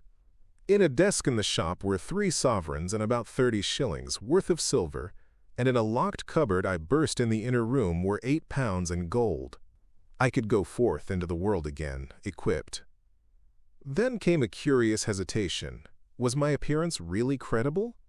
I tried myself with a little bedroom looking-glass, inspecting myself from every point of view to discover any forgotten chink, but it all seemed sound. I was grotesque to the theatrical pitch, a stage miser, but I was certainly not a physical impossibility. Gathering confidence, I took my looking-glass down into the shop, pulled down the shop blinds, and surveyed myself from every point of view with the help of the cheval glass in the corner. I spent some minutes screwing up my courage and then unlocked the shop door and marched out into the street, leaving the little man to get out of his sheet again when he liked. In 5 minutes, a dozen turnings intervened between me and the costumier's shop. No one appeared to notice me very pointedly. My last difficulty seemed overcome. He stopped again. "And you troubled no more about the hunchback?" said Kemp. "No," said the invisible man, "nor have I heard what became of him. I suppose he untied himself or kicked himself out. The knots were pretty tight." He became silent and went to the window and stared out. "What happened when you went out into the Strand?" "Oh, disillusionment again. I thought my troubles were over. Practically, I thought I had impunity to do whatever I chose. Everything. save to give away my secret.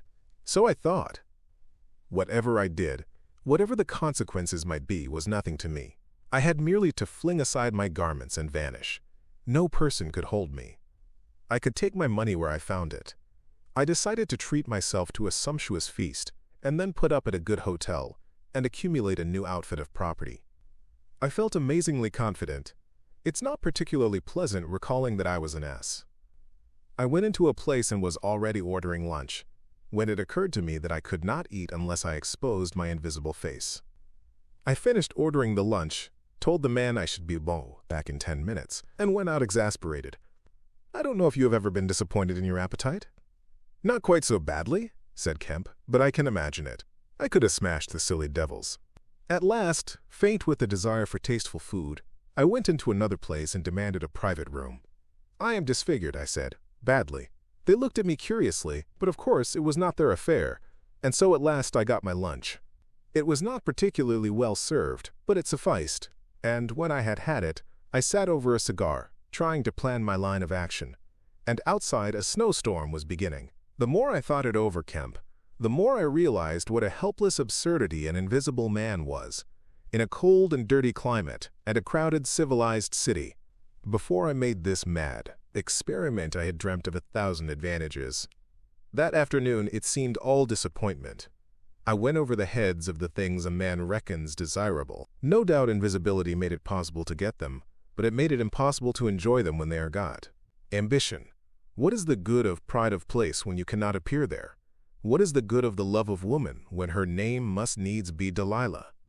I have no taste for politics, for the blackguardisms of fame, for philanthropy, for sport. What was I to do? And for this I had become a wrapped-up mystery, a swathed and bandaged caricature of a man. He paused, and his attitude suggested a roving glance at the window. "But how did you get to Iping?" said Kemp, anxious to keep his guest busy talking. "I went there to work. I had one hope. It was a half idea. I have it still. It is a full-blown idea now, a way of getting back, of restoring what I have done, when I choose, when I have done all I mean to do invisibly. And that is what I chiefly want to talk to you about now." "You went straight to Iping?" "Yes. I had simply to get my 3 volumes of memoranda and my checkbook, my luggage and underclothing, order a quantity of chemicals to work out this idea of mine. I will show you the calculations as soon as I get my books, and then I started. Jove! I remember the snowstorm now, and the accursed bother it was to keep the snow from damping my pasteboard nose." "At the end," said Kemp, "the day before yesterday, when they found you out, you rather, to judge by the papers." "I did. Rather. Did I kill that fool of a constable?" "No," said Kemp. "He's expected to recover." "That's his luck, then. I clean lost my temper, the fools. Why couldn't they leave me alone? And that grocer lout?" "There are no deaths expected," said Kemp. "I don't know about that tramp of mine," said the invisible man, with an unpleasant laugh. "By heaven, Kemp, you don't know what rage underscore is underscore. To have worked for years, to have planned and plotted, and then to get some fumbling, purblind idiot messing across your course. Every conceivable sort of silly creature that has ever been created has been sent to cross me. If I have much more of it, I shall go wild. I shall start mowing 'em. As it is, they've made things 1,000 times more difficult." "No doubt it's exasperating," said Kemp dryly. Chapter 24. The plan that failed. "But now," said Kemp, with a side glance out of the window, "what are we to do?" He moved nearer his guest as he spoke in such a manner as to prevent the possibility of a sudden glimpse of the 3 men who were advancing up the hill road, with an intolerable slowness as it seemed to Kemp. "What were you planning to do when you were heading for Port Burdock? Had you any plan?" "I was going to clear out of the country, but I have altered that plan rather since seeing you. I thought it would be wise, now the weather is hot and invisibility possible, to make for the south, especially as my secret was known, and everyone would be on the lookout for a masked and muffled man. You have a line of steamers from here to France. My idea was to get aboard one and run the risks of the passage. Thence I could go by train into Spain or else get to Algiers. It would not be difficult. There a man might always be invisible and yet live and do things. I was using that tramp as a money box and luggage carrier until I decided how to get my books and things sent over to meet me. That's clear. And then the filthy brute must needs try and rob me.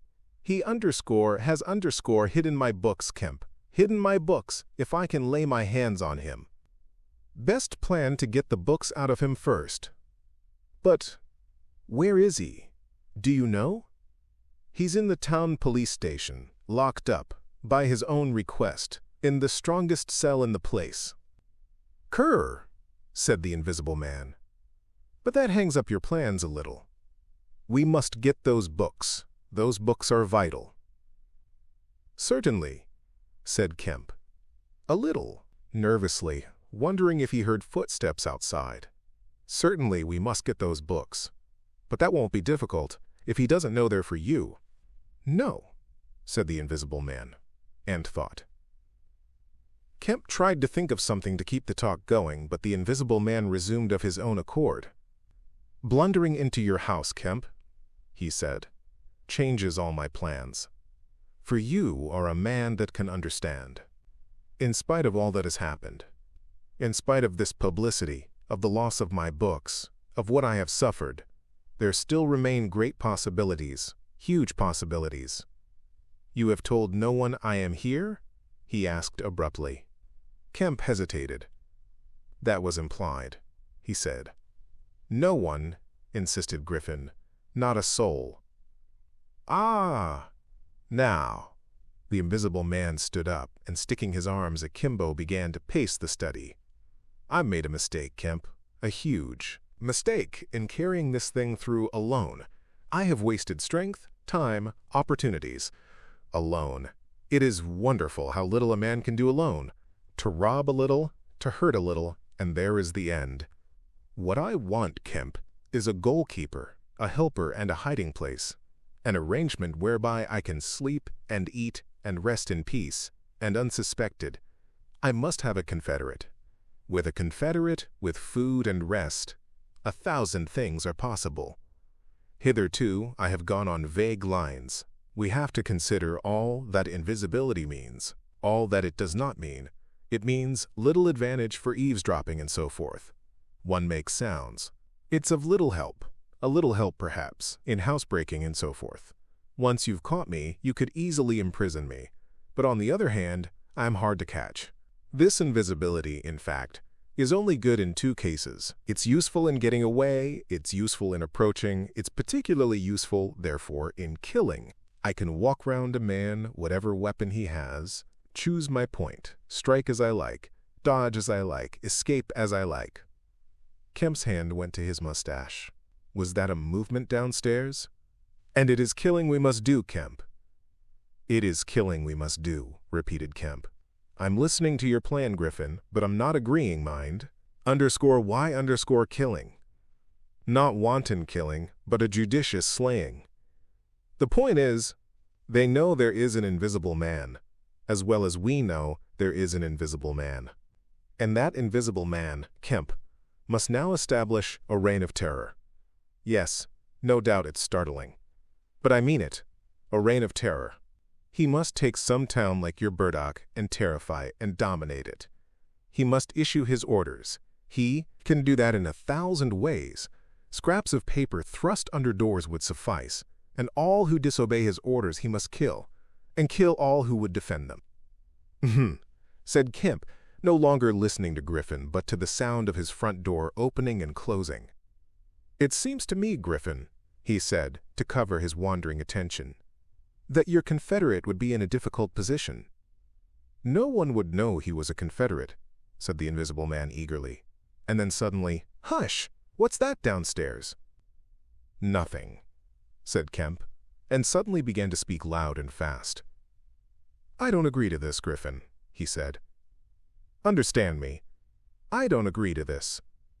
Why dream of playing a game against the race? How can you hope to gain happiness? Don't be a lone wolf.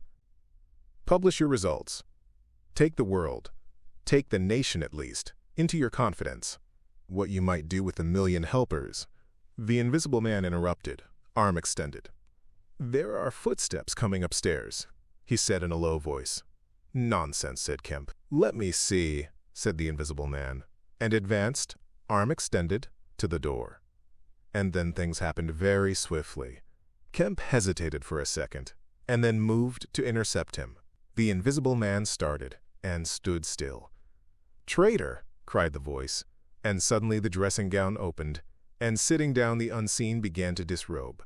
Kemp made 3 swift steps to the door, and, forthwith, the Invisible Man, his legs had vanished, sprang to his feet with a shout. Kemp flung the door open. As it opened, there came a sound of hurrying feet downstairs and voices.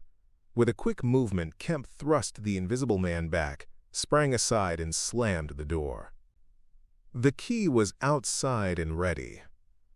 In another moment, Griffin would have been alone in the Belvedere study, a prisoner. Save for one little thing. The key had been slipped in hastily that morning. As Kemp slammed the door, it fell noisily upon the carpet. Kemp's face became white. He tried to grip the door handle with both hands. For a moment he stood lugging. Then the door gave 6 inches. But he got it closed again. The second time it was jerked a foot wide, and the dressing gown came wedging itself into the opening. His throat was gripped by invisible fingers, and he left his hold on the handle to defend himself. He was forced back, tripped, and pitched heavily into the corner of the landing. The empty dressing gown was flung on the top of him. Halfway up the staircase was Colonel Addie, the recipient of Kemp's letter, the chief of the Burdock police. He was staring aghast at the sudden appearance of Kemp, followed by the extraordinary sight of clothing tossing empty in the air. He saw Kemp felled and struggling to his feet. He saw him rush forward and go down again, felled like an ox. Then suddenly he was struck violently. By nothing! A vast weight, it seemed, leapt upon him, and he was hurled headlong down the staircase, with a grip on his throat and a knee in his groin. An invisible foot trod on his back. A ghostly patter passed downstairs. He heard the 2 police officers in the hall shout and run, and the front door of the house slammed violently. He rolled over and sat up, staring.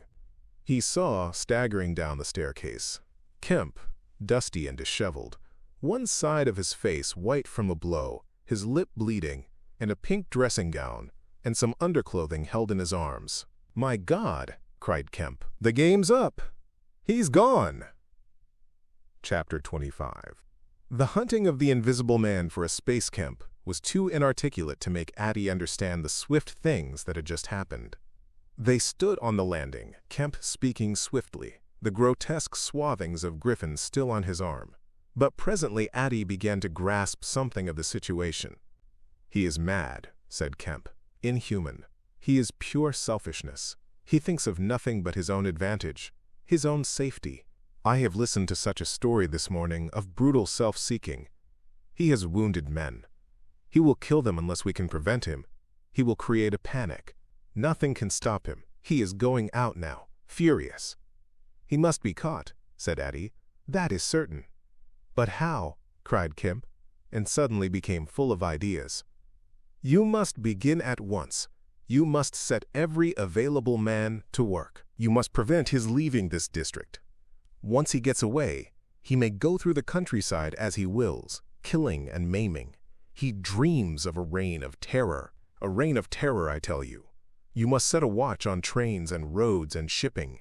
The garrison must help. You must wire for help. The only thing that may keep him here is the thought of recovering some books of notes he counts of value. I will tell you of that. There is a man in your police station, Marvel. I know, said Addie, I know. Those books.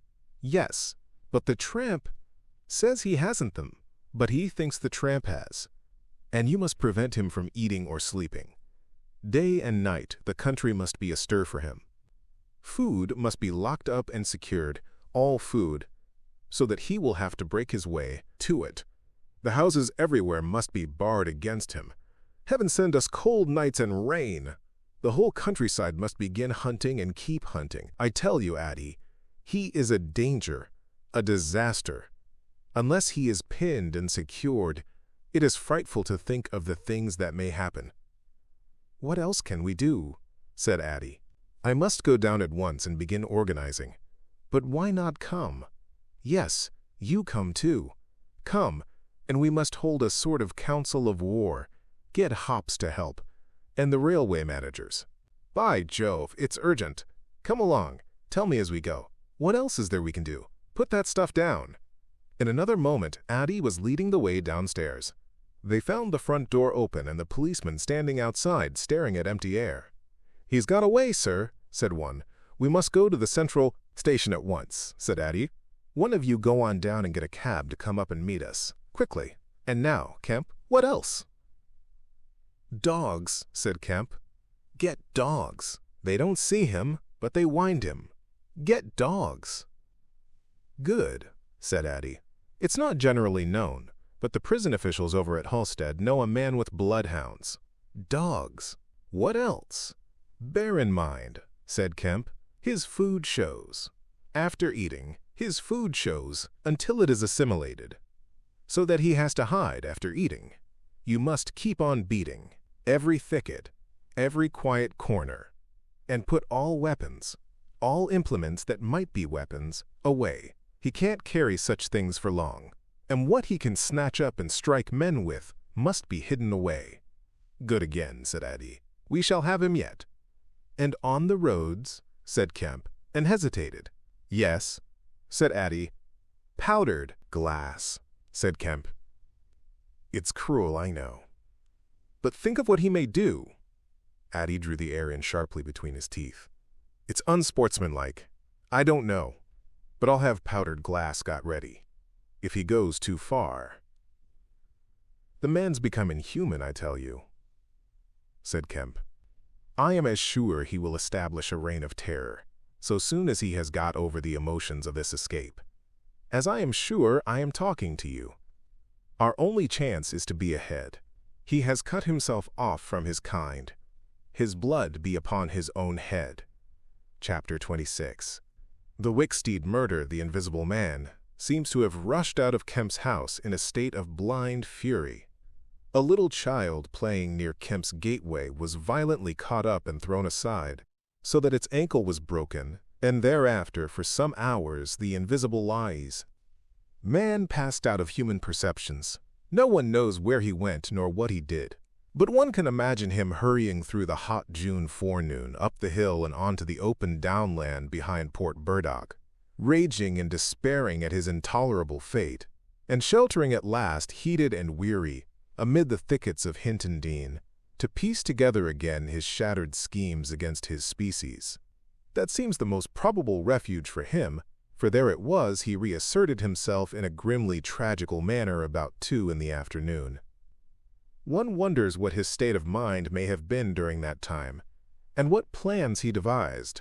No doubt he was almost ecstatically exasperated by Kemp's treachery, and though we may be able to understand the motives that led to that deceit, we may still imagine and even sympathize a little with the fury the attempted surprise must have occasioned.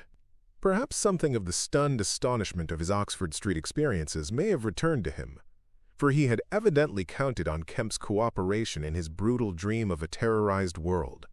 At any rate, he vanished from human ken about midday, and no living witness can tell what he did until about 2:30. It was a fortunate thing, perhaps for humanity, but for him it was a fatal inaction. During that time, a growing multitude of men scattered over the countryside were busy. In the morning he had still been simply a legend, a terror. In the afternoon, by virtue chiefly of Kemp's dryly worded proclamation, he was presented as a tangible antagonist, to be wounded, captured, or overcome, and the countryside began organizing itself with inconceivable rapidity. By 2 o'clock even, he might still have removed himself out of the district by getting aboard a train, but after 2 that became impossible. Every passenger train along the lines on a great parallelogram between Southampton, Manchester, Brighton, and Horsham traveled with locked doors, and the goods traffic was almost entirely suspended.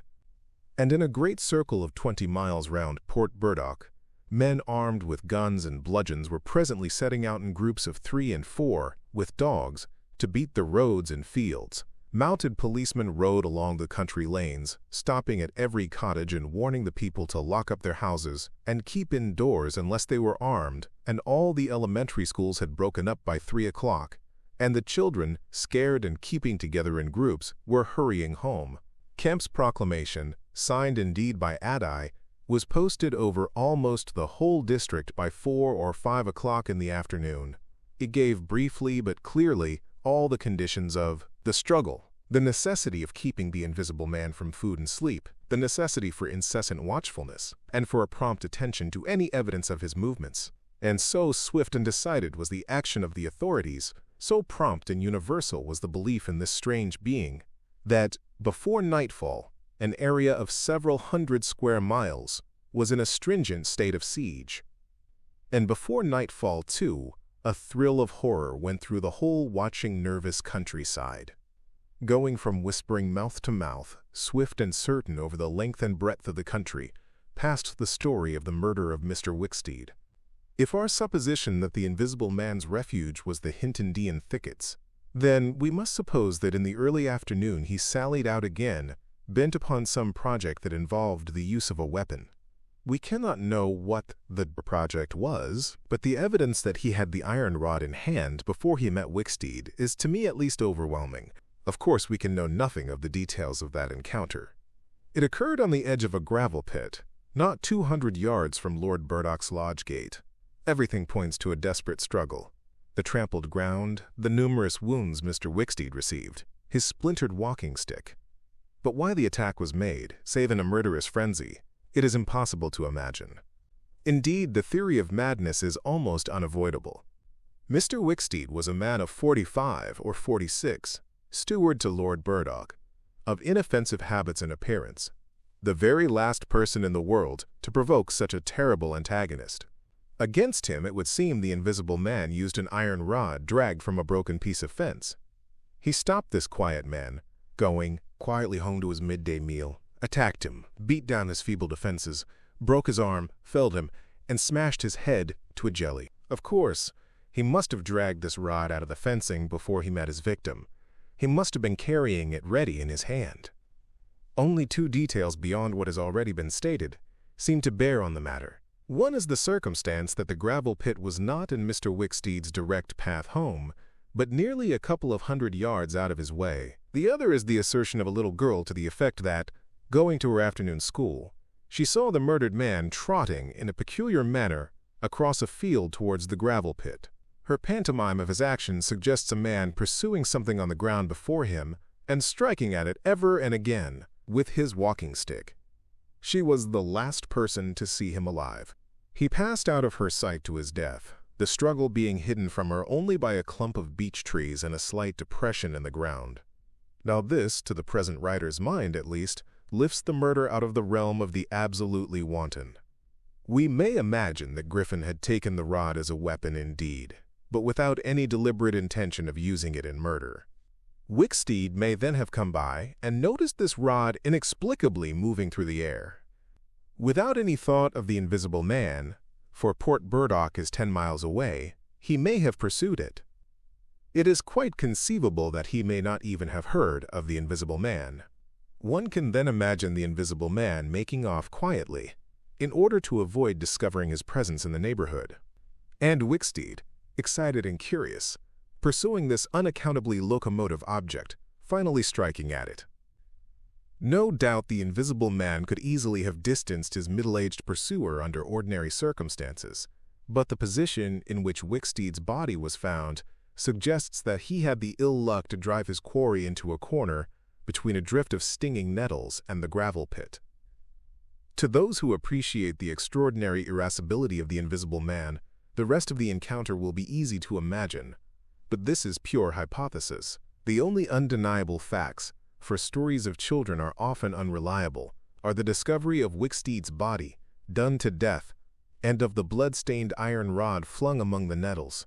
The abandonment of the rod by Griffin suggests that in the emotional excitement of the affair, the purpose for which he took it, if he had a purpose, was abandoned.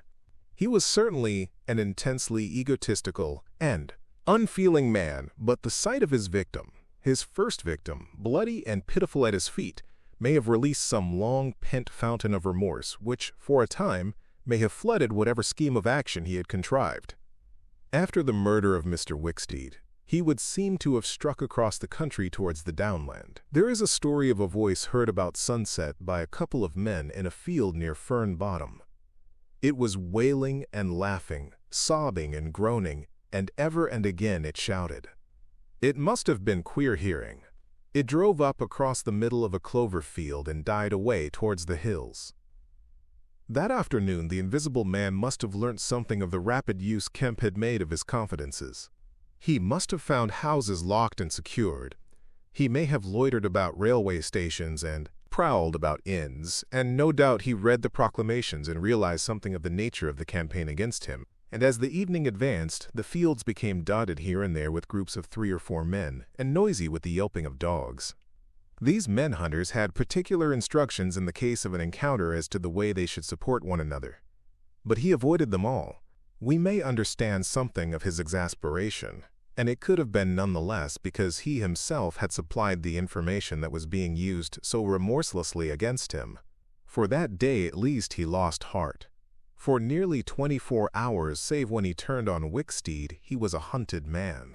In the night he must have eaten and slept, for in the morning he was himself again, active, powerful, angry, and malignant, prepared for his last great struggle against the world.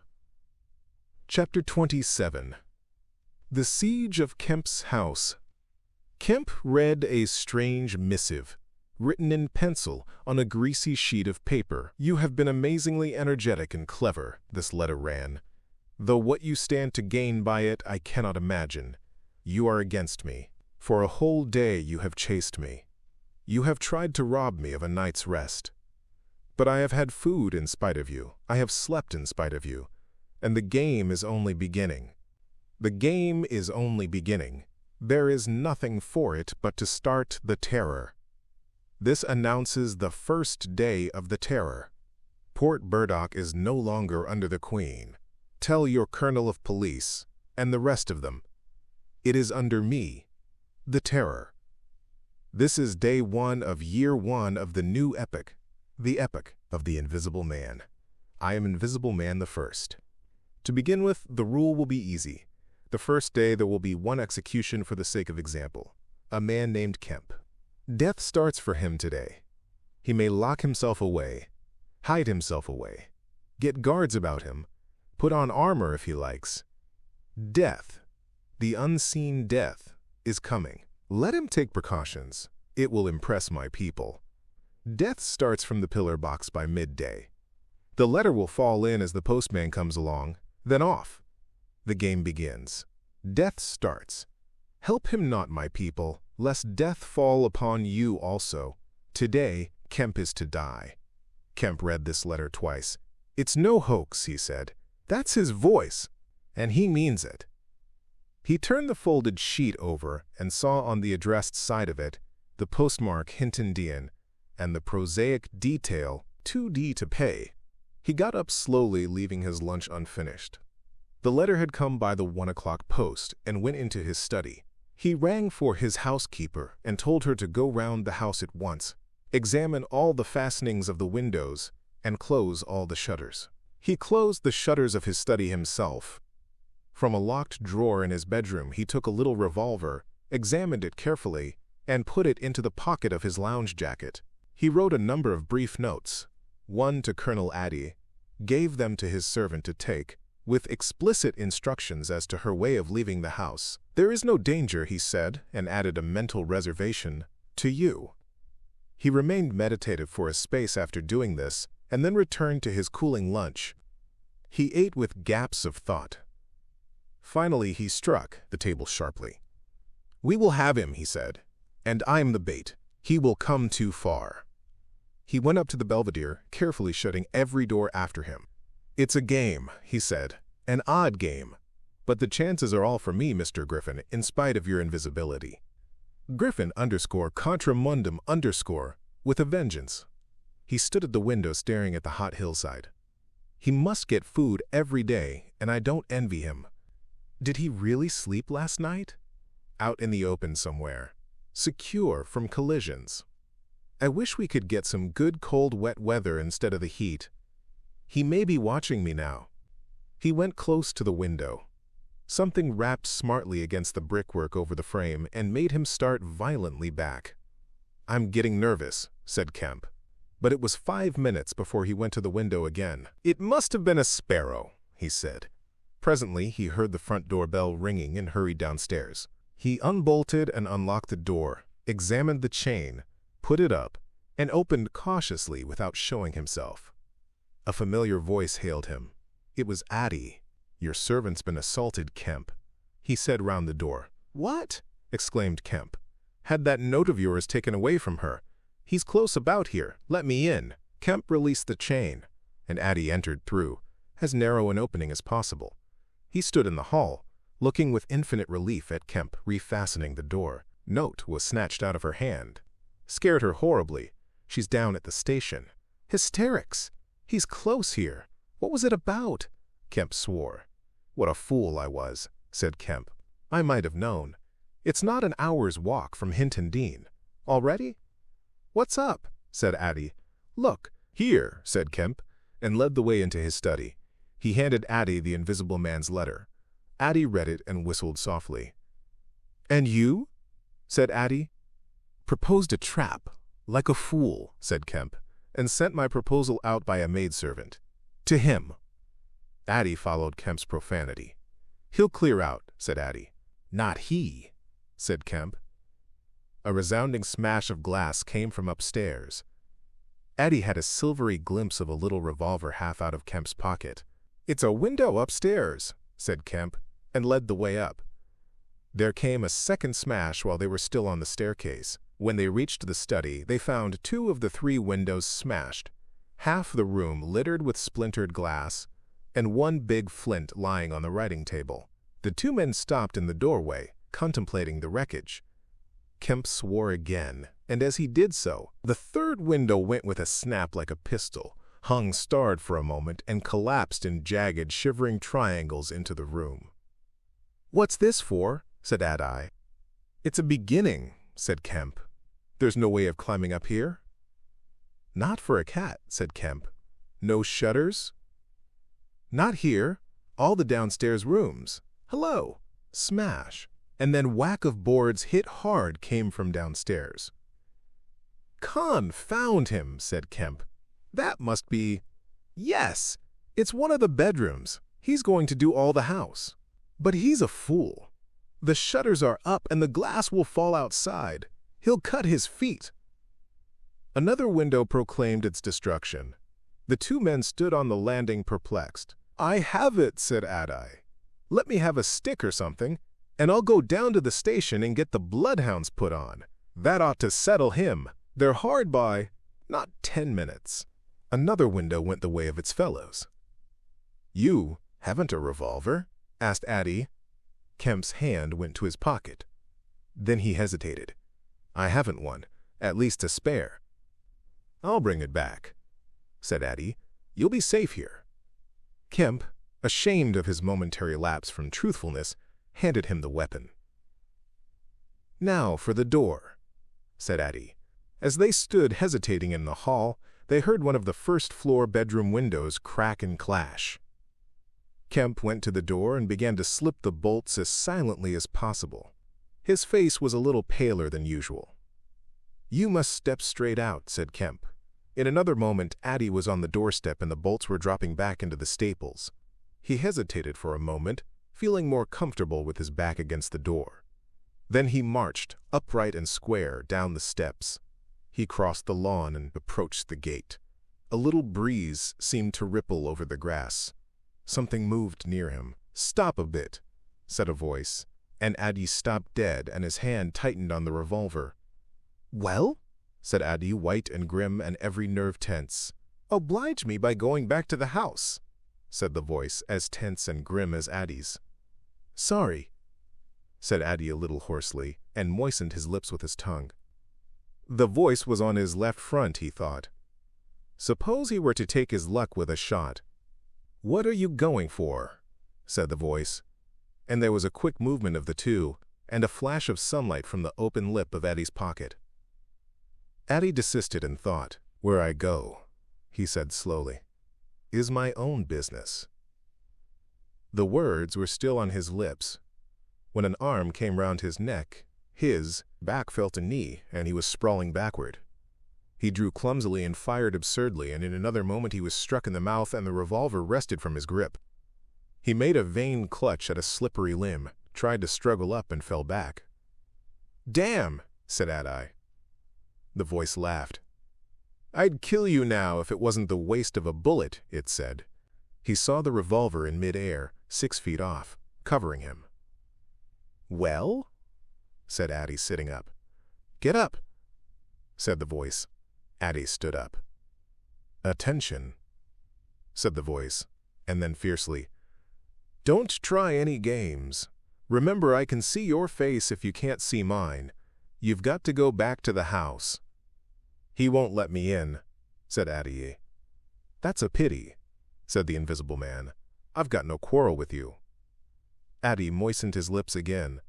He glanced away from the barrel of the revolver and saw the sea far off, very blue and dark under the midday sun, the smooth green down, the white cliff of the head, and the multitudinous town, and suddenly he knew that life was very sweet. His eyes came back to this little metal thing hanging between heaven and earth 6 yards away. "What am I to do?" he said sullenly. "What am I to do?" asked the invisible man. "You will get help. The only thing is for you to go back." "I will try. If he lets me in, will you promise not to rush the door?" "I've got no quarrel with you," said the voice. Kemp had hurried upstairs after letting Eddie out, and now crouching among the broken glass and peering cautiously over the edge of the study windowsill, he saw Eddie stand parleying with the unseen. "Why doesn't he fire?" whispered Kemp to himself. Then the revolver moved a little, and the glint of the sunlight flashed in Kemp's eyes. He shaded his eyes and tried to see the source of the blinding beam. "Surely," he said, "Eddie has given up the revolver." "Promise not to rush the door," Eddie was saying. "Don't push a winning game too far. Give a man a chance. You go back to the house. I tell you flatly, I will not promise anything." Eddie's decision seemed suddenly made. He turned towards the house, walking slowly with his hands behind him. Kemp watched him, puzzled.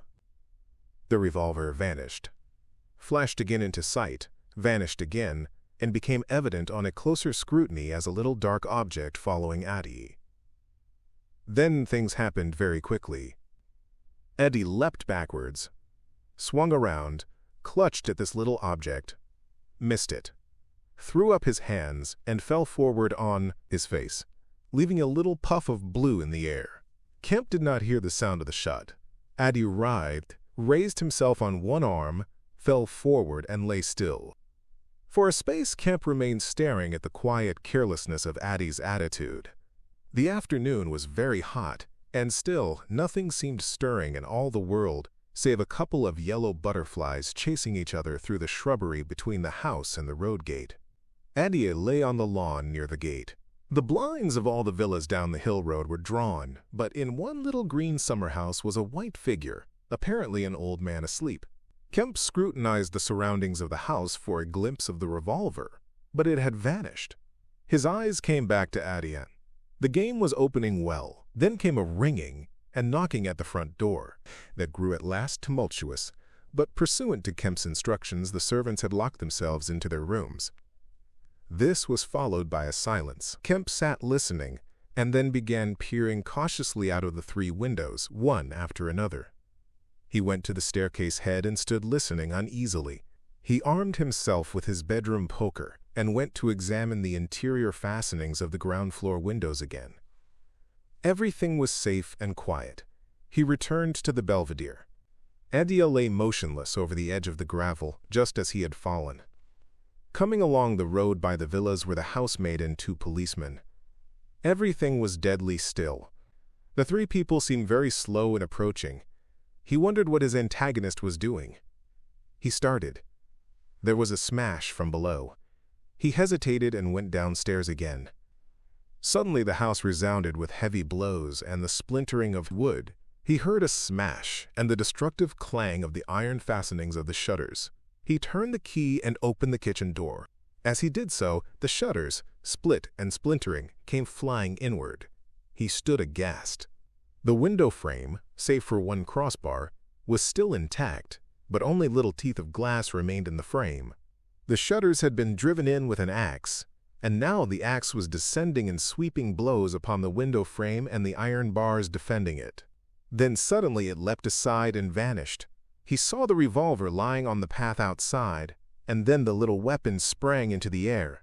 He dodged back. The revolver cracked just too late, and a splinter from the edge of the closing door flashed over his head. He slammed and locked the door, and as he stood outside he heard Griffin, shouting and laughing.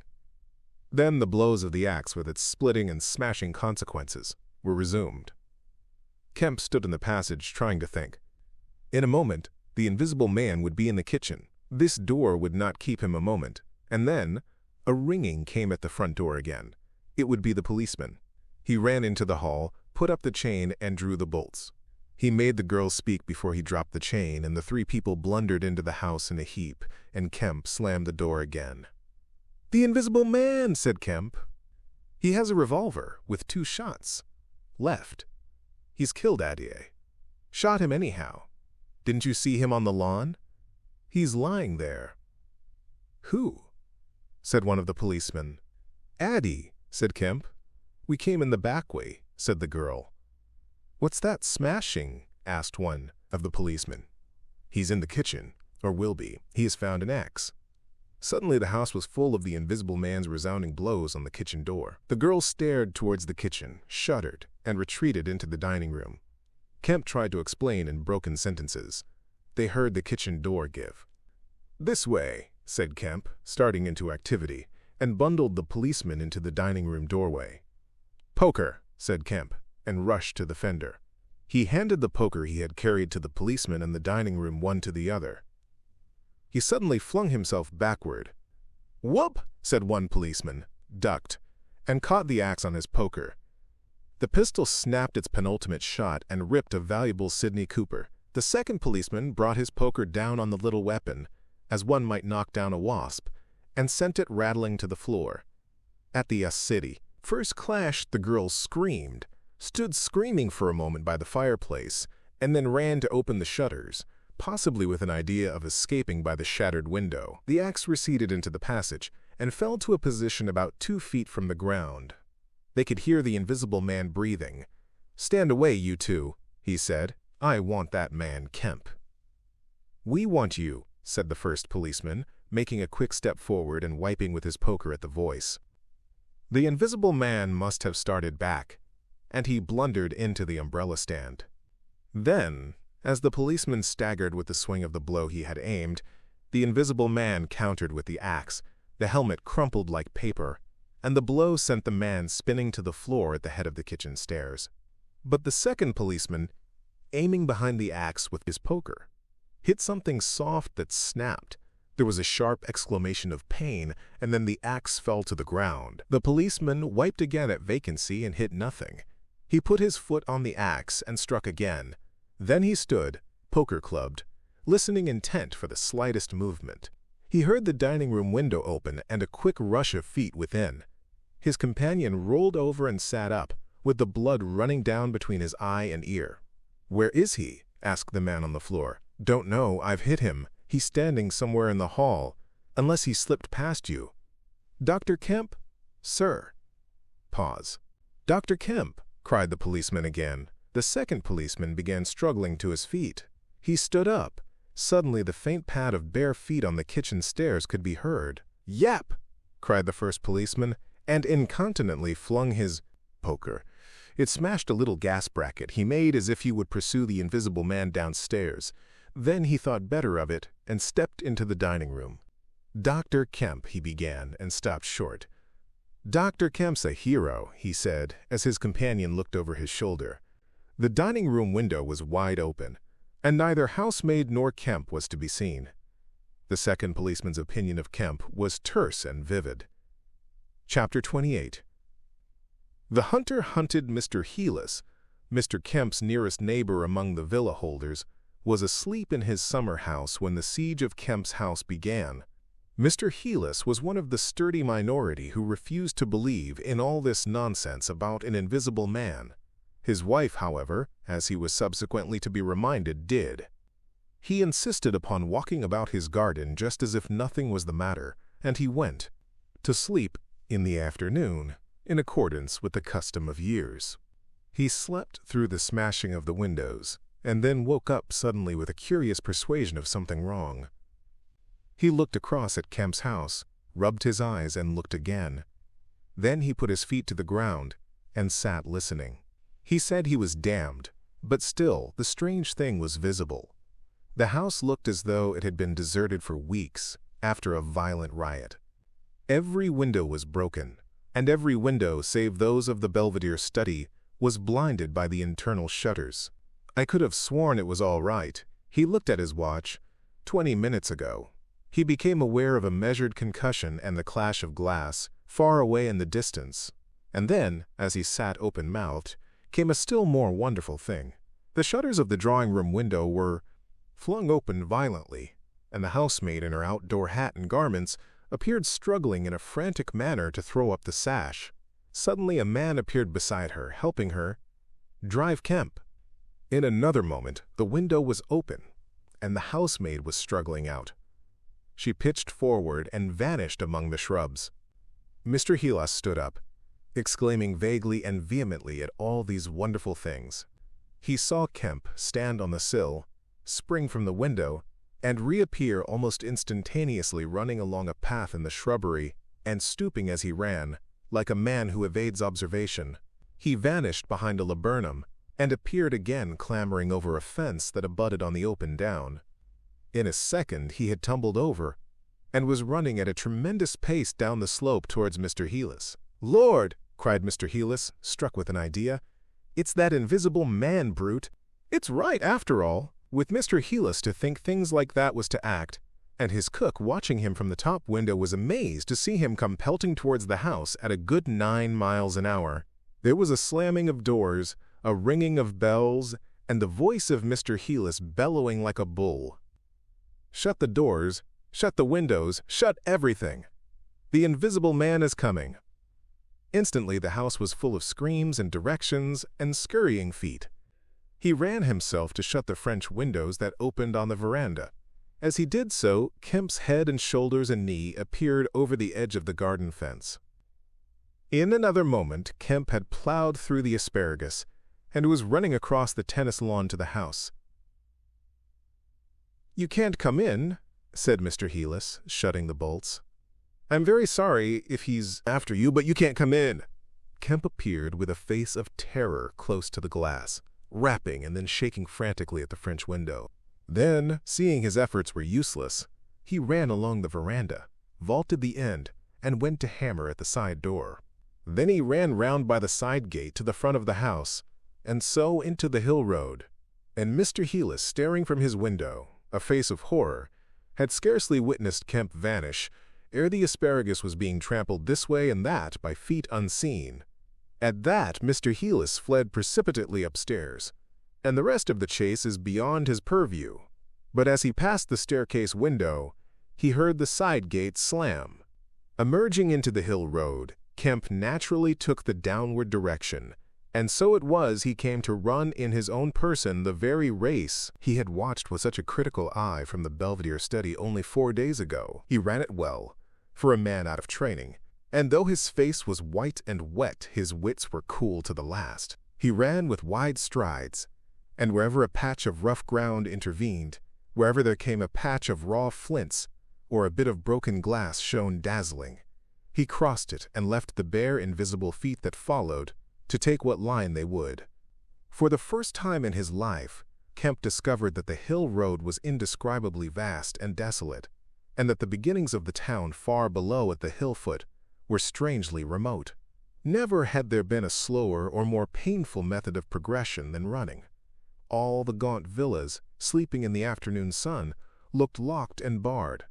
No doubt they were locked and barred by his own orders, but at any rate they might have kept a lookout for an eventuality like this. The town was rising up now, the sea had dropped out of sight behind it, and people down below were stirring. A tram was just arriving at the hill foot. Beyond that was the police station. Was that footsteps he heard behind him? Spurt. The people below were staring at him. One or two were running, and his breath was beginning to saw in his throat. The tram was quite near now, and the Jolly Cricketers was noisily barring its doors. Beyond the tram were posts and heaps of gravel, the drainage works. He had a transitory idea of jumping into the tram and slamming the doors, and then he resolved to go for the police station. In another moment he had passed the door of the Jolly Cricketers, and was in the blistering fag end of the street, with human beings about him. The tram driver and his helper, arrested by the sight of his furious haste, stood staring with the tram horses unhitched. Further on, the astonished features of navvies appeared above the mounds of gravel. His pace broke a little, and then he heard the swift pad of his pursuer and leapt forward again. "The invisible man!" he cried to the navvies with a vague indicative gesture, and by an inspiration leapt the excavation and placed a burly group between him and the chase. Then, abandoning the idea of the police station, he turned into a little side street, rushed by a greengrocer's cart, hesitated for the 10th of a second at the door of a sweetstuff shop, and then made for the mouth of an alley that ran back into the main hill street again. 2 or 3 little children were playing here, and shrieked and scattered at his apparition, and forthwith doors and windows opened and excited mothers revealed their hearts. Out he shot into Hill Street again, 300 yards from the tram-line end, and immediately he became aware of a tumultuous vociferation and running people. He glanced up the street towards the hill. Hardly a dozen yards off ran a huge navvy, cursing in fragments and slashing viciously with a spade, and hard behind him came the tram conductor with his fists clenched. Up the street others followed these two, striking and shouting. Down towards the town, men and women were running, and he noticed clearly one man coming out of a shop door with a stick in his hand. "Spread out! Spread out!" cried someone. Kemp suddenly grasped the altered condition of the chase. He stopped and looked round, panting. "He's close here," he cried. "Form a line across." He was hit hard under the ear and went reeling, trying to face round towards his unseen antagonist. He just managed to keep his feet, and he struck a vain counter in the air. Then he was hit again under the jaw and sprawled headlong on the ground. In another moment a knee compressed his diaphragm and a couple of eager hands gripped his throat, but the grip of one was weaker than the other. He grasped the wrists, heard a cry of pain from his assailant, and then the spade of the navvy came whirling through the air above him and struck something with a dull thud. He felt a drop of moisture on his face. The grip at his throat suddenly relaxed, and with a convulsive effort, Kemp loosed himself, grasped a limp shoulder, and rolled uppermost. He gripped the unseen elbows near the ground. "I've got him!" screamed Kemp. "Help! Help! Hold! He's down! Hold his feet!" In another second, there was a simultaneous rush upon the struggle, and a stranger coming into the road suddenly might have thought an exceptionally savage game of rugby football was in progress. And there was no shouting after Kemp's cry, only a sound of blows and feet and heavy breathing. Then came a mighty effort, and the invisible man threw off a couple of his antagonists and rose to his knees. Kemp clung to him in front like a hound to a stag, and a dozen hands gripped, clutched, and tore at the unseen. The tram conductor suddenly got the neck and shoulders and lugged him back. Down went the heap of struggling men again and rolled over. There was, I am afraid, some savage kicking. Then suddenly a wild scream of "Mercy! Mercy!" that died down swiftly to a sound like choking. "Get back, you fools!" cried the muffled voice of Kemp, and there was a vigorous shoving back of stalwart forms. "He's hurt, I tell you. Stand back." There was a brief struggle to clear a space, and then the circle of eager faces saw the doctor kneeling, as it seemed, 15 inches in the air, and holding invisible arms to the ground. Behind him, a constable gripped invisible ankles. "Don't you leave go of N," cried the big navvy, holding a blood-stained spade. "He's shamming." "He's not shamming," said the doctor, cautiously raising his knee. "And I'll hold him." His face was bruised and already going red. He spoke thickly because of a bleeding lip. He released one hand and seemed to be feeling at the face. "The mouth's all wet," he said. And then, "Good God!" He stood up abruptly and then knelt down on the ground by the side of the thing unseen. There was a pushing and shuffling, a sound of heavy feet as fresh people turned up to increase the pressure of the crowd. People now were coming out of the houses. The doors of the Jolly Cricketers stood suddenly wide open. Very little was said. Kemp felt about, his hand seeming to pass through empty air. "He's not breathing," he said, and then, "I can't feel his heart. His side." Ugh. Suddenly, an old woman, peering under the arm of the big navvy, screamed sharply. "Looky there," she said, and thrust out a wrinkled finger. And looking where she pointed, everyone saw, faint and transparent as though it was made of glass, so that veins and arteries and bones and nerves could be distinguished, the outline of a hand limp and prone. It grew clouded and opaque, even as they stared. "Hello!" cried the constable. "Here's his feet a-showing!" And so, slowly, beginning at his hands and feet, and creeping along his limbs to the vital centers of his body, that strange change continued. It was like the slow spreading of a poison. First came the little white nerves, a hazy gray sketch of a limb, then the glassy bones and intricate arteries, then the flesh and skin, first a faint fogginess, and then growing rapidly dense and opaque. Presently they could see his crushed chest and his shoulders, and the dim outline of his drawn and battered features. When at last the crowd made way for Kemp to stand erect, there lay, naked and pitiful on the ground, the bruised and broken body of a young man about 30. His hair and brow were white, not gray with age, but white with the whiteness of albinism, and his eyes were like garnets. His hands were clenched, his eyes wide open, and his expression was one of anger and dismay. "Cover his face!" said a man. "For God's sake, cover that face!" And 3 little children, pushing forward through the crowd, were suddenly twisted round and sent packing off again. Someone brought a sheet from the Jolly Cricketers, and having covered him, they carried him into that house.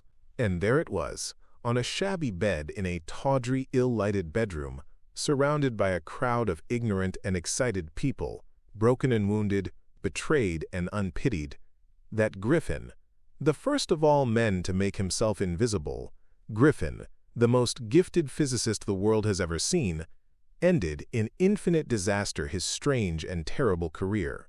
The epilogue so ends the story of the strange and evil experiments of the Invisible Man. And if you would learn more of him, you must go to a little inn near Port Stowe and talk to the landlord. The sign of the inn is an empty board, save for a hat and boots, and the name is the title of this story. The landlord is a short and corpulent little man with a nose of cylindrical proportions, wiry hair, and a sporadic rosiness of visage. Drink generously, and he will tell you generously of all the things that happened to him after that time, and of how the lawyers tried to do him out of the treasure found upon him. "When they found they couldn't prove whose money was which, I'm blessed," he says, "if they didn't try to make me out a blooming treasure trove. Do I look like a treasure trove? And then a gentleman gave me a guinea a night to tell the story at the Empire Music, all just to tell him in my own words, barring one." And if you want to cut off the flow of his reminiscences abruptly, you can always do so by asking if there weren't 3 manuscript books in the story. He admits there were and proceeds to explain, with asseverations that everybody thinks he has 'em. But bless you, he hasn't. The Invisible Man it was took, I'm off to hide, and when I cut and ran for Port Stowe. It's that Mr. Kemp put people on with the idea of my having 'em. And then he subsides into a pensive state, watches you furtively, bustles nervously with glasses, and presently leaves the bar. He is a bachelor man. His tastes were ever bachelor, and there are no women folk in the house. Outwardly, he buttons. It is expected of him. But in his more vital privacies, in the matter of braces, for example, he still turns to string. He conducts his house without enterprise, but with eminent decorum. His movements are slow, and he is a great thinker. But he has a reputation for wisdom and for a respectable parsimony in the village, and his knowledge of the roads of the south of England would beat Cobbett. And on Sunday mornings, every Sunday morning all the year round, while he is closed to the outer world, and every night after 10 he goes into his bar parlor, bearing a glass of gin faintly tinged with water, and having placed this down, he locks the door and examines the blinds, and even looks under the table, and then, being satisfied of his solitude, he unlocks the cupboard and a box in the cupboard and a drawer in that box, and produces 3 volumes bound in brown leather, and places them solemnly in the middle of the table. The covers are weather-worn and tinged with an algal green, for once they sojourned in a ditch and some of the pages have been washed blank by dirty water. The landlord sits down in an armchair, fills a long clay pipe slowly, gloating over the books the while. Then he pulls one towards him and opens it, and begins to study it, turning over the leaves backwards and forwards. His brows are knit, and his lips move painfully. Hex, little two up in the air, cross in a fiddle-de-dee. Lord, what a one he was for intellect. Presently he relaxes and leans back, and blinks through his smoke across the room at things invisible to other eyes.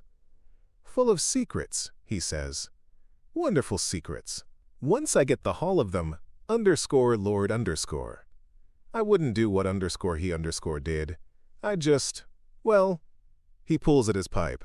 So he lapses into a dream, the undying, wonderful dream of his life, and though Kemp has fished unceasingly, no human being save the landlord knows those books are there, with the subtle secret of invisibility and a dozen other strange secrets written therein, and none other will know of them until he dies.